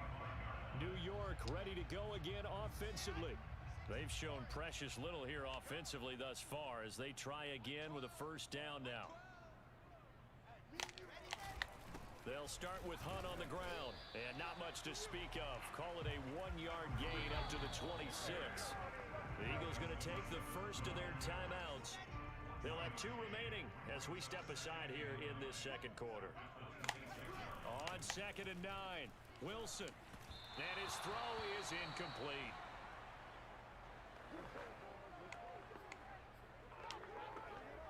The Jets on 3rd down. They've only converted once in 4 tries. This is 3rd and 9. Now it's Wilson. He's going to dump this off to his running back, Hunt. And this effort will not get it done. He stopped well short of the first down at the 29. Here's the Jets punter now, as he'll punt it away for the 4th time today.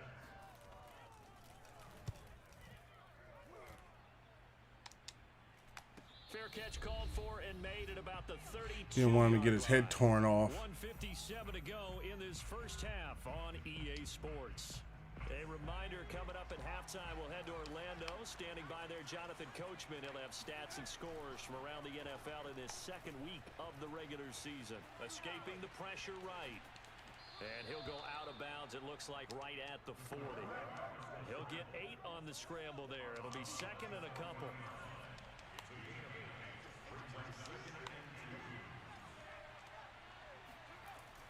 They'll set up a throw, eluding the pressure right. And he'll take this to the other side of midfield before going out of bounds. Nothing open downfield. He keeps it himself for 11 and a first down.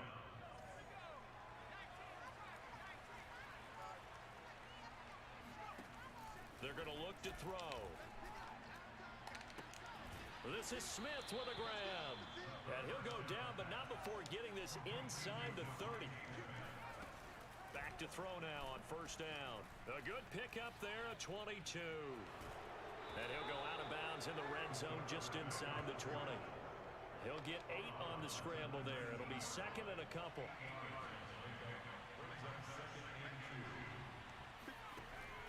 He'll look to throw. Flush to his right. And Goddard's got it. Dallas. Touchdown, Eagles. Dallas Goedert, his 2nd touchdown on the season. And the Eagles had 6 to their lead. A nice throw there by the 2nd-year quarterback. And I don't believe that was the kind of play he would have made as a rookie, because usually your rookie season is a continuation of your college days. A lot of one read, and if you don't have it, you just take off and go. Now he's settled in the pocket a little bit more, reading the field and getting to his 2nd and sometimes 3rd progression. That was a nice play. Extra point by Koo, up and good. And it's now 21-0. 5 plays there on that drive. The result, Philadelphia in the end zone.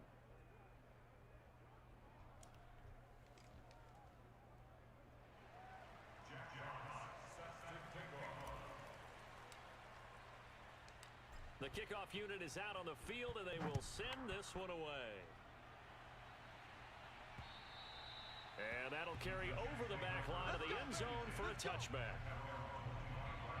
Kareem Hunt and the rest of the offense making their way back out there. They haven't been able to get him on track. They haven't been able to get this offense on track. No points so far. Maybe it's time to start doing a few different things. Throwing the ball a little bit, maybe featuring other people touching it for a while, and then you get a chance to come back to it when things have changed a little bit. They have to make an adjustment. Still time for him here as we sit in the second quarter. And he's going to be dropped following a pickup of 7 past the 30 to the 32. This throw incomplete, nearly picked off. And with his pedigree, he doesn't drop many of those. But third down coming up.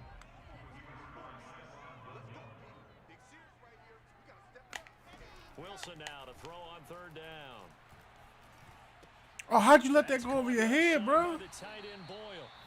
The Jets are going to use the first of their timeouts as they get the stoppage with a little over 50 seconds to go in the first half.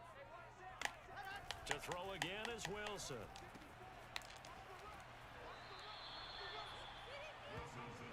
Well, that's not exactly how they drew that one up, nor practiced it, because on first down, you're trying to get some yardage to set up second and third down calls. In this case, had to drop it off to his running back. But boy, they closed quickly on that one and stopped him behind the line of scrimmage. He sets to fire deep, and that is incomplete. A deep ball down that right sideline, and he made sure that he put it where either his guy was going to catch it or no one was.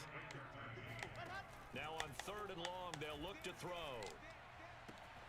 Gets this to Kareem Hunt, his running back. And he'll go down inside the 45 before going Good out of defense. bounds. Good defense. That one good for only 6, and it leaves him with a 4th down.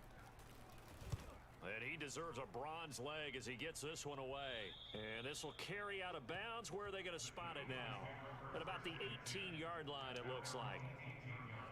The Eagles offense set to begin their next drive. And with a 3-score lead already, this is not time for a momentum change, so I'd imagine they'd be happy to just take this into the locker room. And he will slide to a hold at the end of that one. And the offense moving quickly to the line. They'll look to throw now on first down. Going up top for Miller. And that nearly intercepted. Well, the free safety rolling into position, almost had it, but it's second down.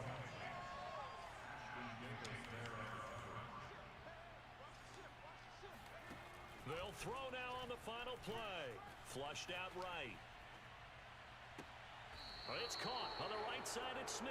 And he gets this to the other side of midfield across the 40. Putting yards up, man. I'm trying to get this X Factor this So year. we've reached halftime here, and it's our visitors, the Eagles, leading this one. Play a whole 2 quarters, and then I'll pull my vape. Jonathan Coachman ready with I don't want to pull it now.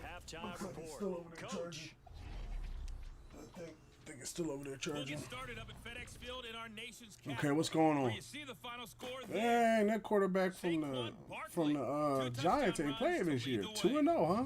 Okay, I see From you. I there, see you. it's off to Indianapolis to check All on right. the Colts Tom Brady don't at play for the Lucas Oil Buccaneers Stadium. anymore. And they were winners in that Holy one crap. over the visiting Carson Tampa Wentz don't Bay play for the Bucs. Colts anymore either. Jonathan A. Bailey. Taylor, Looks 2 like touchdown runs these to are 2 lead the rookies way. right here. Lastly, we head to Gillette Stadium in Foxborough. Check on the Patriots. And they were Kyler winners in Murray. their ball game They're over starting the Kyler visiting Murray Dallas over Cowboys. Dak Prescott. Mac Jones, couple of touchdown passes. Mac as Jones his guys still beat him. Win their second straight to start the year. Cowboys are 0-2. Wow. I knew they was going to start Murray over Dak Prescott. Stats in that first half for the Eagles, and they've So had Kyler a way Murray of now running plays for the football Cowboys. Well over 100 yards already as a team, with 2 more quarters still to come. Meanwhile, for the Jets, there's a look at what they were able to do throwing the football, and they'll need to get things in gear as they trail here at the break. Both teams making their final adjustments for the second half to come. And to bring the action your way, we go back to MetLife Stadium and Brandon Gott. All right, Coach, thank you, and we welcome everyone back for quarter number 3. So the Eagles with the lead, and they're going to get this football first as the third quarter gets underway. This one taken just inside the 10. And he takes this near the 25. Just a little pass there. Call it the 20. 1 second.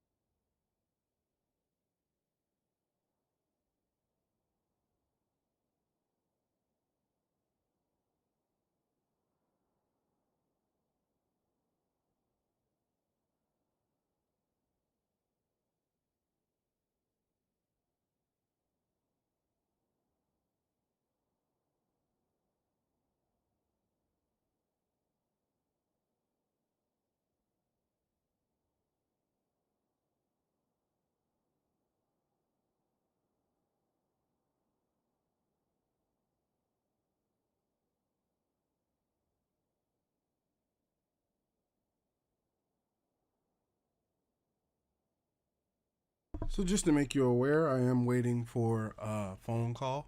It shouldn't be too long or anything like that, but I am waiting for a phone call. So just to make you aware when I stop and pause. 6.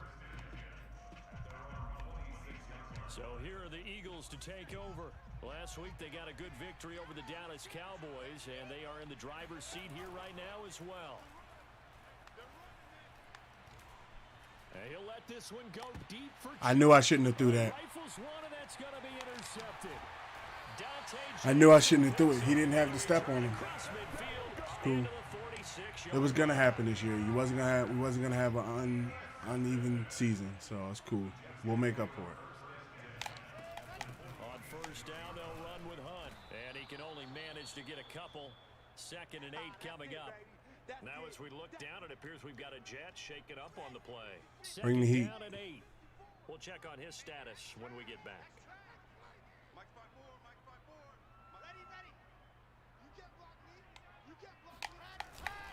On 2nd down, right back to Hunt. And he's going to get stopped up quickly. Good defense. Give him a yard down to the 43. Well, they certainly have been able to get him going and establish the run, so I think it's time to abandon that plan and start chucking it all over the park. And you know who's excited about that? The defensive front. They got a chance to pin their ears back and get after him now. He'll fire this deep for Gallup and unable to connect. Good defense. Stood tall. Now give them credit. They took their shot, but it's going to bring up 4th down. Here's the Jets punter now as they're forced to kick for the 6th time today. And this returnable for Rager. And he'll go out of bounds. Looks like right at the 15. 31 yards on the punt there. And the Eagles will be backed up deep to get the drive started as they take over 1st and 10. It'll be Sanders to begin the drive. And he'll maneuver his way forward for about 4. 2nd and 6. At the end of all that hitting and hollering, it was a 4-yard run, so the offense is going to go back to huddle, feel pretty good about themselves. Defensively, you have to feel okay because you didn't let it turn into a bigger run, but the goal, shut it down for 2 yards or less. That's when you start to feel good about yourselves. Stopped at the 24-yard line after a gain of 5. And quickly, they get to the line. On 3rd and short, they'll try and pick it up through the air. And he's got the first down yardage before being taken down at midfield.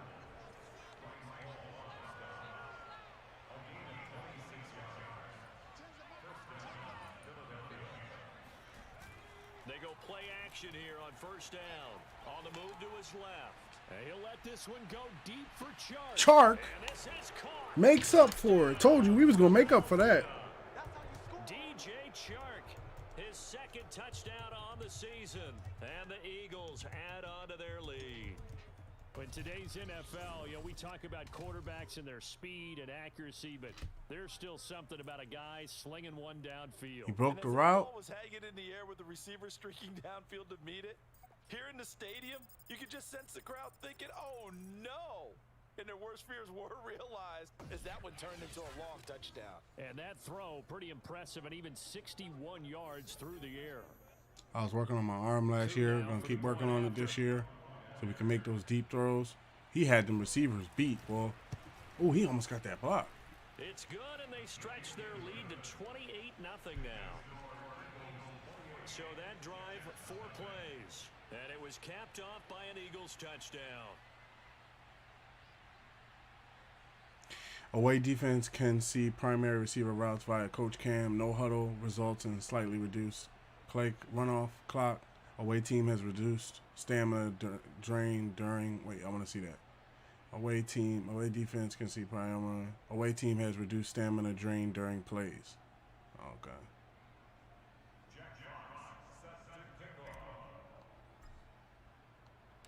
Out is the kickoff unit as they run up and send this one away.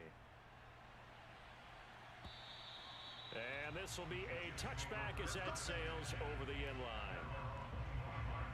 Another drive coming up for New York's offense. These guys had to punt their last possession, and that's become too familiar of a refrain. Too many of these drives just wound up going nowhere. But you know how in baseball, when the pitcher gets a base hit and he's on base, they bring his jacket out Streak. to keep him warm. Back it up. A lot of times the punter goes to the sideline, puts on sweatpants or a wrap over his leg to keep it warm. He might need a massage from the trainer right now from all the work he's getting. And from the 25, they work this to the 29, a gain of 4. 2nd and 6, just inside the 30. From the shotgun, Wilson. That's into the hands of the tight end, Boyle. And he gets this one just shy of the 40. They'll mark him down at the 39. 10 yards is the pickup, good enough for a Jet first down.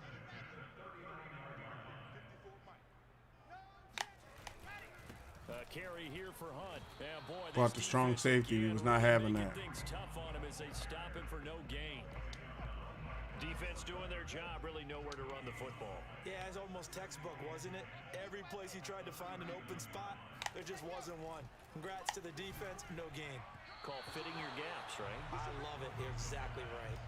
They try to throw on 2nd down, but this one is incomplete. These guys have punted 4 times already, and they're staring at a 5th, barring a conversion here on 3rd down. Gonna take a shot for Gallup, and that will be incomplete. Well, they weren't scared to let it fly, but it falls to the ground and brings up 4th down. On is the punter man as he boots this one away. They'll call that a 33-yard punt with no return. And the Eagles will have it, taking over 1st and 10. Now back to work for Miles Sanders in the Philly offense. He's had a good performance, moved the ball effectively on the ground. Of course, he has the 1 touchdown. And when you're able to move it as effectively as you've described, that leads to finding a way into the end zone. And now he's just trying to do it for a 2nd time. And, of course, with that comes additional yardage. Yeah, looking for additional yardage. And, again, that 2nd score here in the 3rd quarter. On 1st down, it's Sanders. Room here to run. And he's going to be out of bounds right at midfield. Good running. Good running. For him on the ground now as he has been terrific. About to have 500 rushing yards in 2 games. Where would these guys be without his performance on That's the ground? right. Look at Miles. That's why I signed him. Even though we got Najee Harris, I was like, yo, Miles is a seriously good running back. He's just a juker. Right back to Sanders on Ooh, 1st down. should have let him get that Good block. penetration here. He'll get this down only to about the 49-yard line. Credit him with a 1-yard gain there to make it 2nd and 9. They'll look to throw. That's an interception. And the timing Ooh, a bit off that I got time as lucky. That one falls to the ground. Not his best throw there, but where we sit right now in the 3rd quarter, he's had a pretty good game throwing the football. He certainly has, and it's not exactly at the point where we're doing 4-minute offense yet, but they've got to think about, I'm not going to say milking the clock, but Ooh, understanding clock. I tried to go down, but they didn't let me. And he is going to have an Eagles 1st down as they're able to get the 3rd down conversion.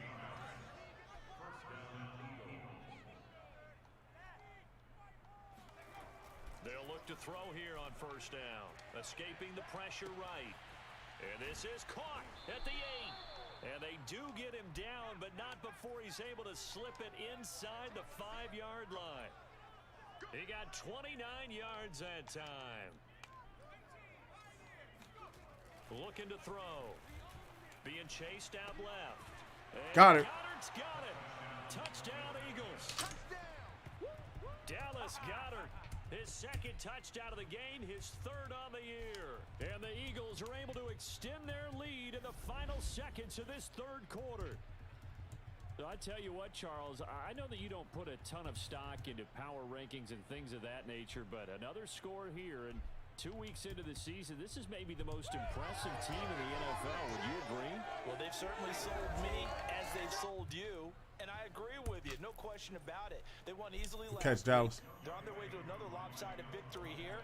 They're definitely a team to be reckoned with, and they are serving notice to the rest of the league. That's right. We putting them on notice. Connect on the extra point, and that will extend this big lead. So that drives 6 plays, 75 yards. The result, Philadelphia in the end zone.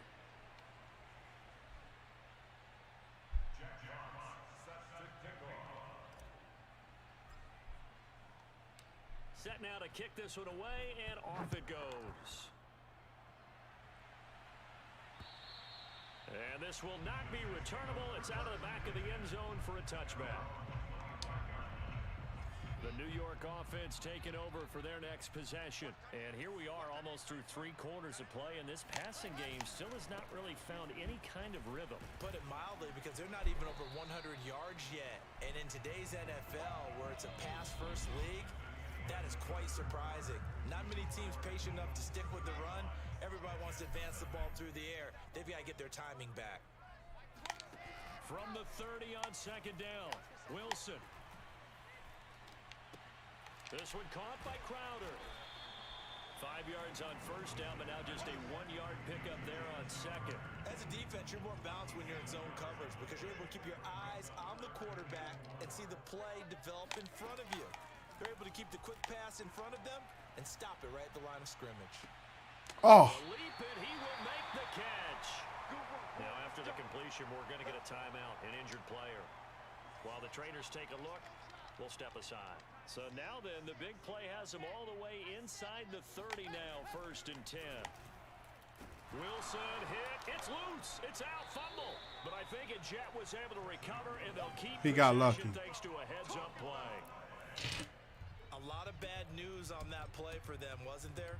Lost the football, lost a lot of yardage, but I think the good news outweighs it. Able to retain possession. That was big for them.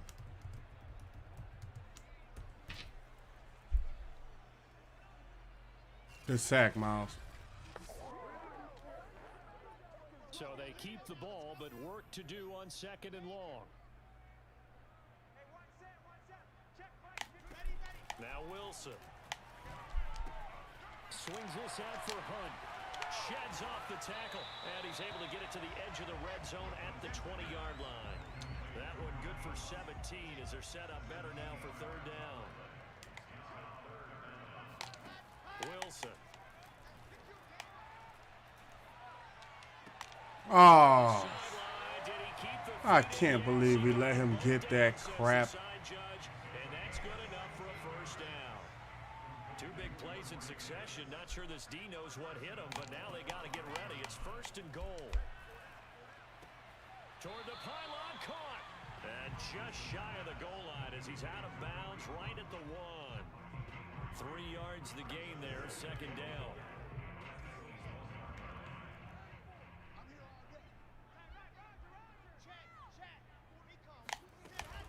Hunt. He's a power back. I wasn't even concerned about him getting it. I'm like, okay, we're going to score on you again, though. His 2nd touchdown on the season. And the Jets are finally on the board here in the 4th quarter. Almost had that shutout. Almost had that shutout. And that'll cut the lead down a bit to 28.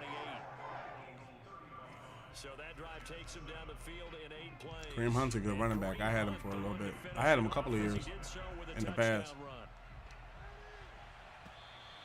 And they will not get a chance to return this one as it's through the end zone for a touchback.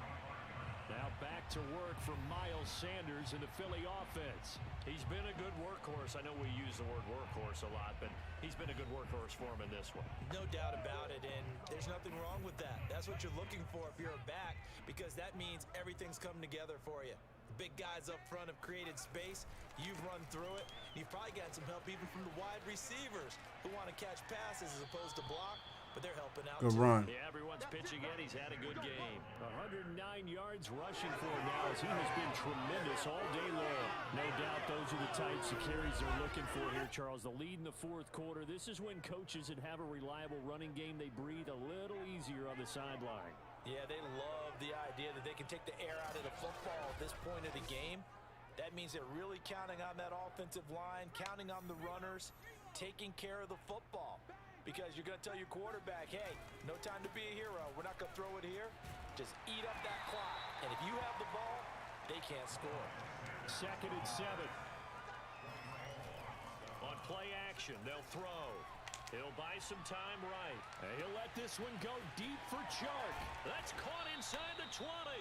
And they do finally get him at the 12. Even with the big lead here in the 4th, it still bombs away. And frankly, It's working. Why should they stop? Go ahead and keep firing away and gaining those yards. So how about this for field position after the big play? Inside the 15 now as they come up on 1st and 10. Here's a play fake as they set up to throw. Scotty. And that's going to be caught for an His Eagles first touchdown. Scotty Miller there to make the grab. And the Eagles are on their way to a 2-0 start. And you wonder now if he might be able to remove the helmet, put on the baseball cap, and watch the rest of this one from the sideline. His 5th touchdown pass of the game. Say that again. Nope. Did you say 5th touchdown pass of the game? Yes, sir. But that's a heck of a performance, isn't it? Because they've had no answer for him at all game long. Receivers have been open constantly, and he hasn't missed a single one of them. Extra That's right. We point putting by up stats two. today, boy. We putting up stats today, The boy. lead will swell by one more.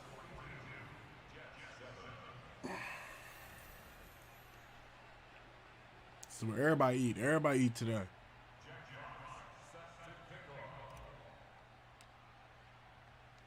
The kickoff team on the field now as they will send this one away.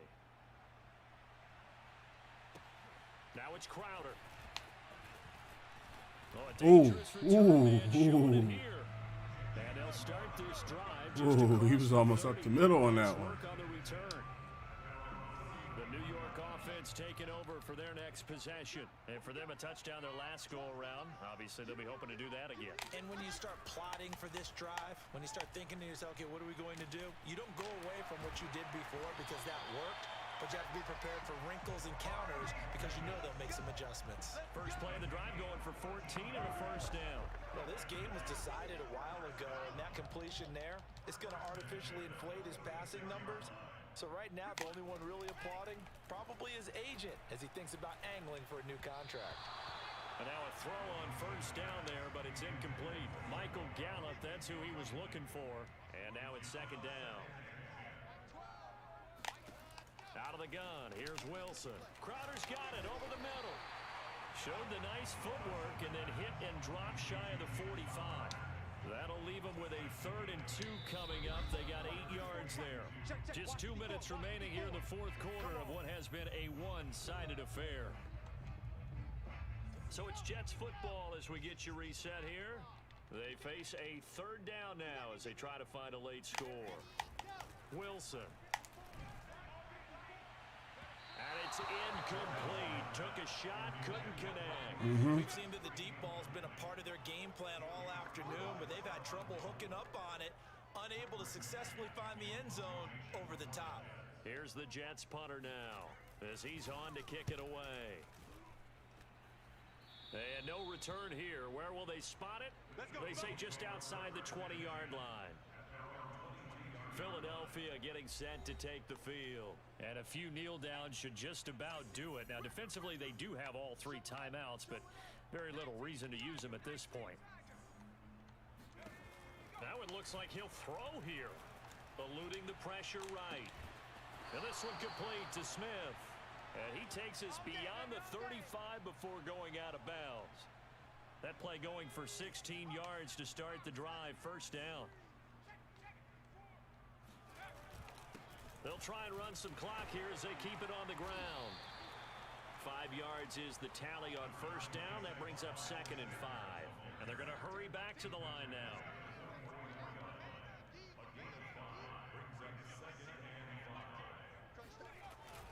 Off the play fake, he'll look to throw.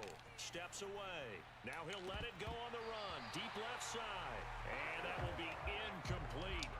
Tried to dial up the long one way out there, but it'll be 3rd down.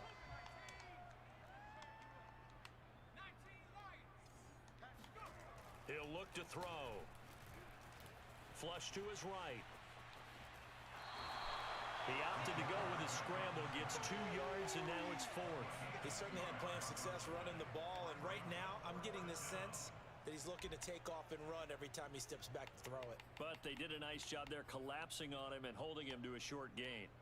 And with things looking pretty good on the scoreboard, they're going to keep the offense out there and go for it here on 4th.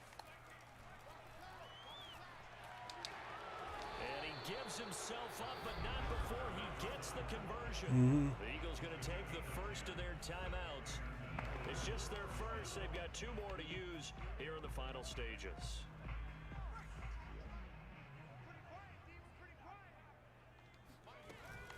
Sanders here as they run out of the gun. And he's going to get this down near the 30-yard line. And they're going to speed things up here. Now a play fake here on first down. Rolling to his right. Oh, some strong running. And they'll get this one to about the 20-yard line.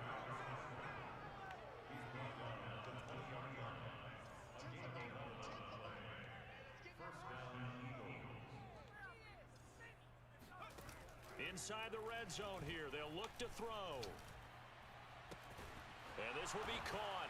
And the carnage Shark continues. DJ. Another touchdown. Looking like they're well on their way to a 2-0 start. All smiles right now on that sideline, isn't it? As well there should be. It's hard to win a game in the NFL. We hear it all the time. We know that it's difficult. But guess who's smiling? But inside is thinking 24-hour rule because we're going to have to play again next week. Boss man. Oh, without a doubt. The head coach, he wants them to feel good, but at the same time, find a way to keep improving. Now Young Wei Koo for the extra point.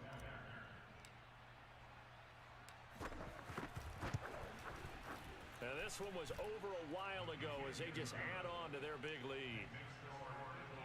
So that drive in total 8 plays. And it was capped off by an Eagles touchdown.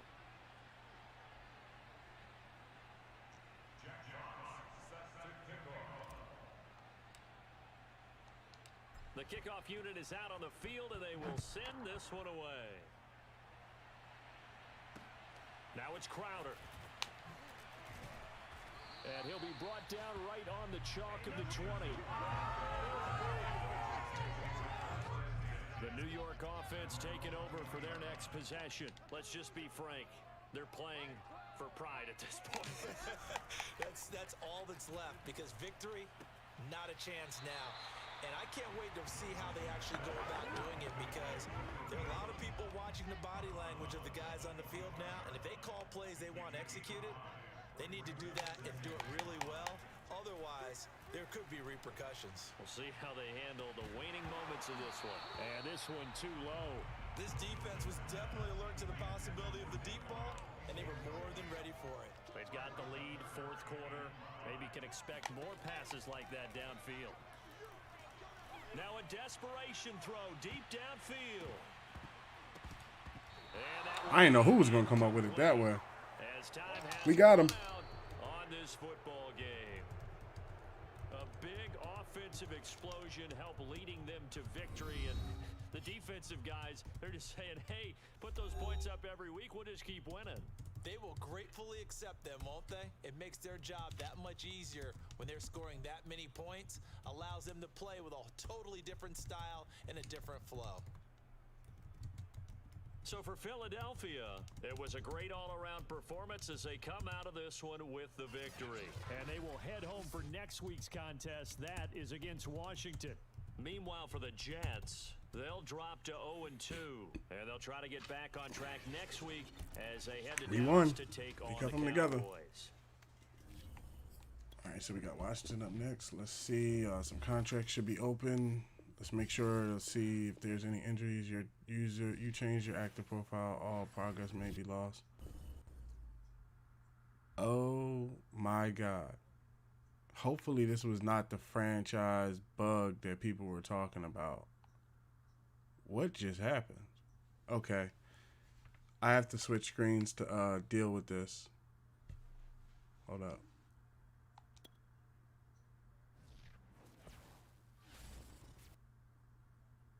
Okay. I have to pause and switch screens and restart this.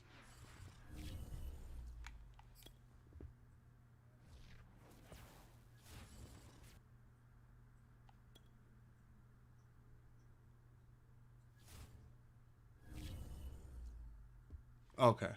Never mind. It loaded up. I guess it was just something with the screen. It had me nervous. I was like, I was sitting up here like, what's going on? Roku Watkins, our our left outside linebacker that's on injury reserve. He gets an upgrade speed. Let's put this on speed. He looks like he's going to be a speed guy. Edmund Johnson, our center. Did he see any reps? He didn't see any reps. Put this on power.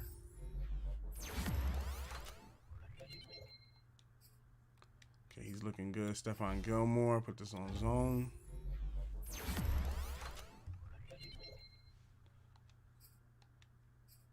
Okay. Let's check and see. Is there any? We got one new injury. Who's the new injury? Jalen Waddle is out for 4 weeks with broken ribs. Okay. Vita Vea is okay, which is good. Vita's not hurt. He's coming back. Let's skip to next week. Hold on, wait. Who got the weekly awards? Was it me? Yep. I got the weekly awards. No, that was last week. Wait, let me see who got last week's. I didn't even see who got the first week of the season's awards. So I got it with 6 for 12, 180 yards passing, 3 passing touchdowns, and 150 yards rushing and 2 rushing touchdowns. Fletcher Cox had 5 sacks and 5 tackles. He got it. And Baker Mayfield and Matt Milano got the other one on the AFC. So let's move forward a week.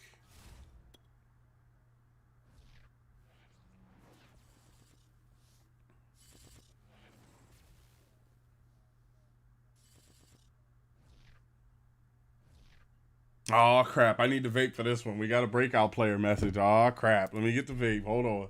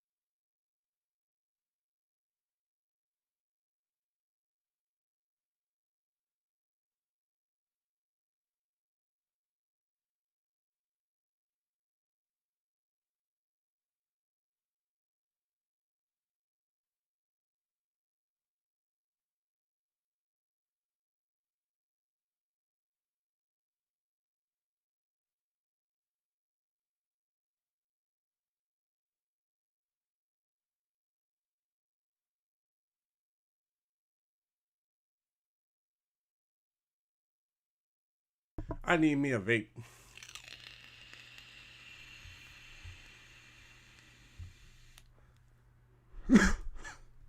I need me a vape before I get to reading this breakout message. God only knows what these people gonna say. They always saying something wild. Hopefully it's something we can do. Let's see who it is.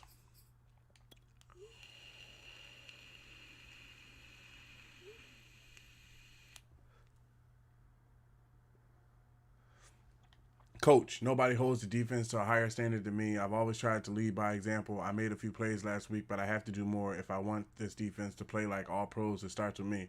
So I'm planning on single-handedly destroying the football team this weekend. I hope the rest of the defense follows me. Okay, let me put this, let me get the picture ready for what they want us to do. Hold the Washington football team to 150 yards. Okay, now, or get Miles Jack 3 interceptions or touchdowns. Okay, so the first thing we're going to do is just an advisory. What I would do is I would come in less than the minutes. Okay, if you lose, it's better that you play on what I found, this is what I found, right? When you're trying to hold a defense to shorter times, it's better to play a shorter time frame. Like if you're playing 6 minutes, play 5 minutes, right? Because it makes it harder on you because you're playing a 5-minute game and you don't have that much time to score, but it makes it better on them. I mean, it makes it better on the upgrade because basically they don't have as much time as they normally had to, get the upgrade and stuff like that. So let's come in here. Miles Jack wanted $50 million. If he gets this upgrade, he's going to go up to an X Factor and he's going to want more than $50 million. So the first person I'm going to negotiate with is Darius Big Play Slay. He wants $14 million. We're going to take this up to 9.5 just because I don't want anything stupid going on with Slay where he doesn't come back. So we're going to take that up to 9.5 and 6.5. He signed the offer. We'll re-sign him again next year. It's just a 1-year deal. We'll re-sign him again next year. Miles Jack, start signing him. How much money do we have now? 142. Let's sign Miles Jack.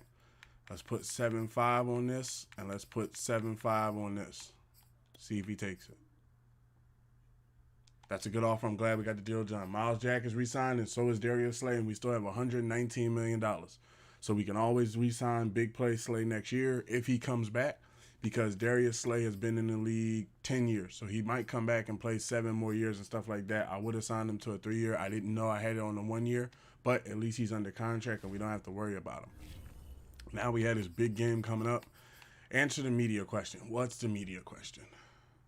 Darius Slay is in the final year of his contract and has turned down your contract offers to this point.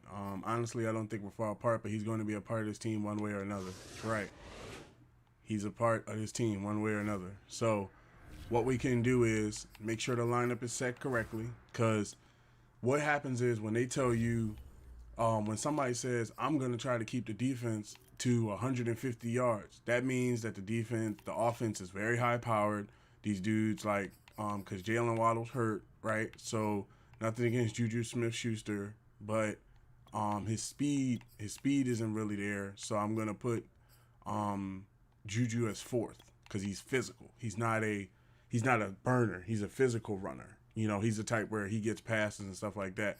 I'm gonna need a lot of down the field passes, but I want him 3rd. I don't want him 4th. I want him 3rd. DJ can be 2nd because I'm trying to get DJ upgraded because Scotty's already a superstar. And then at tight ends are straight. Everybody's cool there. Left tackle, Williams. Left guard, Mailata. Center should still be Hudson. Okay, and then our rookie, he's coming along well. He's almost at 80. That was a good trade. Penny Sewell's playing right guard. Lane Johnson at right tackle. If you're wondering where Brandon Brooks is, after we won our Super Bowl, he retired. Right in is Josh Sweat. He's coming along nicely. Now, the reason why I was going to take Josh Sweat out and put the rookie in is because Josh Sweat has been in the league 5 years. He's not going anywhere. There's nothing that he has done wrong or anything like that.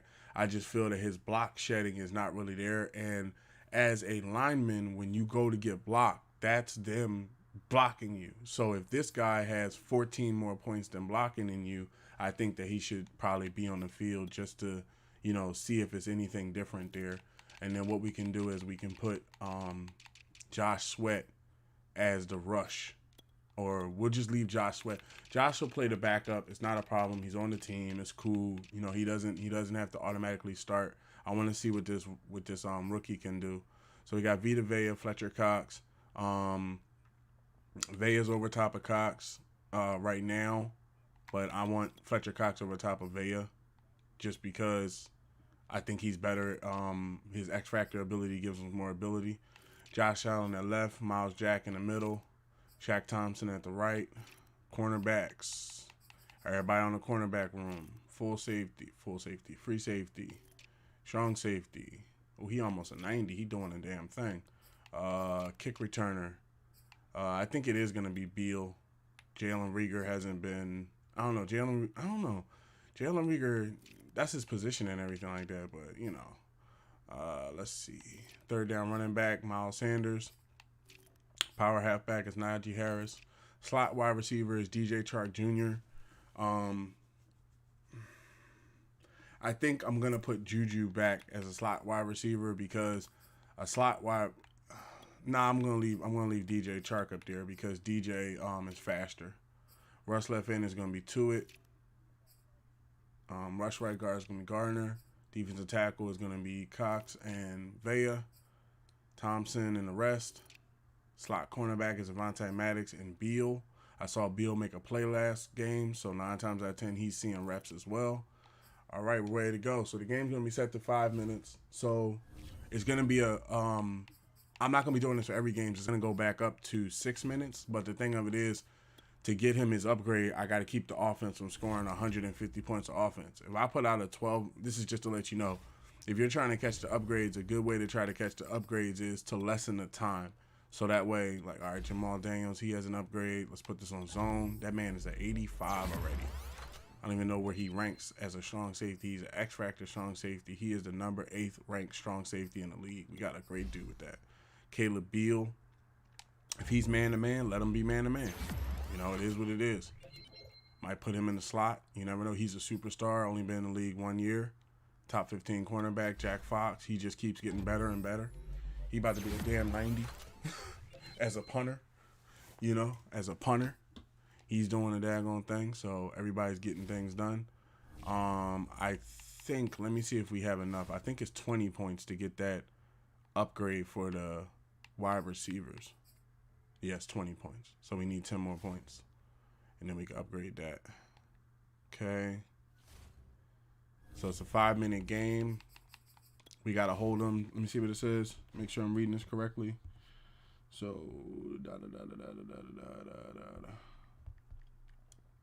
it's a 5-minute game. 5 minutes per quarter game. I'm not going to play like 5 minutes because that'll just be cheating. Hold them to a less than 150 total yards. So they can't run for more, and they can't combine running and throwing. They can't get 150 yards.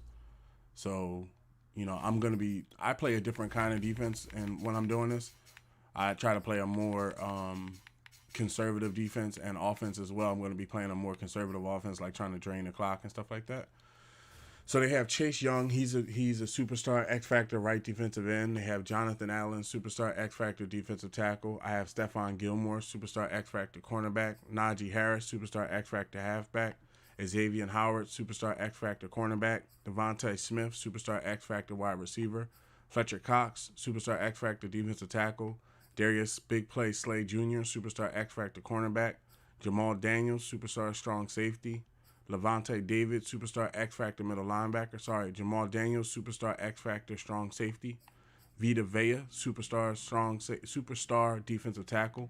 Trent Williams, superstar left tackle. They have Terry McLaurin, superstar wide receiver. I have Miles Jack, superstar middle linebacker.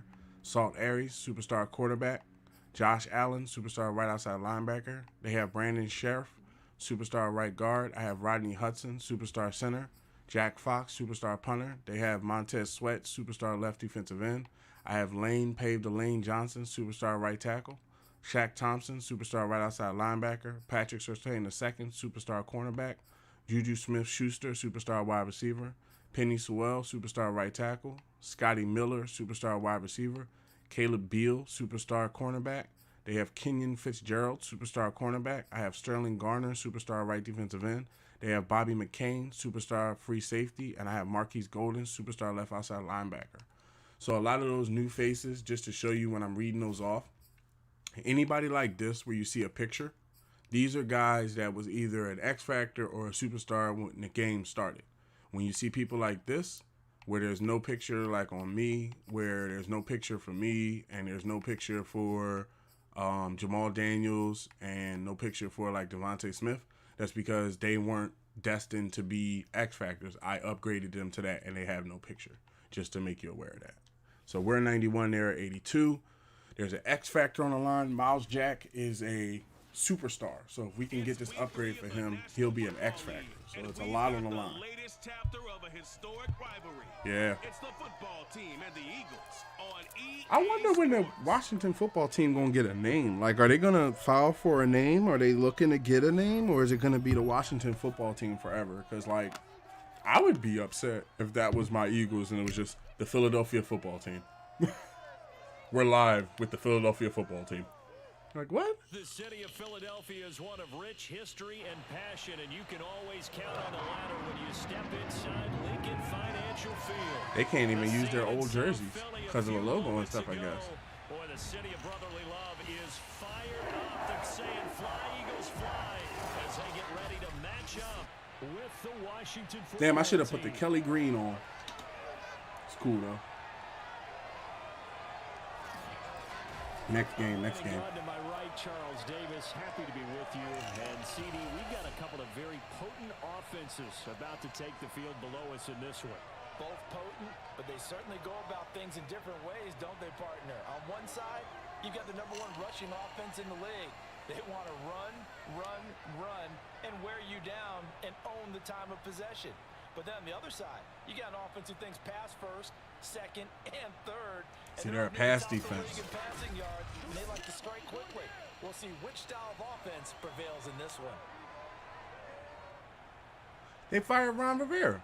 Oh, damn.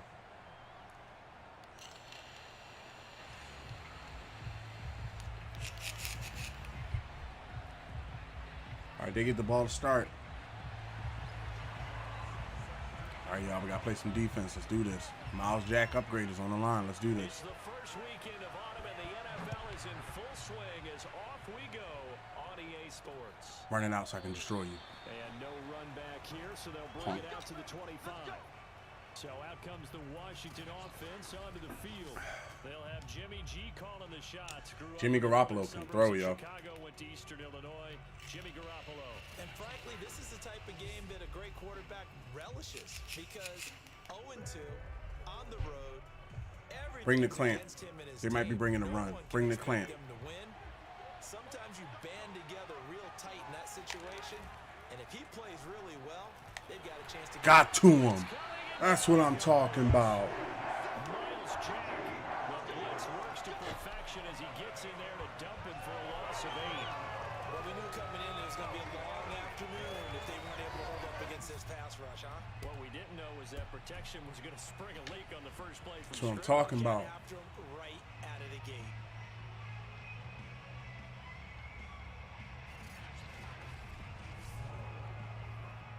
Nah, don't sell out for that run. Don't even sell out for that run. That's a fake right there, probably. If it is, we'll just catch him at the line. Catch him at the line. Yeah. Don't even, no. Play the pass. Come on, y'all. Knock it down. Knock it down. Or take it. Don't let him get it. Don't let him get it. I'm trying to get to him. Don't let him get it.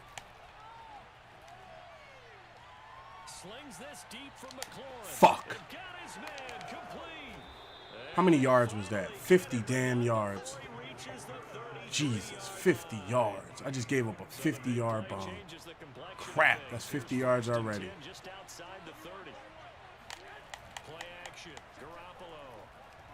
Yo, what's going on with my rush? Get to him. That's right.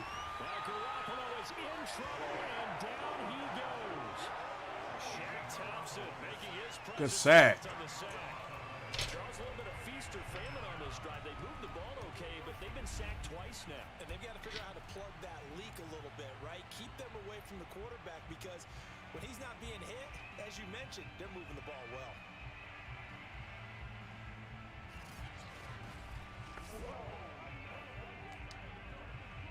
Second and 20. Oh, we got to get to him, y'all. They done put up 50 yards. Another try after the first down sack. Garoppolo, his second catch, and this one not nearly as electrifying as his first. And it'll bring up third down. All right, he's backing up.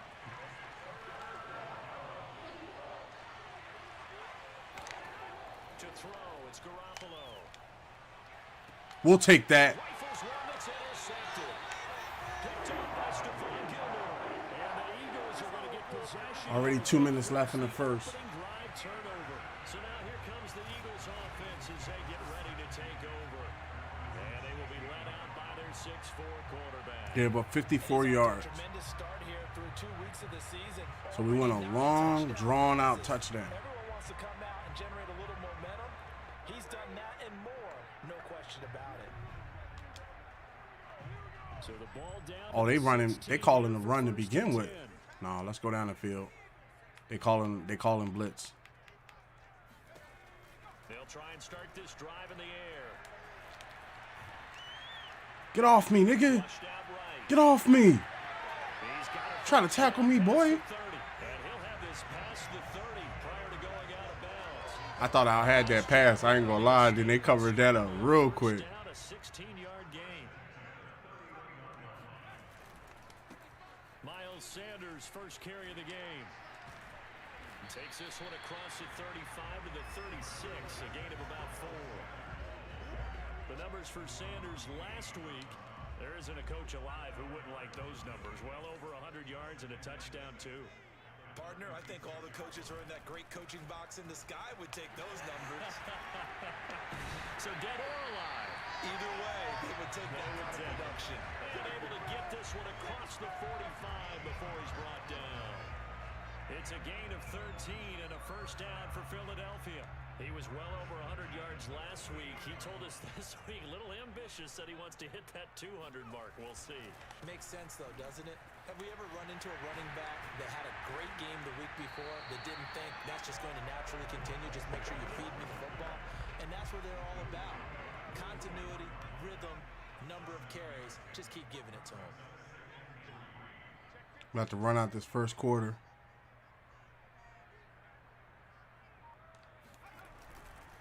On second down now, it's Sanders. It'll be a gain of 2 on the play, but they'll remain a few inches short here with third down looming. No, we bringing Najee. After 1 on EA Sports.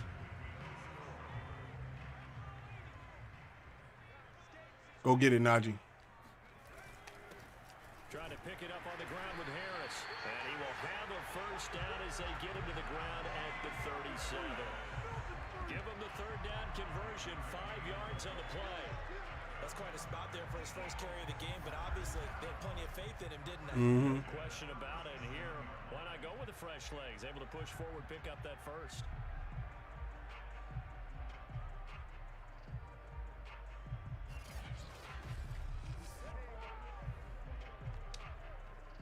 All runs on this drive so far. It's 1st and 10. On the counter now, it's Sanders. Jamin Davis there to bring him down. Oh, that's a real nice job there by the defense in front. They just engaged and held their ground. But how about the guy who made the play? We often talk about whether they take a good first step or not. Many times you just don't take any step. Just get your feet moving, get your body going, and then once he made the read, he was able to make the play. And he'll be brought down at the 27-yard line. 8 yards that time, able to take off, and the result is a first down. And we have to give credit to him for buying time and extending the play. But you know, there's some really upset defenders on that one. They thought that they had him. Instead, he was coated in Teflon and got away. On 1st and 10, it's Sanders. Looking for a seam, but finding none. He'll get back to the line of scrimmage, and that's it. Calling no gain on the play, and it'll be second down. And he got off the end there very quickly to make that play. Yeah, it was almost like the bullet train, wasn't it? I mean, just zoom. Quick, quick, quick. And what a terrific play, holding them to no gain. Escaping the pressure right. That is caught by Smith-Schuster. And he'll be out of bounds about a half to Trying to take it as slow as possible. The end result, 21 yards. Except feet. Because it's a 5-minute game, so we don't have the 6 minutes to be able to, like, blow them out and stuff. Every touchdown is going to count.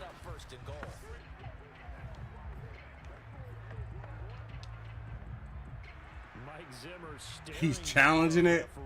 Come on now. He caught that.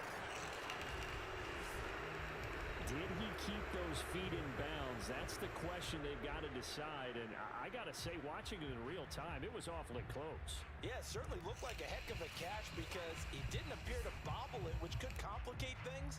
But even with the benefit of replay, that's pretty tight. Here's the call. There we go.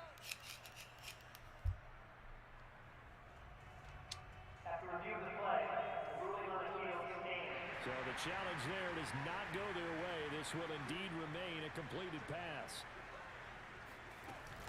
They'll run with Sanders. And he'll take it into the end zone. Miles.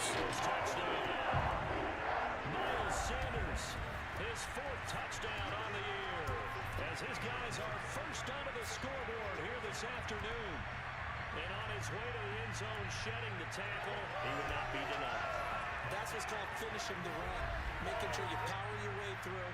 One-on-one tackle. No running back wants to go to the bench and say, I got stopped just short.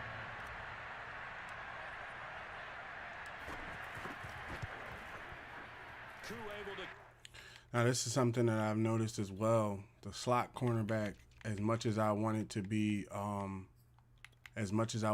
one of them guys, right? I think I'm gonna have to take Patrick Surtain out and put Xavier Howard on the slot, just so I have a X factor guarding that spot, because they're using it. I noticed they're throwing to the middle a lot. A lot of teams are throwing to the middle, so we need somebody that's like can pick them off.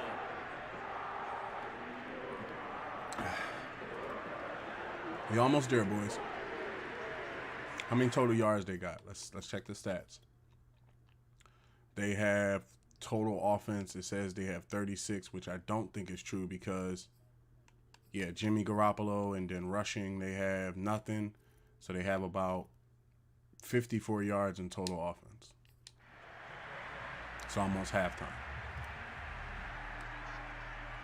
So if we can stop them and get the ball back, that'd be great. Try and get this upgrade. All right, now last time they caught me because I overcommitted to the run and they went downfield on me. So let's cover the top. And there are parts of their last drive they'd like to emulate. And, of course, they'd like to forget the inning, the interception. But they did put together, Charles, a nice sustained drive to get him down the field. Good tackle. Yeah, and unfortunately for them, And it's clock runs. too, right? Because once they do the interception and finish off the drive, Let's go with that does them no good to go back and say, well, you know, we had a good one going. cover Finish 6. things off. That's the only way you can get it done. 2nd and 9. Looking to throw, Garoppolo. And his Yes. incomplete. This defense has been very disruptive early on. Cover As they force 4. another one to go awry. Seems to be the front and the back end. Pass rush, they've been able to get home, and they're taking the ball away in coverage as well. I love how you put it together. The front and back working in sync. Get to him. Play good defense. Slings this deep from McLaurin. We'll take that. To force it in, and it's intercepted. Let's go. Big play sled. Darius Slay with a pick. Second That's quarter right. action, Big play 1:56 sled. remaining.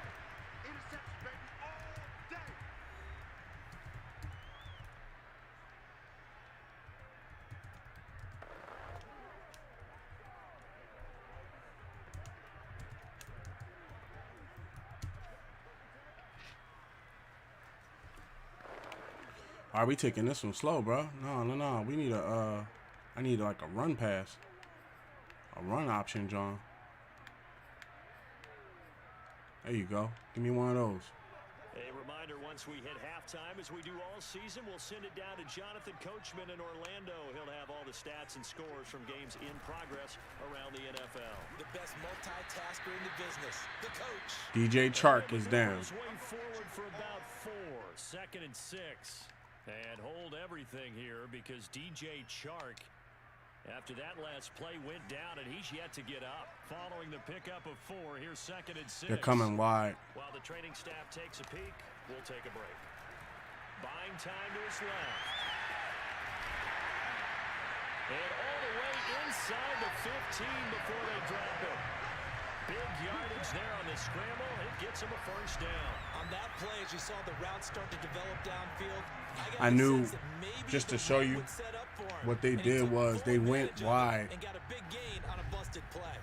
Things I've noticed playing, just to show you, things I've noticed. You see how they're lined up if you ever get in this position.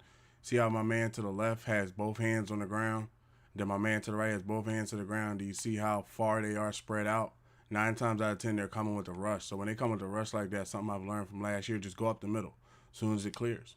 You know, like don't even attempt to pass because they're rushing you. You're going to throw something that you don't want to throw. Like, it's not even worth it. Like, I'm trying to run. I know I got the upgrade set as, you know, a couple minutes, but we're in field goal range right now, so. Here's Sanders. Oh, he got demolished. Down here at about the 11. Give him a couple on the carry there. DJ Chark has a bruised knee. Okay, DJ Chark is down. His day is over. We're down 2 wide receivers now. So bring Juju up, bring Sharif up, bring Jalen up, bring Todd Runyon up, and bring in Kenny Gainwell. Telling you, I might gotta go pick up another wide receiver. Let's just keep it on the ground. Let's not put nothing in the air, because then if we give it back to him, it's the type of stuff where we don't. Did he get it? And he'll be brought down here at the 3-yard Go line. again. They're going to hurry back to the line now. They'll try to run with Sanders. And he'll get him a bit closer as he's down to the 2-yard line. Only a yard that time, 2nd and goal. This drive is pretty clear. Almost feels like old school fundamentals, doesn't it? Want to impose their will on the defense. Was that 5 straight runs? Yeah, 5 straight carries to start this drive, and like you said, the way it's working, they may just stick with it. From the 2 now, 2nd and goal.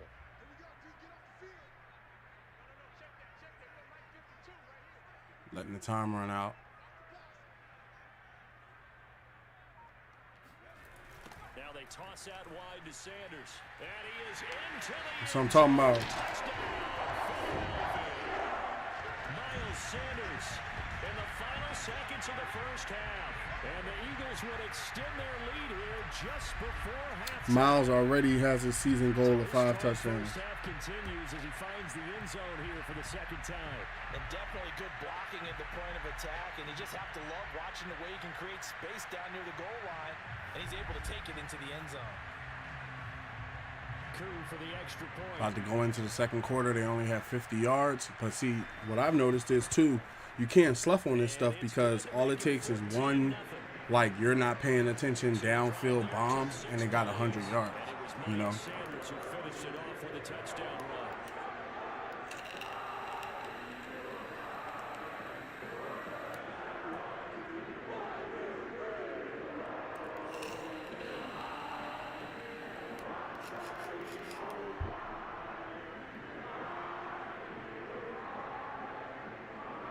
To victory, E-A-G-L-E-S, hero. I'm gonna muff him. That way he has to come out with it. So not much time to speak Burn in of 10 remaining seconds. this first half. That way they can't use a pass. Gotta think smart, bro. Oh. He will make it to the 20-yard line. Is he gonna take a knee or is he gonna go in the air? Out there set ready for this next drive, the Washington offense. And with 7 seconds remaining, not much time to really... Put him on the ground. Put him on the ground. They're just going to run it here up the middle. And defensively, they're just looking to keep him contained as they're able to get him down.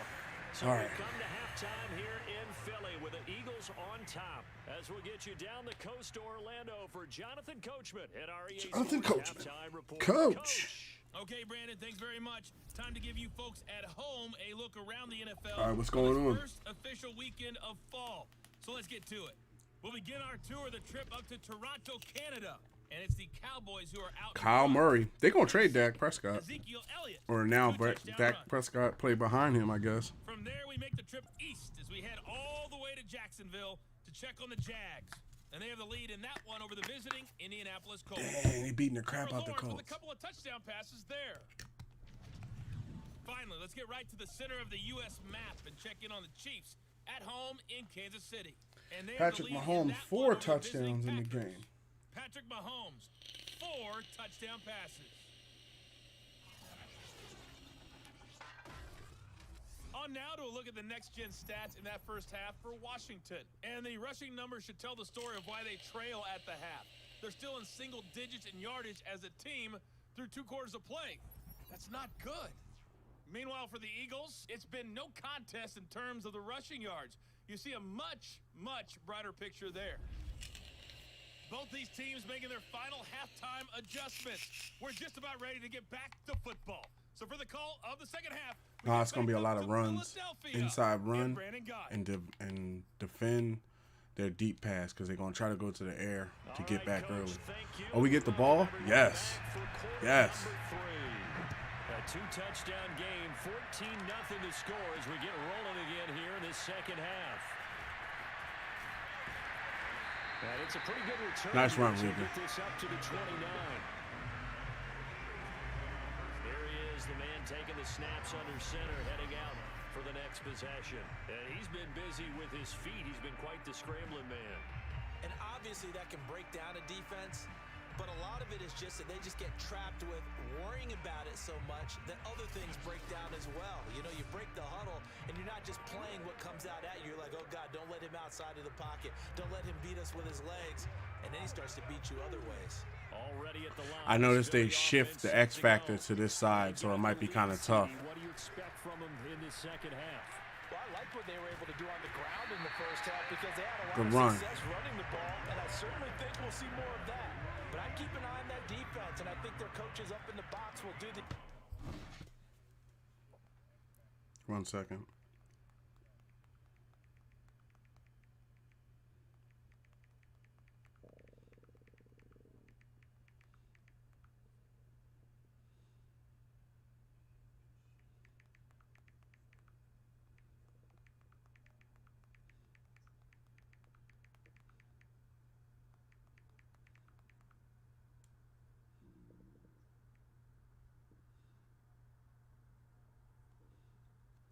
So just to make you aware, I'm waiting on a phone call. I will be pausing when I get the phone call, and then I will be back to playing. All right, so where we at? If they start to see one or two guys start to creep towards the line of scrimmage, that'll be license to take some shots downfield. Miles Sanders, man. Miles Sanders. Work with first. Work with first, y'all. Work with first. We don't talk about it very often, but sometimes there's a dip in intensity when you start the second half. Which can Yeah. manifest itself in some sloppy I kept Miles because I was like, Najee is all these dudes I picked up are great players, but the Eagles still have some really good key players. Like Miles Sanders is a very good running back. He's starting to show me that he can break tackles. Last year he was hurt, and I don't know. I guess it was because he was hurt. He wasn't. Oh, they put somebody in the space. Still gonna run. They'll run on first down. Ooh. Sanders.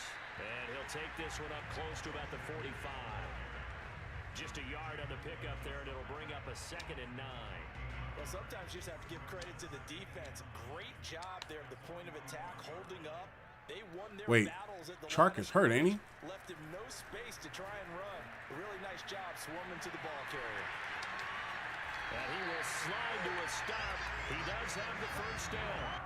I gotta take DJ Chark out. He came in as I think the slot wide receiver, and that is not what he's gonna be doing anymore because you're hurt. So no more time for you. Bring in Jalen Rieger at that position. Yeah. But put Juju back there. 17 yards that time as that'll move the chains. Now, that was a whole lot of open space out in front of it, wasn't Mm-hmm. it? I'm telling you, Brandon, when things are going right, they are going right. And everything has been going their way for the most part. I saw that lane start to develop. Boom. He took advantage of it.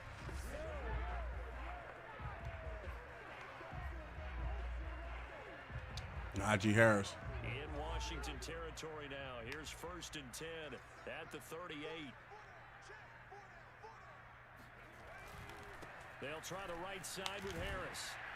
And he'll get 4 here down to the 35-yard line. I feel like I could see what he was thinking on that carry. Wanted to follow that big tackle through the hole. Ended up only getting 4 yards on the carry. I think he had designs on that one being bigger. The run got 4. Now they deal with a 2nd and 6. Now they'll switch it up here and look to throw. This is Smith with the ground. Devontae Smith with the catch. First down here as the tackle's made at Washington's 14. He was held without a catch in the first half, but he's got one here, and he also picks up a first down. And now we get into the psychology of the whole thing because a lot of teams with a 2-score lead in the third quarter, they almost become defensive with their offense, just playing not to lose. I think with this team, you got to figure at this point, this is a great spot for them to go into attack mode, really try and put the hammer down and finish this one off. On first down, it's Sanders. And stopped a few yards shy of the goal line at the 3. 77 yards rushing for him now with a couple of touchdown runs to boot. A lot to praise on this drive, obviously. I know you're seeing what I'm seeing. Those guys up front, they're getting it done. Doesn't matter what play is called. They are handling their business at the line of scrimmage and dominating right now on this. Najee Harris. Look at that play. Yo, this is the first time we ran that. Najee Harris, his first touchdown here of the new campaign. And the Eagles take the opening kickoff of the third quarter. It was like a fake. Like I faked to the fullback and threw it to him. That was crazy. I didn't know if it was going to work. I was like, yo, let's just do this. If he don't get it, we'll just kick a field goal. Oh, that was tough.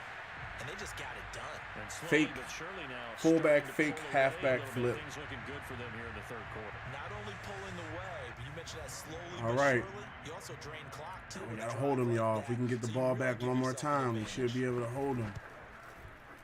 Extra point by Koo, up and good. And that makes the score 21-0. So that drive goes 8 plays. And it was Najee Harris who finished it off with a touchdown run.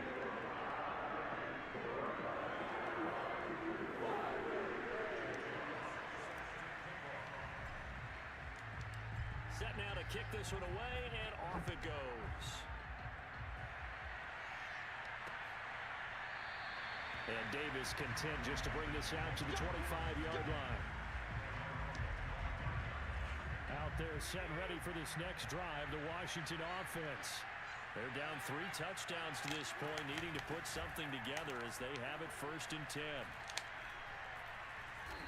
I was like, what is going on when I tackled this man? Well, it's time for them to be good teammates right here. And what I mean by that is possess the ball for a little while. Get at least 2 first downs. Give their defense Go with the cover 3 down a plus. little bit after they give up a touchdown.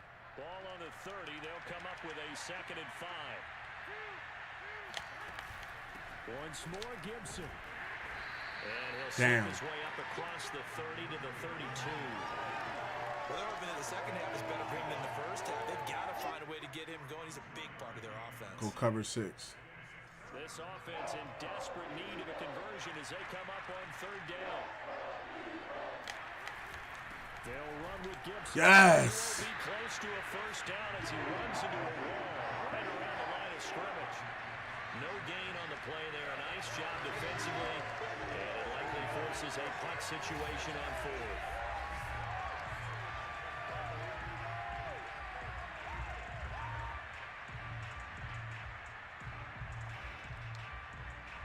Here's Tressway now. And surprisingly, this is the first punt of the game for either team. And that is going to do it. Oh, now they're gonna go for it. Quarter of action. In the cover 1 press. On EA Sports. And they're indeed going to go for it here on 4th down. So trailing here in the last quarter. Let's see how this plays out. They'll go. It's Gibson. Got him! Vita Vea, baby! Did he get there? No, they're going to say he's short of the line to gain. Mike Zimmer got to be unhappy with how that turned out. Big time stop, Vea. Big time stop. In great field position. From the 34 now, here's 1st and 10. Well, at this stage of the game in the second half, down 3 scores, I guess they felt like they needed to push. And let's face it, with this deficit, if they give up another score here after they didn't get it, does it really matter? Right. It really doesn't. They had to go and try and make something happen if they had any chance of winning this game.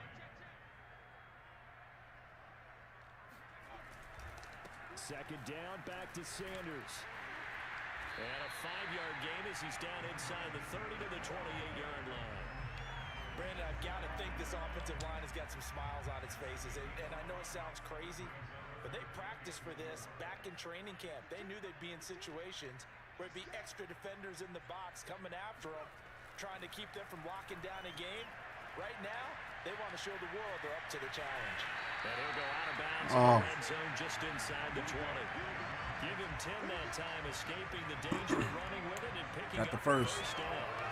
Now that definitely hurts because the mindset is getting a 3 and out there, and they don't get it done. They give up the scramble and a pickup for a first down. They'll run on 1st down. Sanders. And he'll go down here at the 12-yard line. 89 yards on the ground for him so far. Good gain there on 1st down. It keeps him in a running situation probably. They did everything right on that play, didn't they? They got the leverage up front, good blocking, nice hole for him, ends up picking up nice yardage, stays in bounds to keep the clock rolling. They are in charge of this scenario right now. They want to stay that way. And not in any rush offensively. And running room scarce here. He's going to be stopped in his tracks at the line of scrimmage. Call it no gain that time as it's going to leave him with a 3rd and about 3 to go.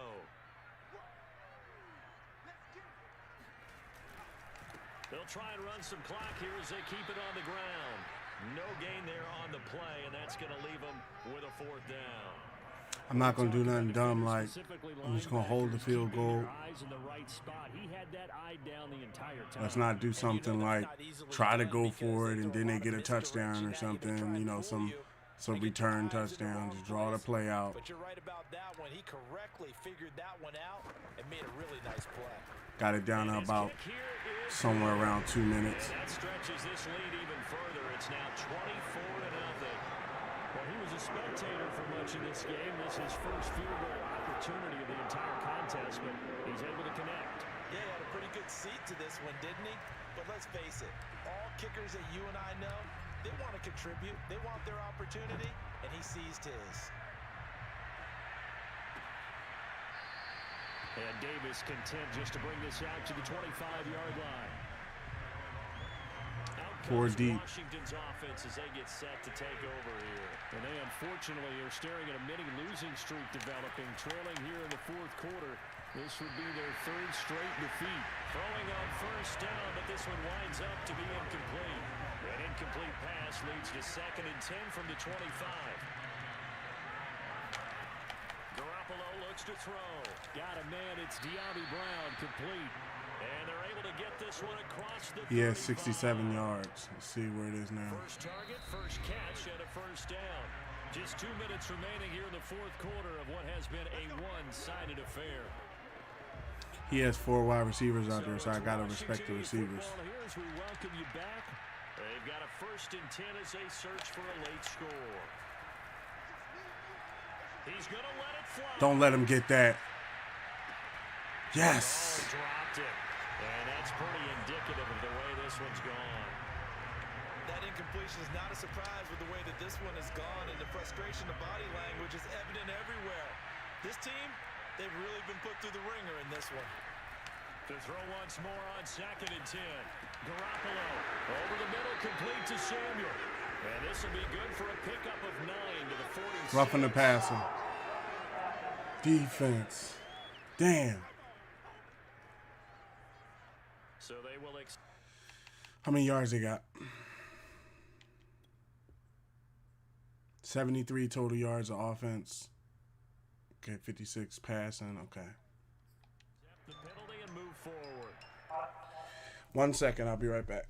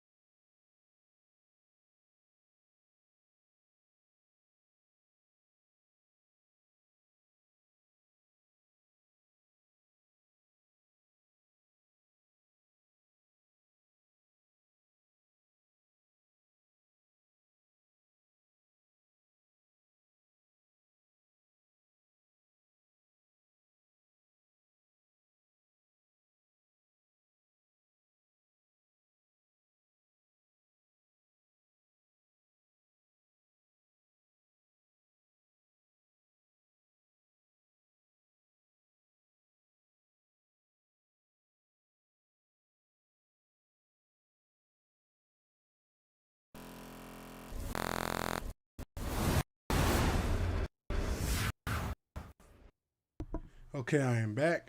Just to make you aware, so what I'm going to do is I'm going to finish this game, and then I'm going to take a small smoke break. I'm not going to take the break now. Oh, where the hell is my... I'm not going to take the break now because I don't want to mess this game up and not get this upgrade. So let's get this last minute and 47. Okay. I just messed up and gave them that. So it's only, they're at the 40, so they can only get like 40 yards, 40, 50 yards if they did score. Even though I don't want to get past him. Take that. See, now they have 105 yards. Right, they have 105 yards, and they're only 10 yards away. So even if they do score, it's the type of stuff where they won't get 150 total. Hold on 1 second.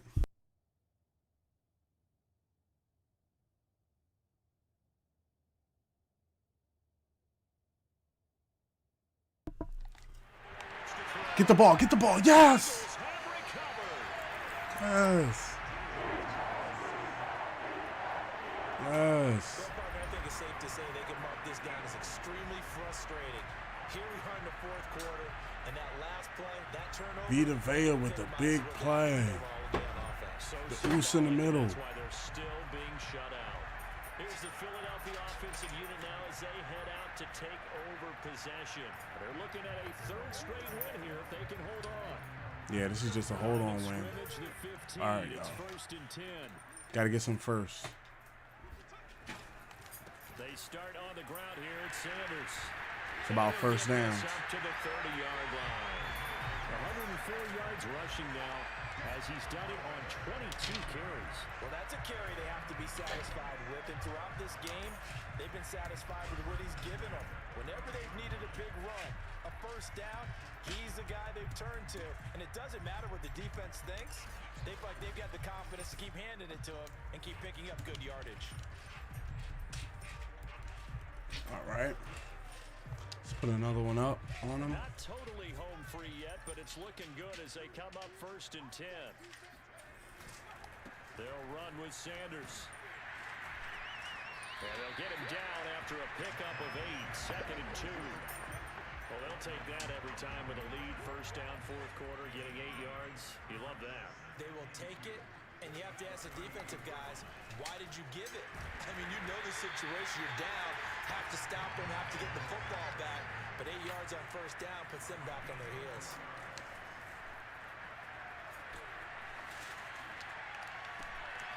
It's caught on the right side of Smith. Now we can try to get a touchdown. Try to get them a touchdown real quick. Timeouts.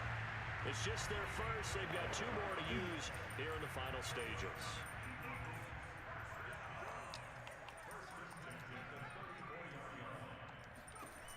He'll drop to throw. Forced out to his left. And he takes this just a few yards shy of the red zone before going out. A nifty bit of scrambling there. 12 yards, first down.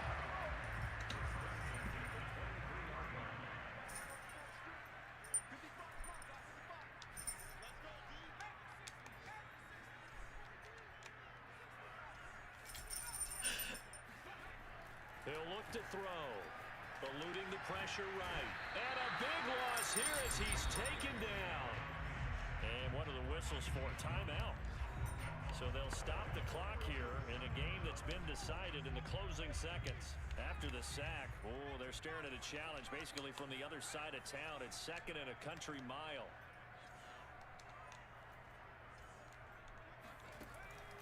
They're going to look to throw. Flush to his right. Open man right side is Smith-Schuster, complete. I'm going to kick a field goal on them. We're rivals. 2 seconds to go. This one obviously decided. Not sure they needed to take it, but we'll take it with them.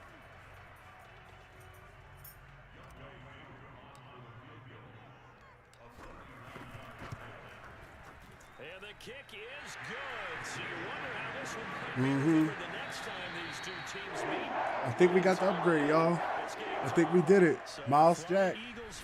That's what I'm talking about. We got another victory. We didn't do nothing dumb like lose the game or nothing to get the victory. All I did was take away 1 minute from the quarter. I think that's a good method to use going forward when we have to hold defenses. It's different when you have to get a touchdown. It's whatever when you have to get touchdowns. Let me see. They had 78 rushing yards. 17 rushing yards and 78 passing yards. Yeah, they definitely didn't get it. They was close. It's an ideal start as they 3-0. now on the young season. And they'll get another home date next week as the Saints will come to town. Meanwhile, for Washington, the early struggles continue as they'll sink to 0-3. And they will get a home date next week as they will take on the Buffalo Bills.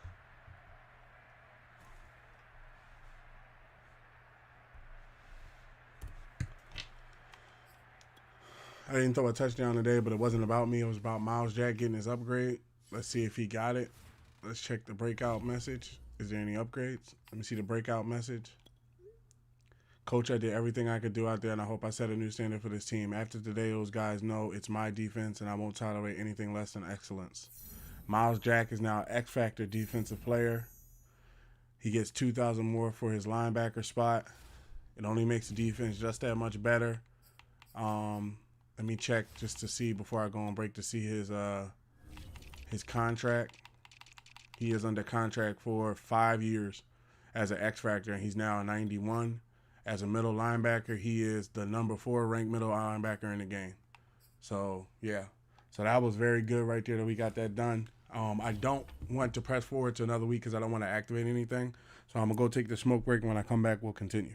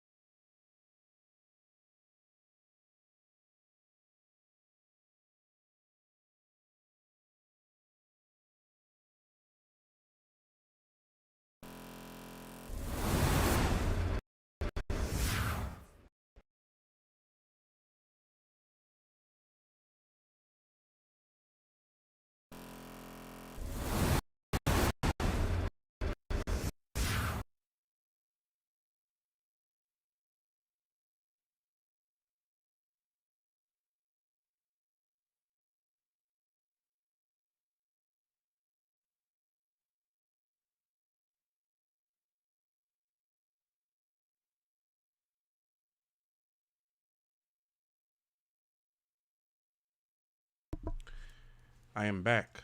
Let me throw this in the chat so nobody walks in and thinks I'm on break.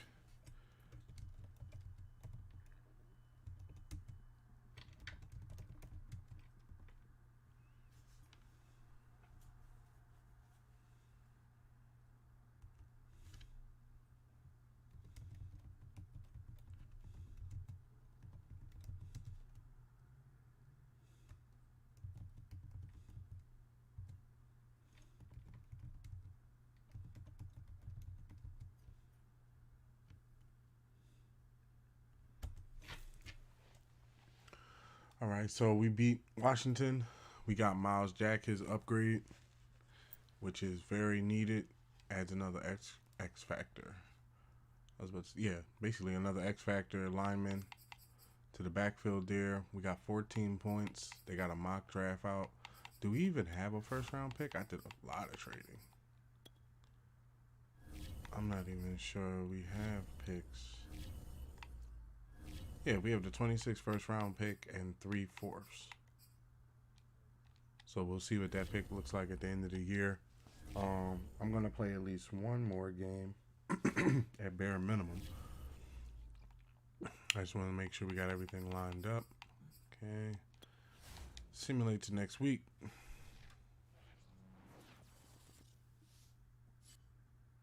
Scout college players. We can do that later.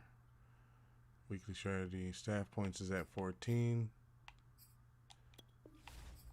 Skip simulation.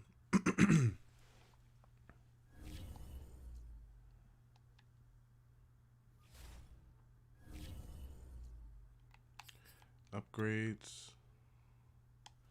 A lot of upgrades at right guard. Oh, he's going to be an agile right guard. Okay. He went green. That's what I was looking for. He's getting rotations at right guard. Xavier Howard, he's starting to feel the juice. Everybody, see if we didn't. What we got? Three wins under our belt, right? Okay, everybody's starting to feel the juice. Devontae Smith, he coming in for his upgrade. You know, he going 92. You know, that's why I'm trying to string them wins together. That's why, like, I don't sit back and bang out like a whole season and stuff. I'm like, let's play this out over a period of time. Look, if Patrick Surtain is man-to-man, let him do his thing. I'm not even going to force that man to be zone. Play man. Do your thing. As long as you got at least somewhat of a zone, yeah, you got 78 zones. So if your man is about to be 99, it is what it is. Maybe he'll play the slot. Penny Sewell. Penny is an agile dude. Just go ahead. People are who they are. Some dudes, I would want to turn them into power, but like when you look at it, look at his power. 78, his agile is 84. When you do that, when you put points on a slot that is not their main slot, it's going to not upgrade their overall. And overalls unlock different stuff. Sante Samuel Jr., you know, he's a man-to-man zone and slot, well, slot and man-to-man. So let's put this on man-to-man. He jumps to 84. Our right guard, Daniels. He's agile or pass protector. I'm going to just put that on agile. Everybody's feeling the juice. A D tackle, Douglas. He can go power as well.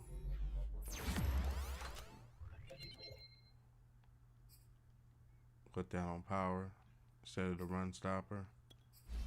A right end, Garner. He has a run stopper set on. I would like it to be power, but let's just put this on run stopper. We know he'll stop that edge. Salt Aries myself gets an upgrade.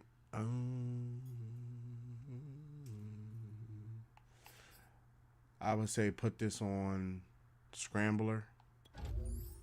And the reason why I'm going to start putting the stats on Scrambler and the throw is because you see how it puts up throw accuracy to mid and throw on the run. Stuff like that's important because sometimes I don't have time to stop and set my feet. Sometimes that throw has to come out last minute. So, okay, 14 points. Training is complete. It's the Saints, the new Saints, or the 2023 Saints, actually, I should say. And let me put that in the chat.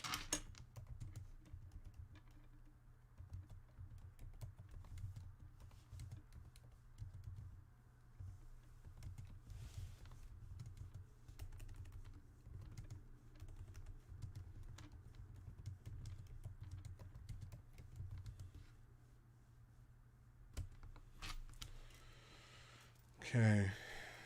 All lineups were set correctly. We don't need to change those. Change the playbook.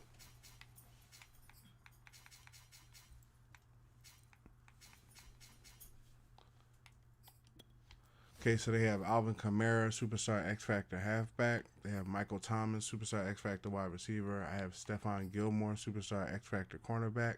Najee Harris, Superstar X Factor halfback. Xavier Howard, Superstar X Factor cornerback. Devontae Smith, the Slim Reaper, Superstar X Factor wide receiver.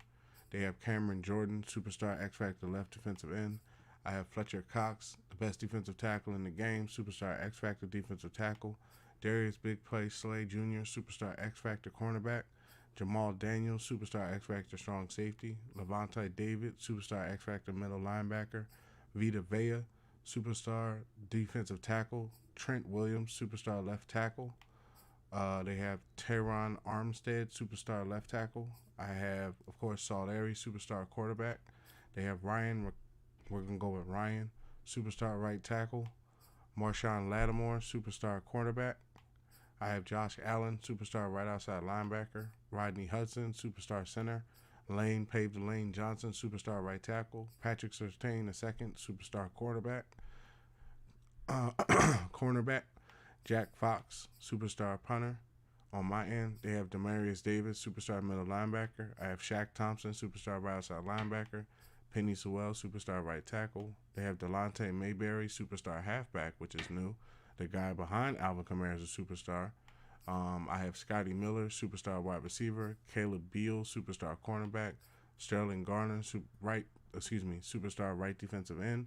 And Marquise Golden, Superstar left outside linebacker. And they have Taysom Hill, Superstar quarterback. So this is going to be interesting. I'm a 92, they're 86. We're pretty close. We're pretty close in ratings. Yeah. It's a home game. Damn, I should have It's put the week Kelly's 4 on. of the NFL, and the question is, keep forgetting. are you ready for some football? Next stream. It's the Saints and the reigning Super Bowl champs. Coming up next.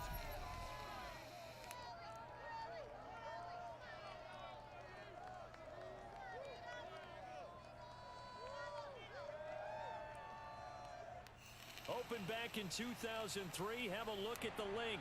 Lincoln Financial Field, where 70,000 are rocking and ready. Damn, I forgot to set the time to 6 minutes. Just a short time ago, these Philly fans We'll go with the 5. We'll just go with the 5. Out of the tunnel, pyrotechnics ablaze.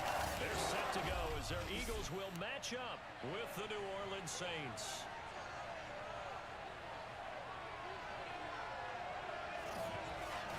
Oh, no. Alongside my partner, Charles Davis. CD, you're an old school guy, and I know you've got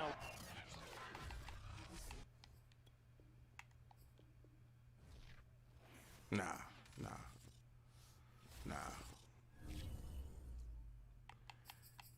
It's not going, that's the sort of thing, it just, nah. See, what'll happen is basically, that's the sort of thing that could impact the game. That one little minute be the type of thing that I lose the streak or something happens last minute, and we're 3-0. Look, we're both 3-0. It's like, no, let's set it back to what we normally play with. And just to let you know as well, that is the normal, from what I know, that is the normal Madden time they normally do. You either play 20 minutes and you play the most key moments, crucial third downs, 2-minute drill, red zone moments, and more, or you play offense or defense, or you play the full game, which is a 60-minute experience set at 6 minutes. Now, you could push it up to 12 minutes and stuff like that. I tend to do that with games where they say score 4 touchdowns. That's where I'm going to turn it up to like 12 minutes a quarter, so that way 4 touchdowns isn't that hard to believe. That's just a touchdown a quarter, instead of it having set at 6 minutes where I got to average a touchdown every couple of minutes. So, but we're going to set that back to 6 minutes. We don't need to run down. We can change the jerseys, though. We can change them jerseys for this game. That since we came back to it, we don't need to change. We don't need to do the rundown again. Not the color rush.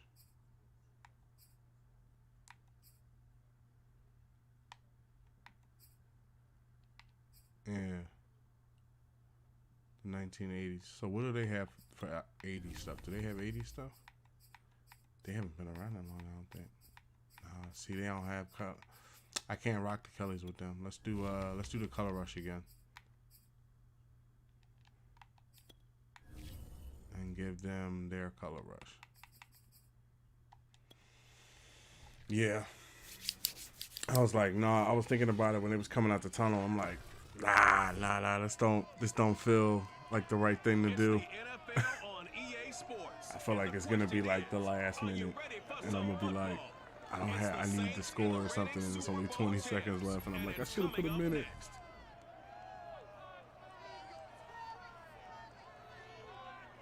I wonder if we win a second Super Bowl, do they be like the 2-time Super Bowl champions or something?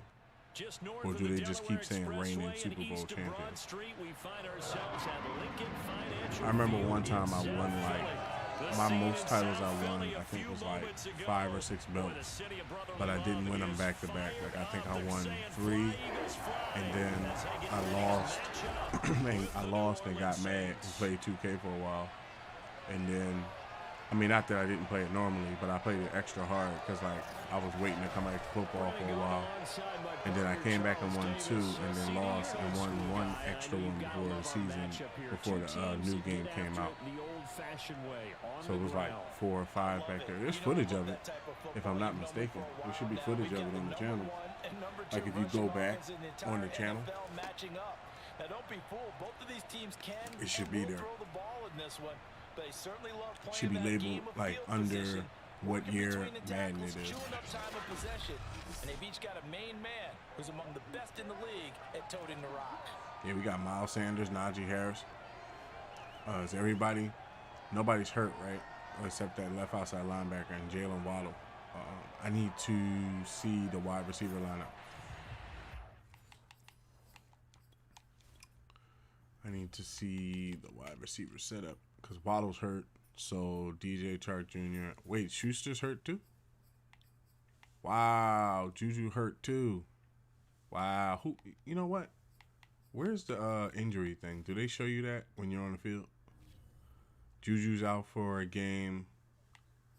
Oh man, Miles Jack is out. He dislocated his shoulder. Jalen Waddle's out 2 weeks, and he's on IR because he's gonna be out like 37 weeks. I wonder if I can pull him back from IR. All right, I'm glad I looked at this before the defense came out to play. So it's understandable Miles Jack is hurt. We got Levante David, X Factor, to step in for him. He steps in at that position, and everybody else will just rotate around those positions, basically. Wide receiver. So Scotty Miller, Jalen Reagor. Nigga got Jalen Hurts out there catching passes. Nah, we not doing that. We not doing that. Put Kenny Gainwell into his spot. And, yeah, we'll work that way. Lord, don't let nobody get hurt. Everybody ready to go. Linemen, all that type of stuff. Linemen filling their stuff. Everybody filling the juice. All right.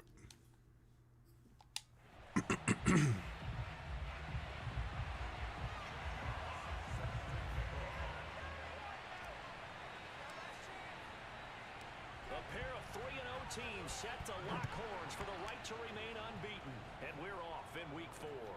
Taking it about the 1. And his guys will get the football right at the 20-yard line. And here come the Saints for their opening drive. Orchestrating the offense, a man born back in 1990 in Pocatello, Idaho. That's Taysom Hill. And I thought in last week's game, he found a way to win like a good pitcher without his best stuff. I mean, he did throw 2 interceptions, offset by 1 touchdown pass. Not the ratio, not the numbers you're really looking for as a QB. All right, Bear, you take that side, I got this side. That's how we're going to be running things. Get that nigga. Yeah. Holding on Bear. Let me guess. Let me get that. What I told you. Holding on Bear. See, you ain't going to be able to take Fletcher Cox, Vea, and Garner, and Sweat, and Tuitt. Like, it's like, get past him. Come here. Now a Alvin pass Kamara down with to his Phillips, who's satellite running self. back. The game's first play produces 6 yards, brings up second down. Defensively here, you're facing a top 5 team in terms of points scored in the NFL. So when they're that high power, you've got to find a way to hold them under 20. Because to me, that's the magic. Don't let him get that. 20-point score. Good defense. That's what I'm talking about. So if they're up around 24, 28, 30, they could be in some trouble. Look at all these people hurt. Because then you turn it into a shootout. Out for season. See, I knew it. He was out for the season. That's why I was put him on IR. I was like 32 weeks. I'm like 32 weeks, man. Like, that's way past the season. When that happens, key guys are out. The next man steps up and plays well. But that starts with the organization itself. Don't let him get that, Gilmore. No excuses for guys. Good being out. defense. Finding guys who are capable backups who can step up and play when they need them. And we've seen the results of that. This team knows how to work through things. He was called on 3 times in the win last week as his first one here's away. So possession goes over here on the punt. And the Eagles will have great starting field position here as they take over.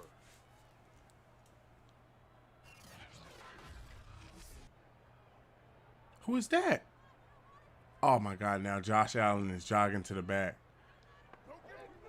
Oh, man.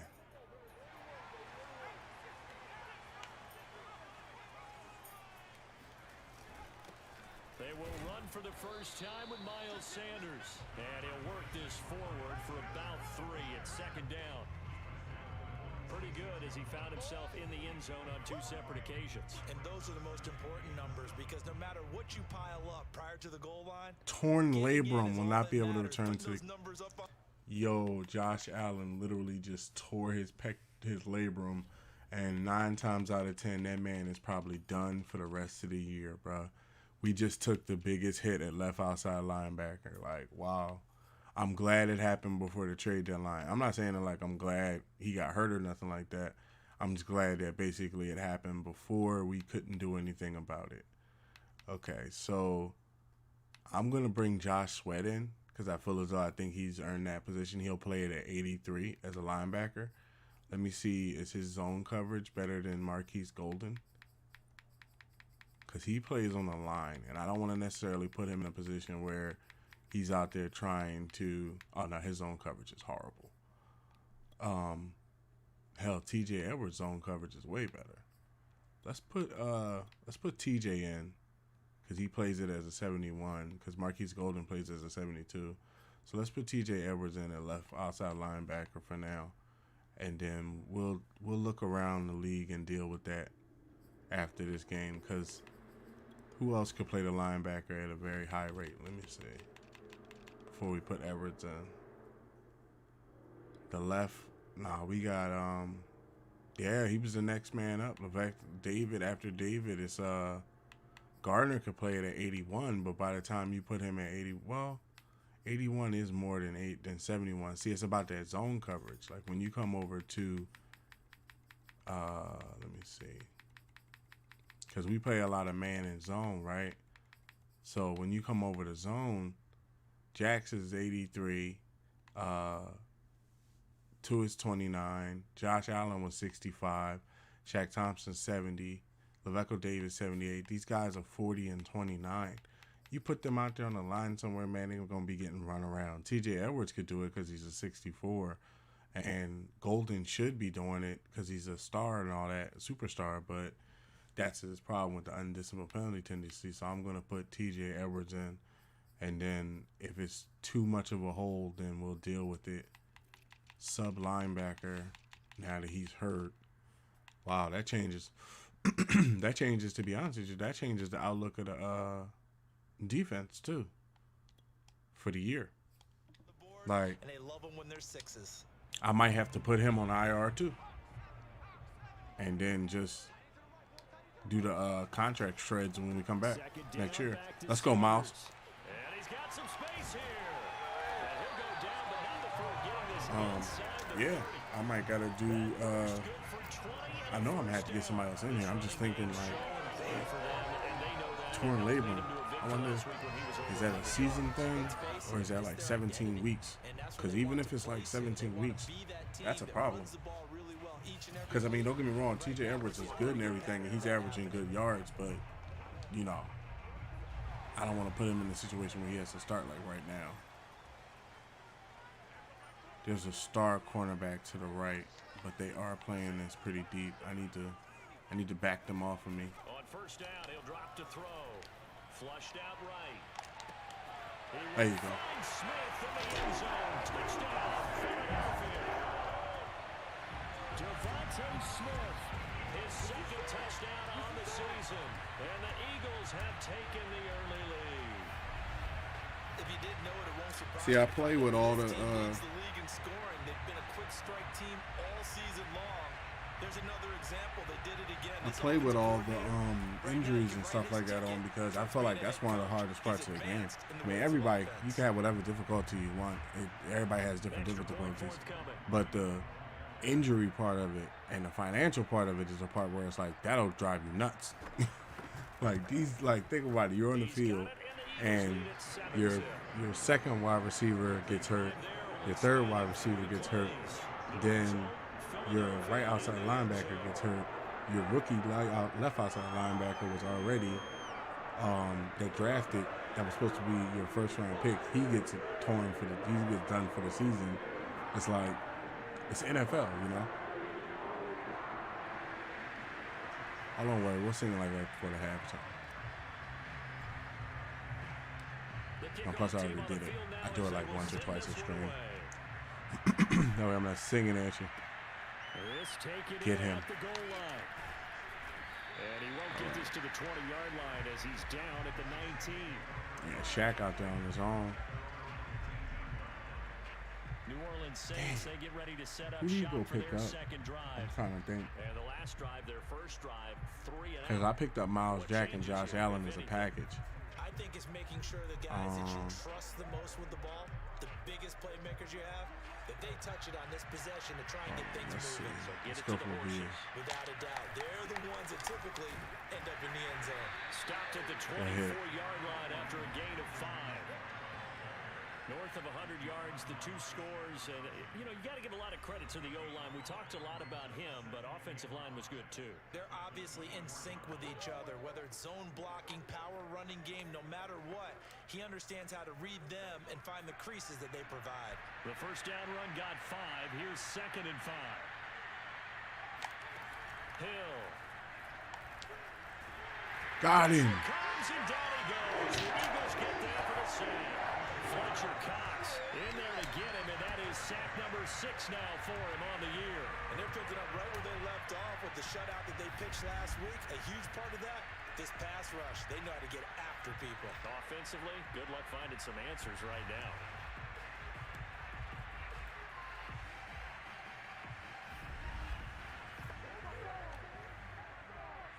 The Eagles call on the extra defensive back here as they prepare for a stop on 3rd down. Out of the gun, Hill. We'll take that. Here's one that's intercepted. Picked off by Stephon Gilmore. Such a costly interception, nearly a pick 6, but now they're so close they are knocking on the door for a touchdown. And I never want to get on any I should have dove. being aggressive because that's part of what their makeup is, and oftentimes it's successful. But I didn't want to In this like case, dive and you then gotta he be knocks the selective ball out. about it to make sure you take care of the football. That interception almost cost them 6 points. Now their defense has to run onto the field, probably giving the quarterback a few side eyes along the way. They've got to see if they can stop a score. 1 second.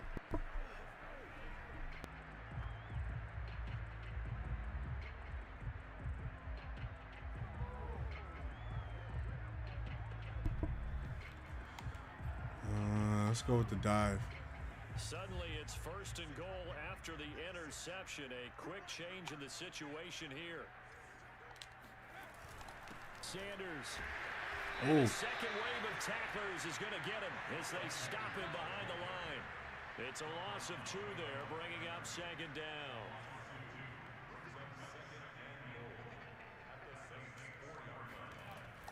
The They'll drop to throw.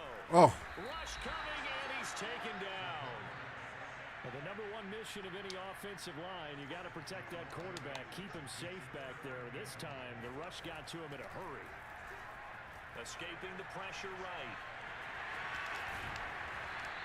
Able to pick up a dozen yards, but they needed more. Fourth down. That was a good effort there, trying to do it on his own, but as a defender, you're in a tough spot because you have coverage responsibilities behind you, and if you take off too quick to try and get him down, he might loft it over your head. So better to track with your man defensively than try to go up and make a stop on the quarterback. Exactly right. What you're hoping is that your guys in the front seven can get him down.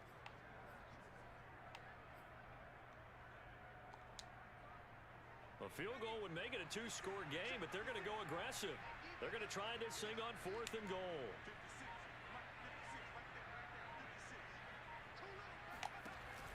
They're going for it. This is Harris. And this is going to be nowhere close. Needed some inches and ended up losing yardage.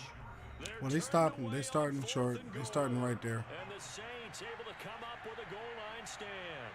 So the defensive front holding strong there on 4th and inches. And how about the battle of big people up front? That turned into a leverage game, didn't it? Defensive linemen, they won it. Lower than the offensive guys, pushed them back, knifed through, and made a great play. Now a first down carry. It's Kamara. Got him. And he is met at the line of scrimmage, and he goes down right there. Officially no gain on the play, and it's 2nd down. Here's Hill. He's got his all-pro receiver, Michael Thomas. And he's going to be brought down on what will be the final play of this first quarter. After 7-0 on EA Sports.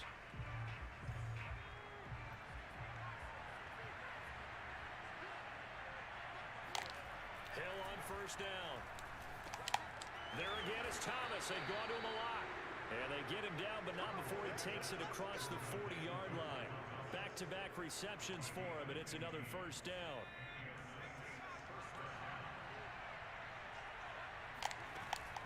They'll run out of the gun with Kamara. And he'll work this forward for about 3 at 2nd down. Well, that's just a pile of bodies there, and that's when you kind of find out who's a tough guy, right? Who can stand up and make a play. It was only a 3-yard run, but for both sides, they had to walk away from that feeling like, okay, I can stand up when the going gets tough in here. And they went the wrong way there. Losing yardage. Sorry. Back at the 43-yard Stop. Stop. line. This defense not fooled one bit on that touch pass. And this has become one of those kind of in vogue plays, you know, kind of like the shuffle pass was a few years ago. This one never got off the ground, but you understand why a lot of teams are running it. These wide receivers, a lot of them, they run like running backs with the ball in their hands. Throwing on 3rd down, Hill.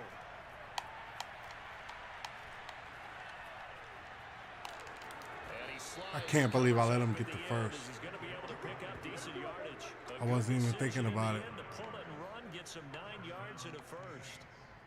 This offense finding its legs now. Here's another 1st and 10. Hill looks to throw. Now he's flushed out left. And Damn it. he'll protect himself at the end here as he winds up getting pretty decent yardage. He'll get 10 there all on his own, but it'll be 2nd down. Partner, he was going through his progressions. Not there, not there. After about the 3rd one, he decided he better pull it down and run for it. And he slides down and avoids the hit for good measure. On 2nd down, Kamara. And he'll go down here at the 35-yard line. They'll get 3 as the drive continues. It's a first down.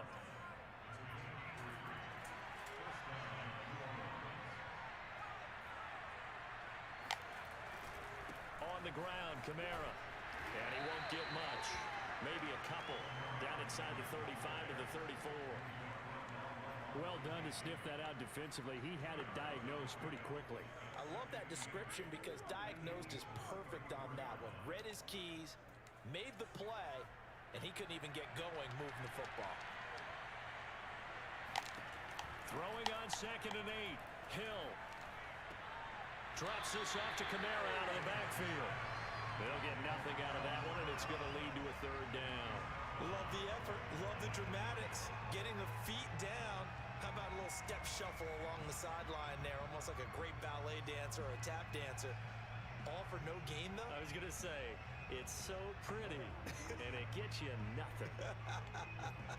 He said it was so pretty and it gets you nothing. The 25-yard line is what they need here. This is third down. 2 minutes on the clock, second quarter, 7-0 ball game. And we'll remind you that coming up at halftime, we'll join Jonathan Coachman and the gang in Orlando. Coach will have stats and scores from the early games going on here around the NFL. Steps away to his left. Space to run past the 20. Damn. And he's out of bounds. Almost gets to the 10. Able to find a lot of empty space there. Picking up the first down at a 21-yard He gonna pull that shit again, gain. too. A shotgun snap for Hill. And this one caught along the sideline, but they say already out of bounds.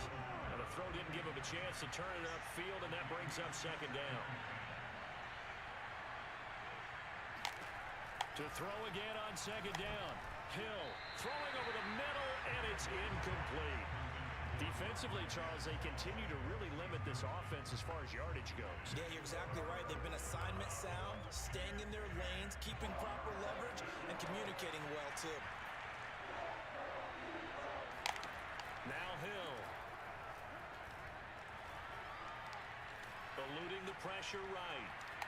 And he'll take this beyond the line of scrimmage as he slides to a hole. He'll wind up getting 4 yards there on his own, but it also brings up fourth down.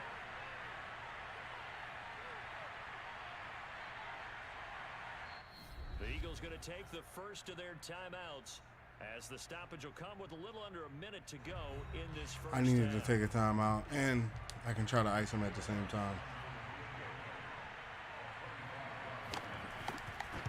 So I want to be able to get the ball back with time on the clock. Kick is good. And they are on the board, but still trailing. It's 7-3. So they do get 3 points, but that's now 3 drives with only the 3 points. Not a ratio that's going to win you many ball games. Not at all, Brandon. And think about it this way. We all know payoff is the key, right? And wouldn't we love to have the concession on every T-shirt that's been printed in football that says finish on it? Because that's the mantra everywhere. Got to be able to finish drives, put points on the board. The Eagles offense set to begin their next drive. And with a little under a minute to go, still time to try to put a drive together to add to their lead should they so choose. Dancing to his left. And he'll be out of bounds right at the 40. I guess no need to force it when you can do that instead. First down, 18-yard gain. Normally we're talking about a quarterback duel where they're matching each other pass for pass. How about the footwork in this one? Both of these guys running the ball well. Yeah, they've mixed in the run game. You're exactly right. Now, both coaches might not like how much their quarterbacks have taken off, but another example right there of just good mobility. So quickly all the way up at the 40-yard line.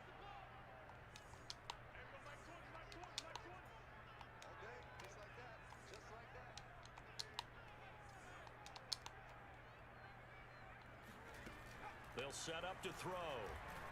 Being chased out left. And this turns into a nice gain with a slide at the end. Back-to-back good plays have him on the move on first down. Back to throw. Flush to his right. And his throw here is incomplete.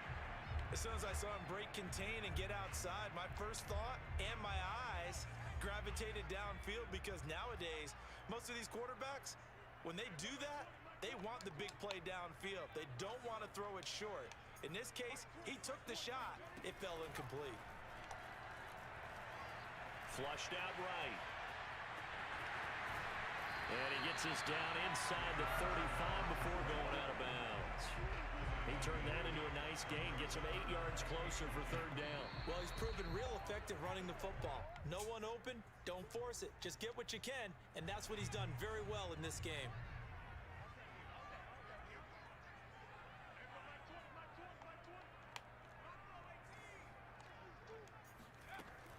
On third and short, they'll try and pick it up through the air. And he will slide to a stop. He does have the first down. And with just 4 seconds left in this first half, a timeout call.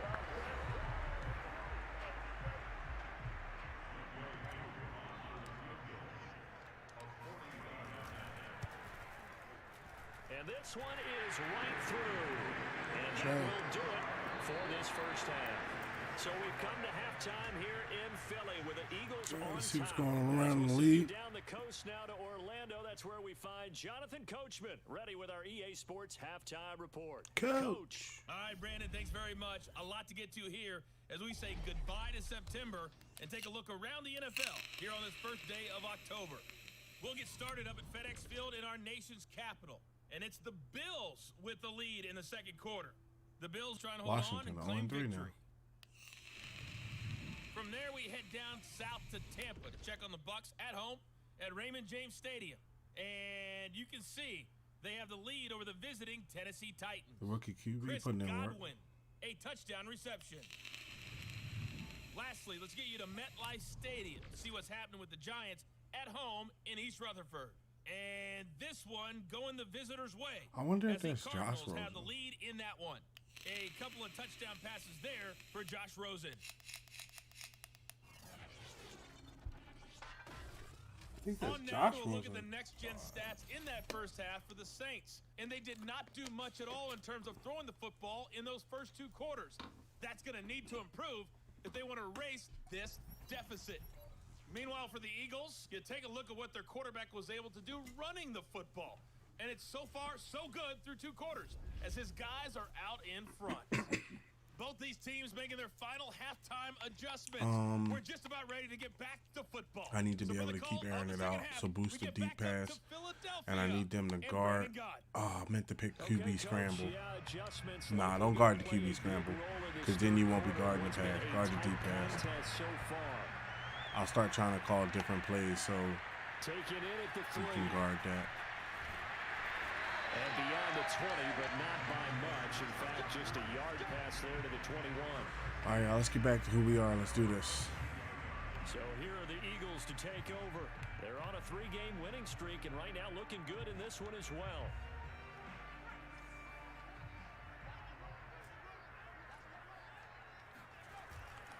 Second half will start with a run by Sanders. That should be And he'll 5. get about 3 as he takes us up near the 3. 25. In the first half, he was Oh. held in check on the ground, but despite that lack of production, they still have the lead. And they've got to feel fortunate about that. If they could actually get production from their lead horse, that would help open up this offense and widen this margin, too. And he'll be out of bounds across the 30-yard line. 8 yards that time, able to take off, and the result is a first down. That was an excellent job of recognizing the situation. His first read wasn't there. Heck, his second read wasn't there. But he bought himself a little extra time scrambling out of the pocket, got to the sticks, and picked up the first. I hesitated. Anywhere to go with it, and he goes down. And now it looks like they're going to be in the hurry-up. 2nd and 14. Escaping the pressure right. And this one taken good job. in on the right sideline, but not in the field of play. They say it's incomplete. The throw led him a little too far. It brings up 3rd down. An incomplete pass on that last play, and that means they'll need to come up with something here on 3rd down. They'll set up a throw, eluding the pressure right. Scotty Miller. Complete. But he gets us to Miller with the big-time catch. It's Miller time. 45 before going out. Able to convert on 3rd and 14. A terrific play call. Now that's all about making something happen as a quarterback, because instead of forcing something, That's going to be my tagline for him. It's Miller time. buying some time outside That of was the a great pocket, catch. Look at that. waiting Kept for his feet someone in. to come Everything. open. And when he did, he put it on him for a big play. All right, we and got to a make first sense of down. the run. So in Saints territory now. Here's 1st and 10 at the 44-yard line. They go back to the ground with Sanders. Trey Flowers there on the tackle. I'd say they've got to find a way to get him going. He's such a big part of their offense. I wonder if they might throw it a little and come back to the run. Anything, because you're right. He's pretty much been completely neutralized. 2nd down, back to Sanders. And he's going to get this inside the 30. 41 yards rushing for him now on just 6 carries to this point. Looks to me like maybe there's a little attrition setting in with this drive. Because when you see that type of a run, I get the feeling the defense gets a little bit tired. And that's the last thing they need, especially when they look up at the scoreboard. I should have no huddled them.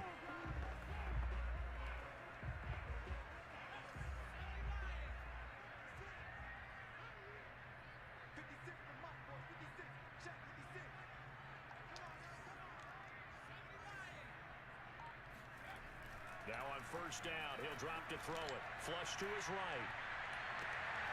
And Shark hauls it in.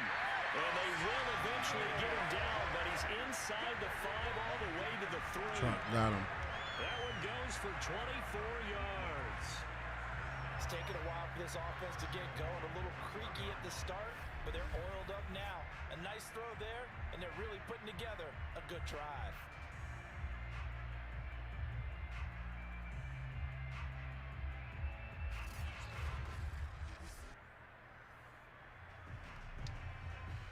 It looks like a jumbo set with 3 tight ends here for first and goal.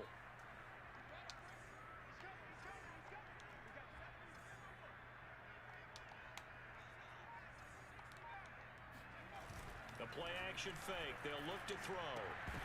Toward the end zone. Tunyon. That's going to wind up Tunyon. incomplete. What was that, Down near Tunyon? the goal line, things really get physical. You're always anticipating a running play, but when they do throw it, things happen quickly. A little bit of a bang-bang play there that falls incomplete. 2nd and 3. Flushed out right. Oh, To the goal line, but it's incomplete. Lane Johnson is down. No, we need to address that. Lane Johnson is down. Go with the spacing. So can this New Orleans defense stand tall again? 3rd and goal. Back to throw again. Buying time to his left. And he will not get away. He's sacked back around the 3-yard line. Marcus Dislocated Davenport shoulder. able to... Okay, so Lane Johnson is probably gone for a couple of weeks also with a dislocated shoulder. So Penny Sewell is going to play his position, take him off a right guard, put the rookie right guard in that needs to get reps. Well, right now we can't have him in right now. We'll put him in another time. And then put Penny Sewell at right tackle. Get in there for his 2nd sack of the afternoon.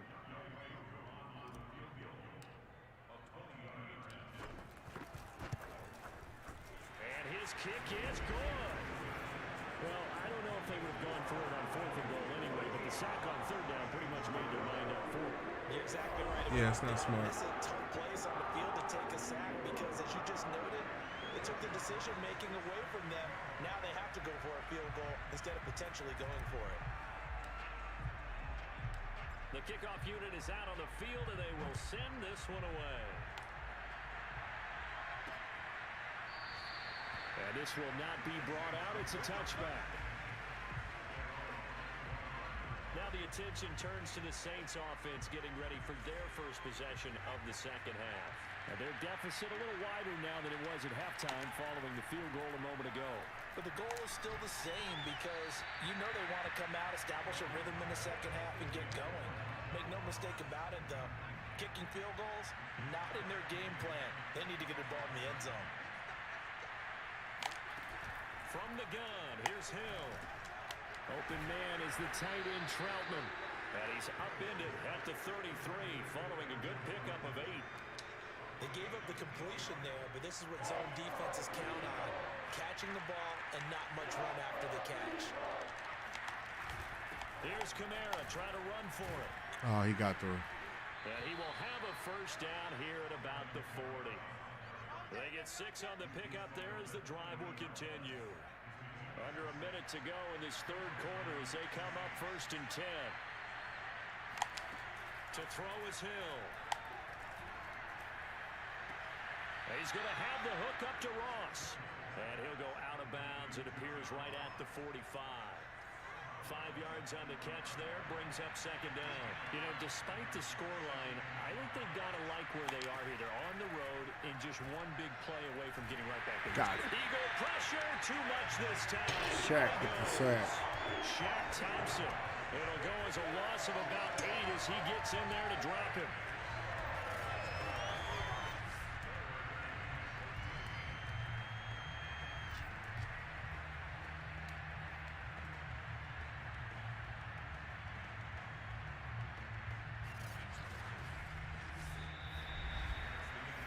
Going to get to the line to run another play, so we will switch ends as the third quarter has come to a close. This is the National Football League on EA Sports. The Saints on third down, they've hit it 50%, 3 of 6 to this point. This is going to be 3rd and 13. And pressure coming in. That's right. Once again, Shaq Thompson picks up his second sack of the afternoon.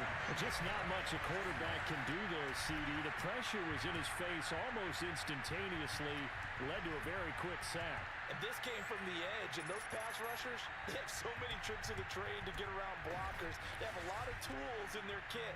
This was pure speed and athleticism on this play, though. And they could barely get a glove on him before he got the quarterback on the ground. All right, they're going to try and keep They're going for it here on 4th down. They're going for it. Desperation time on 4th for Hill. Going deep downfield for Ross. It's incomplete. Took a shot, couldn't connect. Good defense, big play. Good defense. Go for it, backfires. And the Eagles are going to take over in great field position. So they really needed points here in a 2-score game. Could not come away with anything there on 4th. And while we know they're a little bit discouraged here, they can't check out of this game. You and I have called a good number of games over the course of our career where we've seen these types of situations. Teams get the ball back, and that miracle does occur. So they can't let that dream go just yet. They have to get stout on defense here. Yeah, right now really hoping for a turnover. On 1st and 10, it's Sanders. And he sneaks his way forward only for a couple here. Second down. The last run good for 2. Here's 2nd and 8. Sliding out of the pocket. He's going to take a shot for the end zone. And that one going to wind up incomplete. Nearly an interception in the end zone. Probably should have been. 3rd down coming up. On 3rd down, he'll drop to throw. Forced out to his left. And they'll get this down to the 10. Able to make something out of nothing there. 17 yards and a 1st down. That is an absolute backbreaker. That was a design passing play, wasn't a draw. You think you got to stop good coverage downfield, and he's able to pick up the first with his legs. Defensively, that kicks into your psyche and hurts a little bit, doesn't it? It certainly does, and here's the thing. Anytime you give up a 1st down, it hurts you psychologically, but it hurts more when they get it this way because you've covered everything. He didn't have any place to throw the football. He takes off running and picks it up anyway, and now you have to stay on the field for an extra set of downs. And really could have used that stop trailing here in the 4th. Escaping the pressure right. And Goddard's got it. Touchdown, Eagles. Dallas got it. Dallas Goddard, his 4th touchdown on the year. And the Eagles are going to be moving to 4-0 as they extend their lead. I thought that was a nice job there, feeling the pressure and rolling out away from it and keeping the play alive. And I think he did it with the idea that his tight end would find his way free in the end zone, and his confidence was rewarded.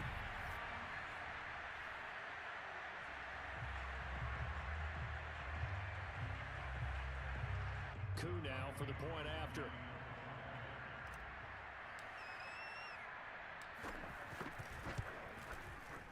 And that'll make this a 3-score game as the lead moves to 17.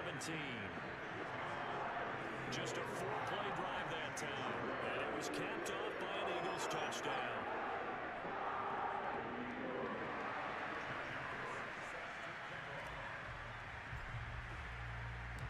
Out is the kickoff unit as they run up and send this one away. From a couple yards deep, he'll bring it out of the end zone. And no chance to get away as they'll get him down at about the 17-yard line. Defensively, you said coming in earlier in the broadcast, the magic number was 20 points for you. That's what you thought they would have to hold this offense to, or less than that. And, wow, they've done that in a big way, haven't they? Not only have they done it, they put themselves in a great position to win this one because holding them down was paramount. If they could get it done, well, guess what? We see the end result. Right now, they have their eye on victory. And leading here in the fourth. The Bills throw there into the hands of Ross.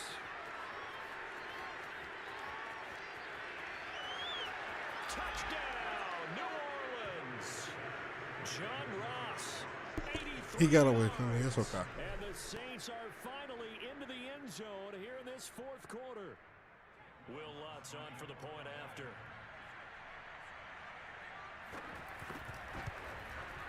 It's up, it's good. That'll make the scoreline 20-10. Those are the ones the offensive coordinators dream about. One-play drives from that distance. What an effort. It results in the touchdown. And a fair catch signaled for and taken successfully. Philadelphia's offense ready to go again. Well, there are two scores on the plus side. Still time here in this fourth quarter, but maybe you start thinking about playing keep away? Yeah, I think here's the situation. You're not thinking touchdowns anymore. You're just thinking first downs. To keep up with your theme there, playing keep away, first downs, they can't touch the ball. They'll try and start this drive in the air. Steps away to his left. And he's upended at the 33, following a good pickup of 8. Under 4 to go now as the clock runs and they come up on second down. They'll look to throw. Eluded, and he can't find a receiver, and he's brought down. The Eagles on third down. They've converted 3 out of 5 thus far. This is 3rd and 14. Off the play fake, he'll look to throw. Got a man, it's Tunyon. And he is going to have an Eagles first down as they're able to get the third down conversion. Partner, I like that they're staying aggressive on offense because Tunyon makes up for his miss with a good catch. known as a put-away drive. You score here, that might put this one to bed. I like the fact that they're playing with confidence and not playing with fear.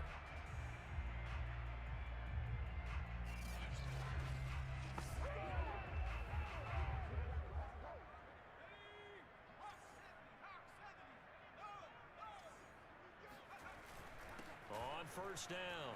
It's Sanders, and he'll get it out to midfield. Let's see, yeah, they'll spot it right at midfield at the 50.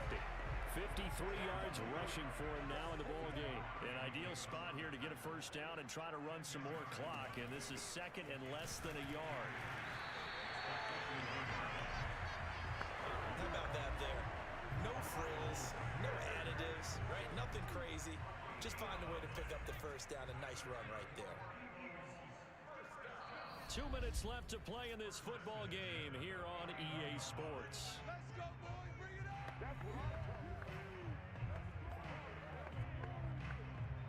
So it's Eagle football here as we get you reset. And not totally home free yet, but it's looking good as they come up 1st and 10. They'll try and run some clock here as they keep it on the ground. So fresh out of the 2-minute warning, and here's another timeout taken with 1:55 remaining.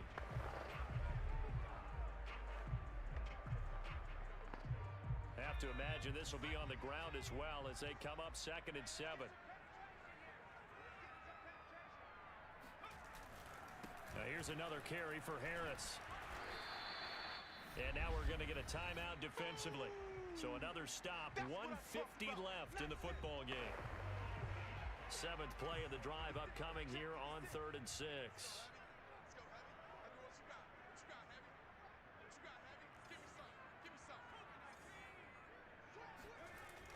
Now back to throw. And the throw there going to be incomplete. That pass just a little bit off. It looked like maybe he tried to force it in there. Game speed, always different, no matter what you do in practice. Can't simulate it, right? So your decision-making, everything has to be a little bit quicker. Sometimes it can throw you off until you adjust.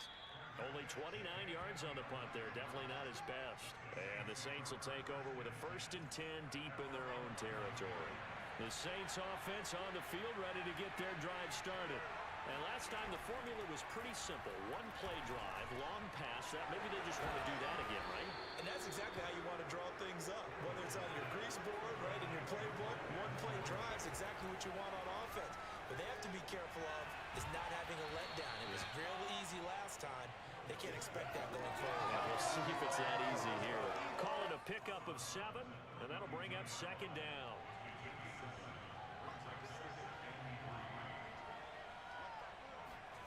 Now Hill. Flush to his right. And he works his way past the line of scrimmage and then slides to a hole. Hill. A throw over the middle taken in by Troutman. And he is going to have a Saints first down as they're able to get the 3rd down conversion. That is caught by Callaway. And he's got this down to the 35. Ball up to the 35 now as they come up on 1st and 10.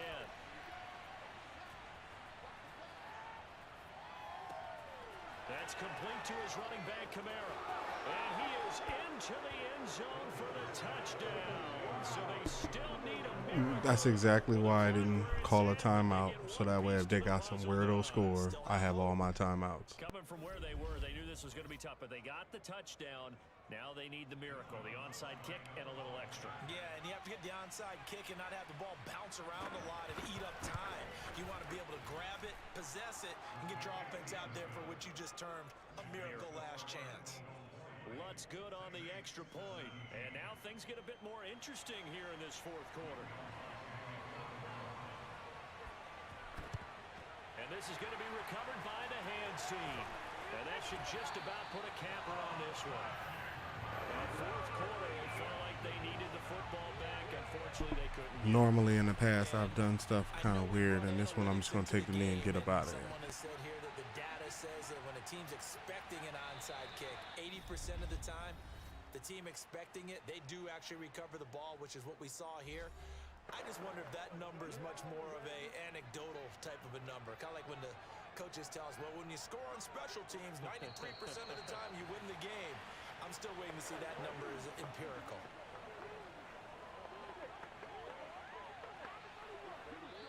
So it's a victory here for the Philadelphia Eagles. And they've got to feel good about this performance. I think you'd agree, matched up against a top 5 defensive unit in the league, and they pretty much had their way. Yeah, that was the interesting part about it, because normally when we see this defense play, they have their opportunities and they make their plays, don't they? They knock them back on their heels. They take the ball away. They change field position. In this case, what you said is so apt. They had their way with them, took it to them, and knocked them back on their heels and surprised the heck out of them. So for Philadelphia, that early momentum continues here as they move to 4-0. And they'll hit the road next week to take on the Buffalo Bills. Meanwhile, for the Saints, the defeat is their first of the year as they drop to 3-1. And they'll be back home next week as they're set to take on the Carolina Panthers.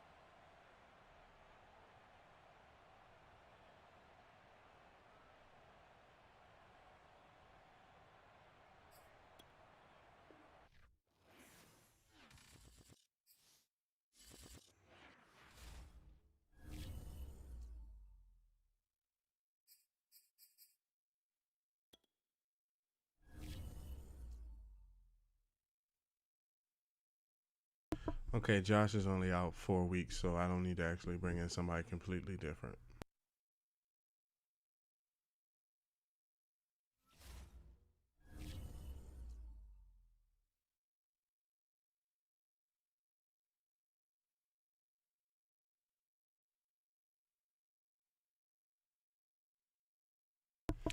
So this is where I'm going to stop things. Let me put it in the chat 1 second.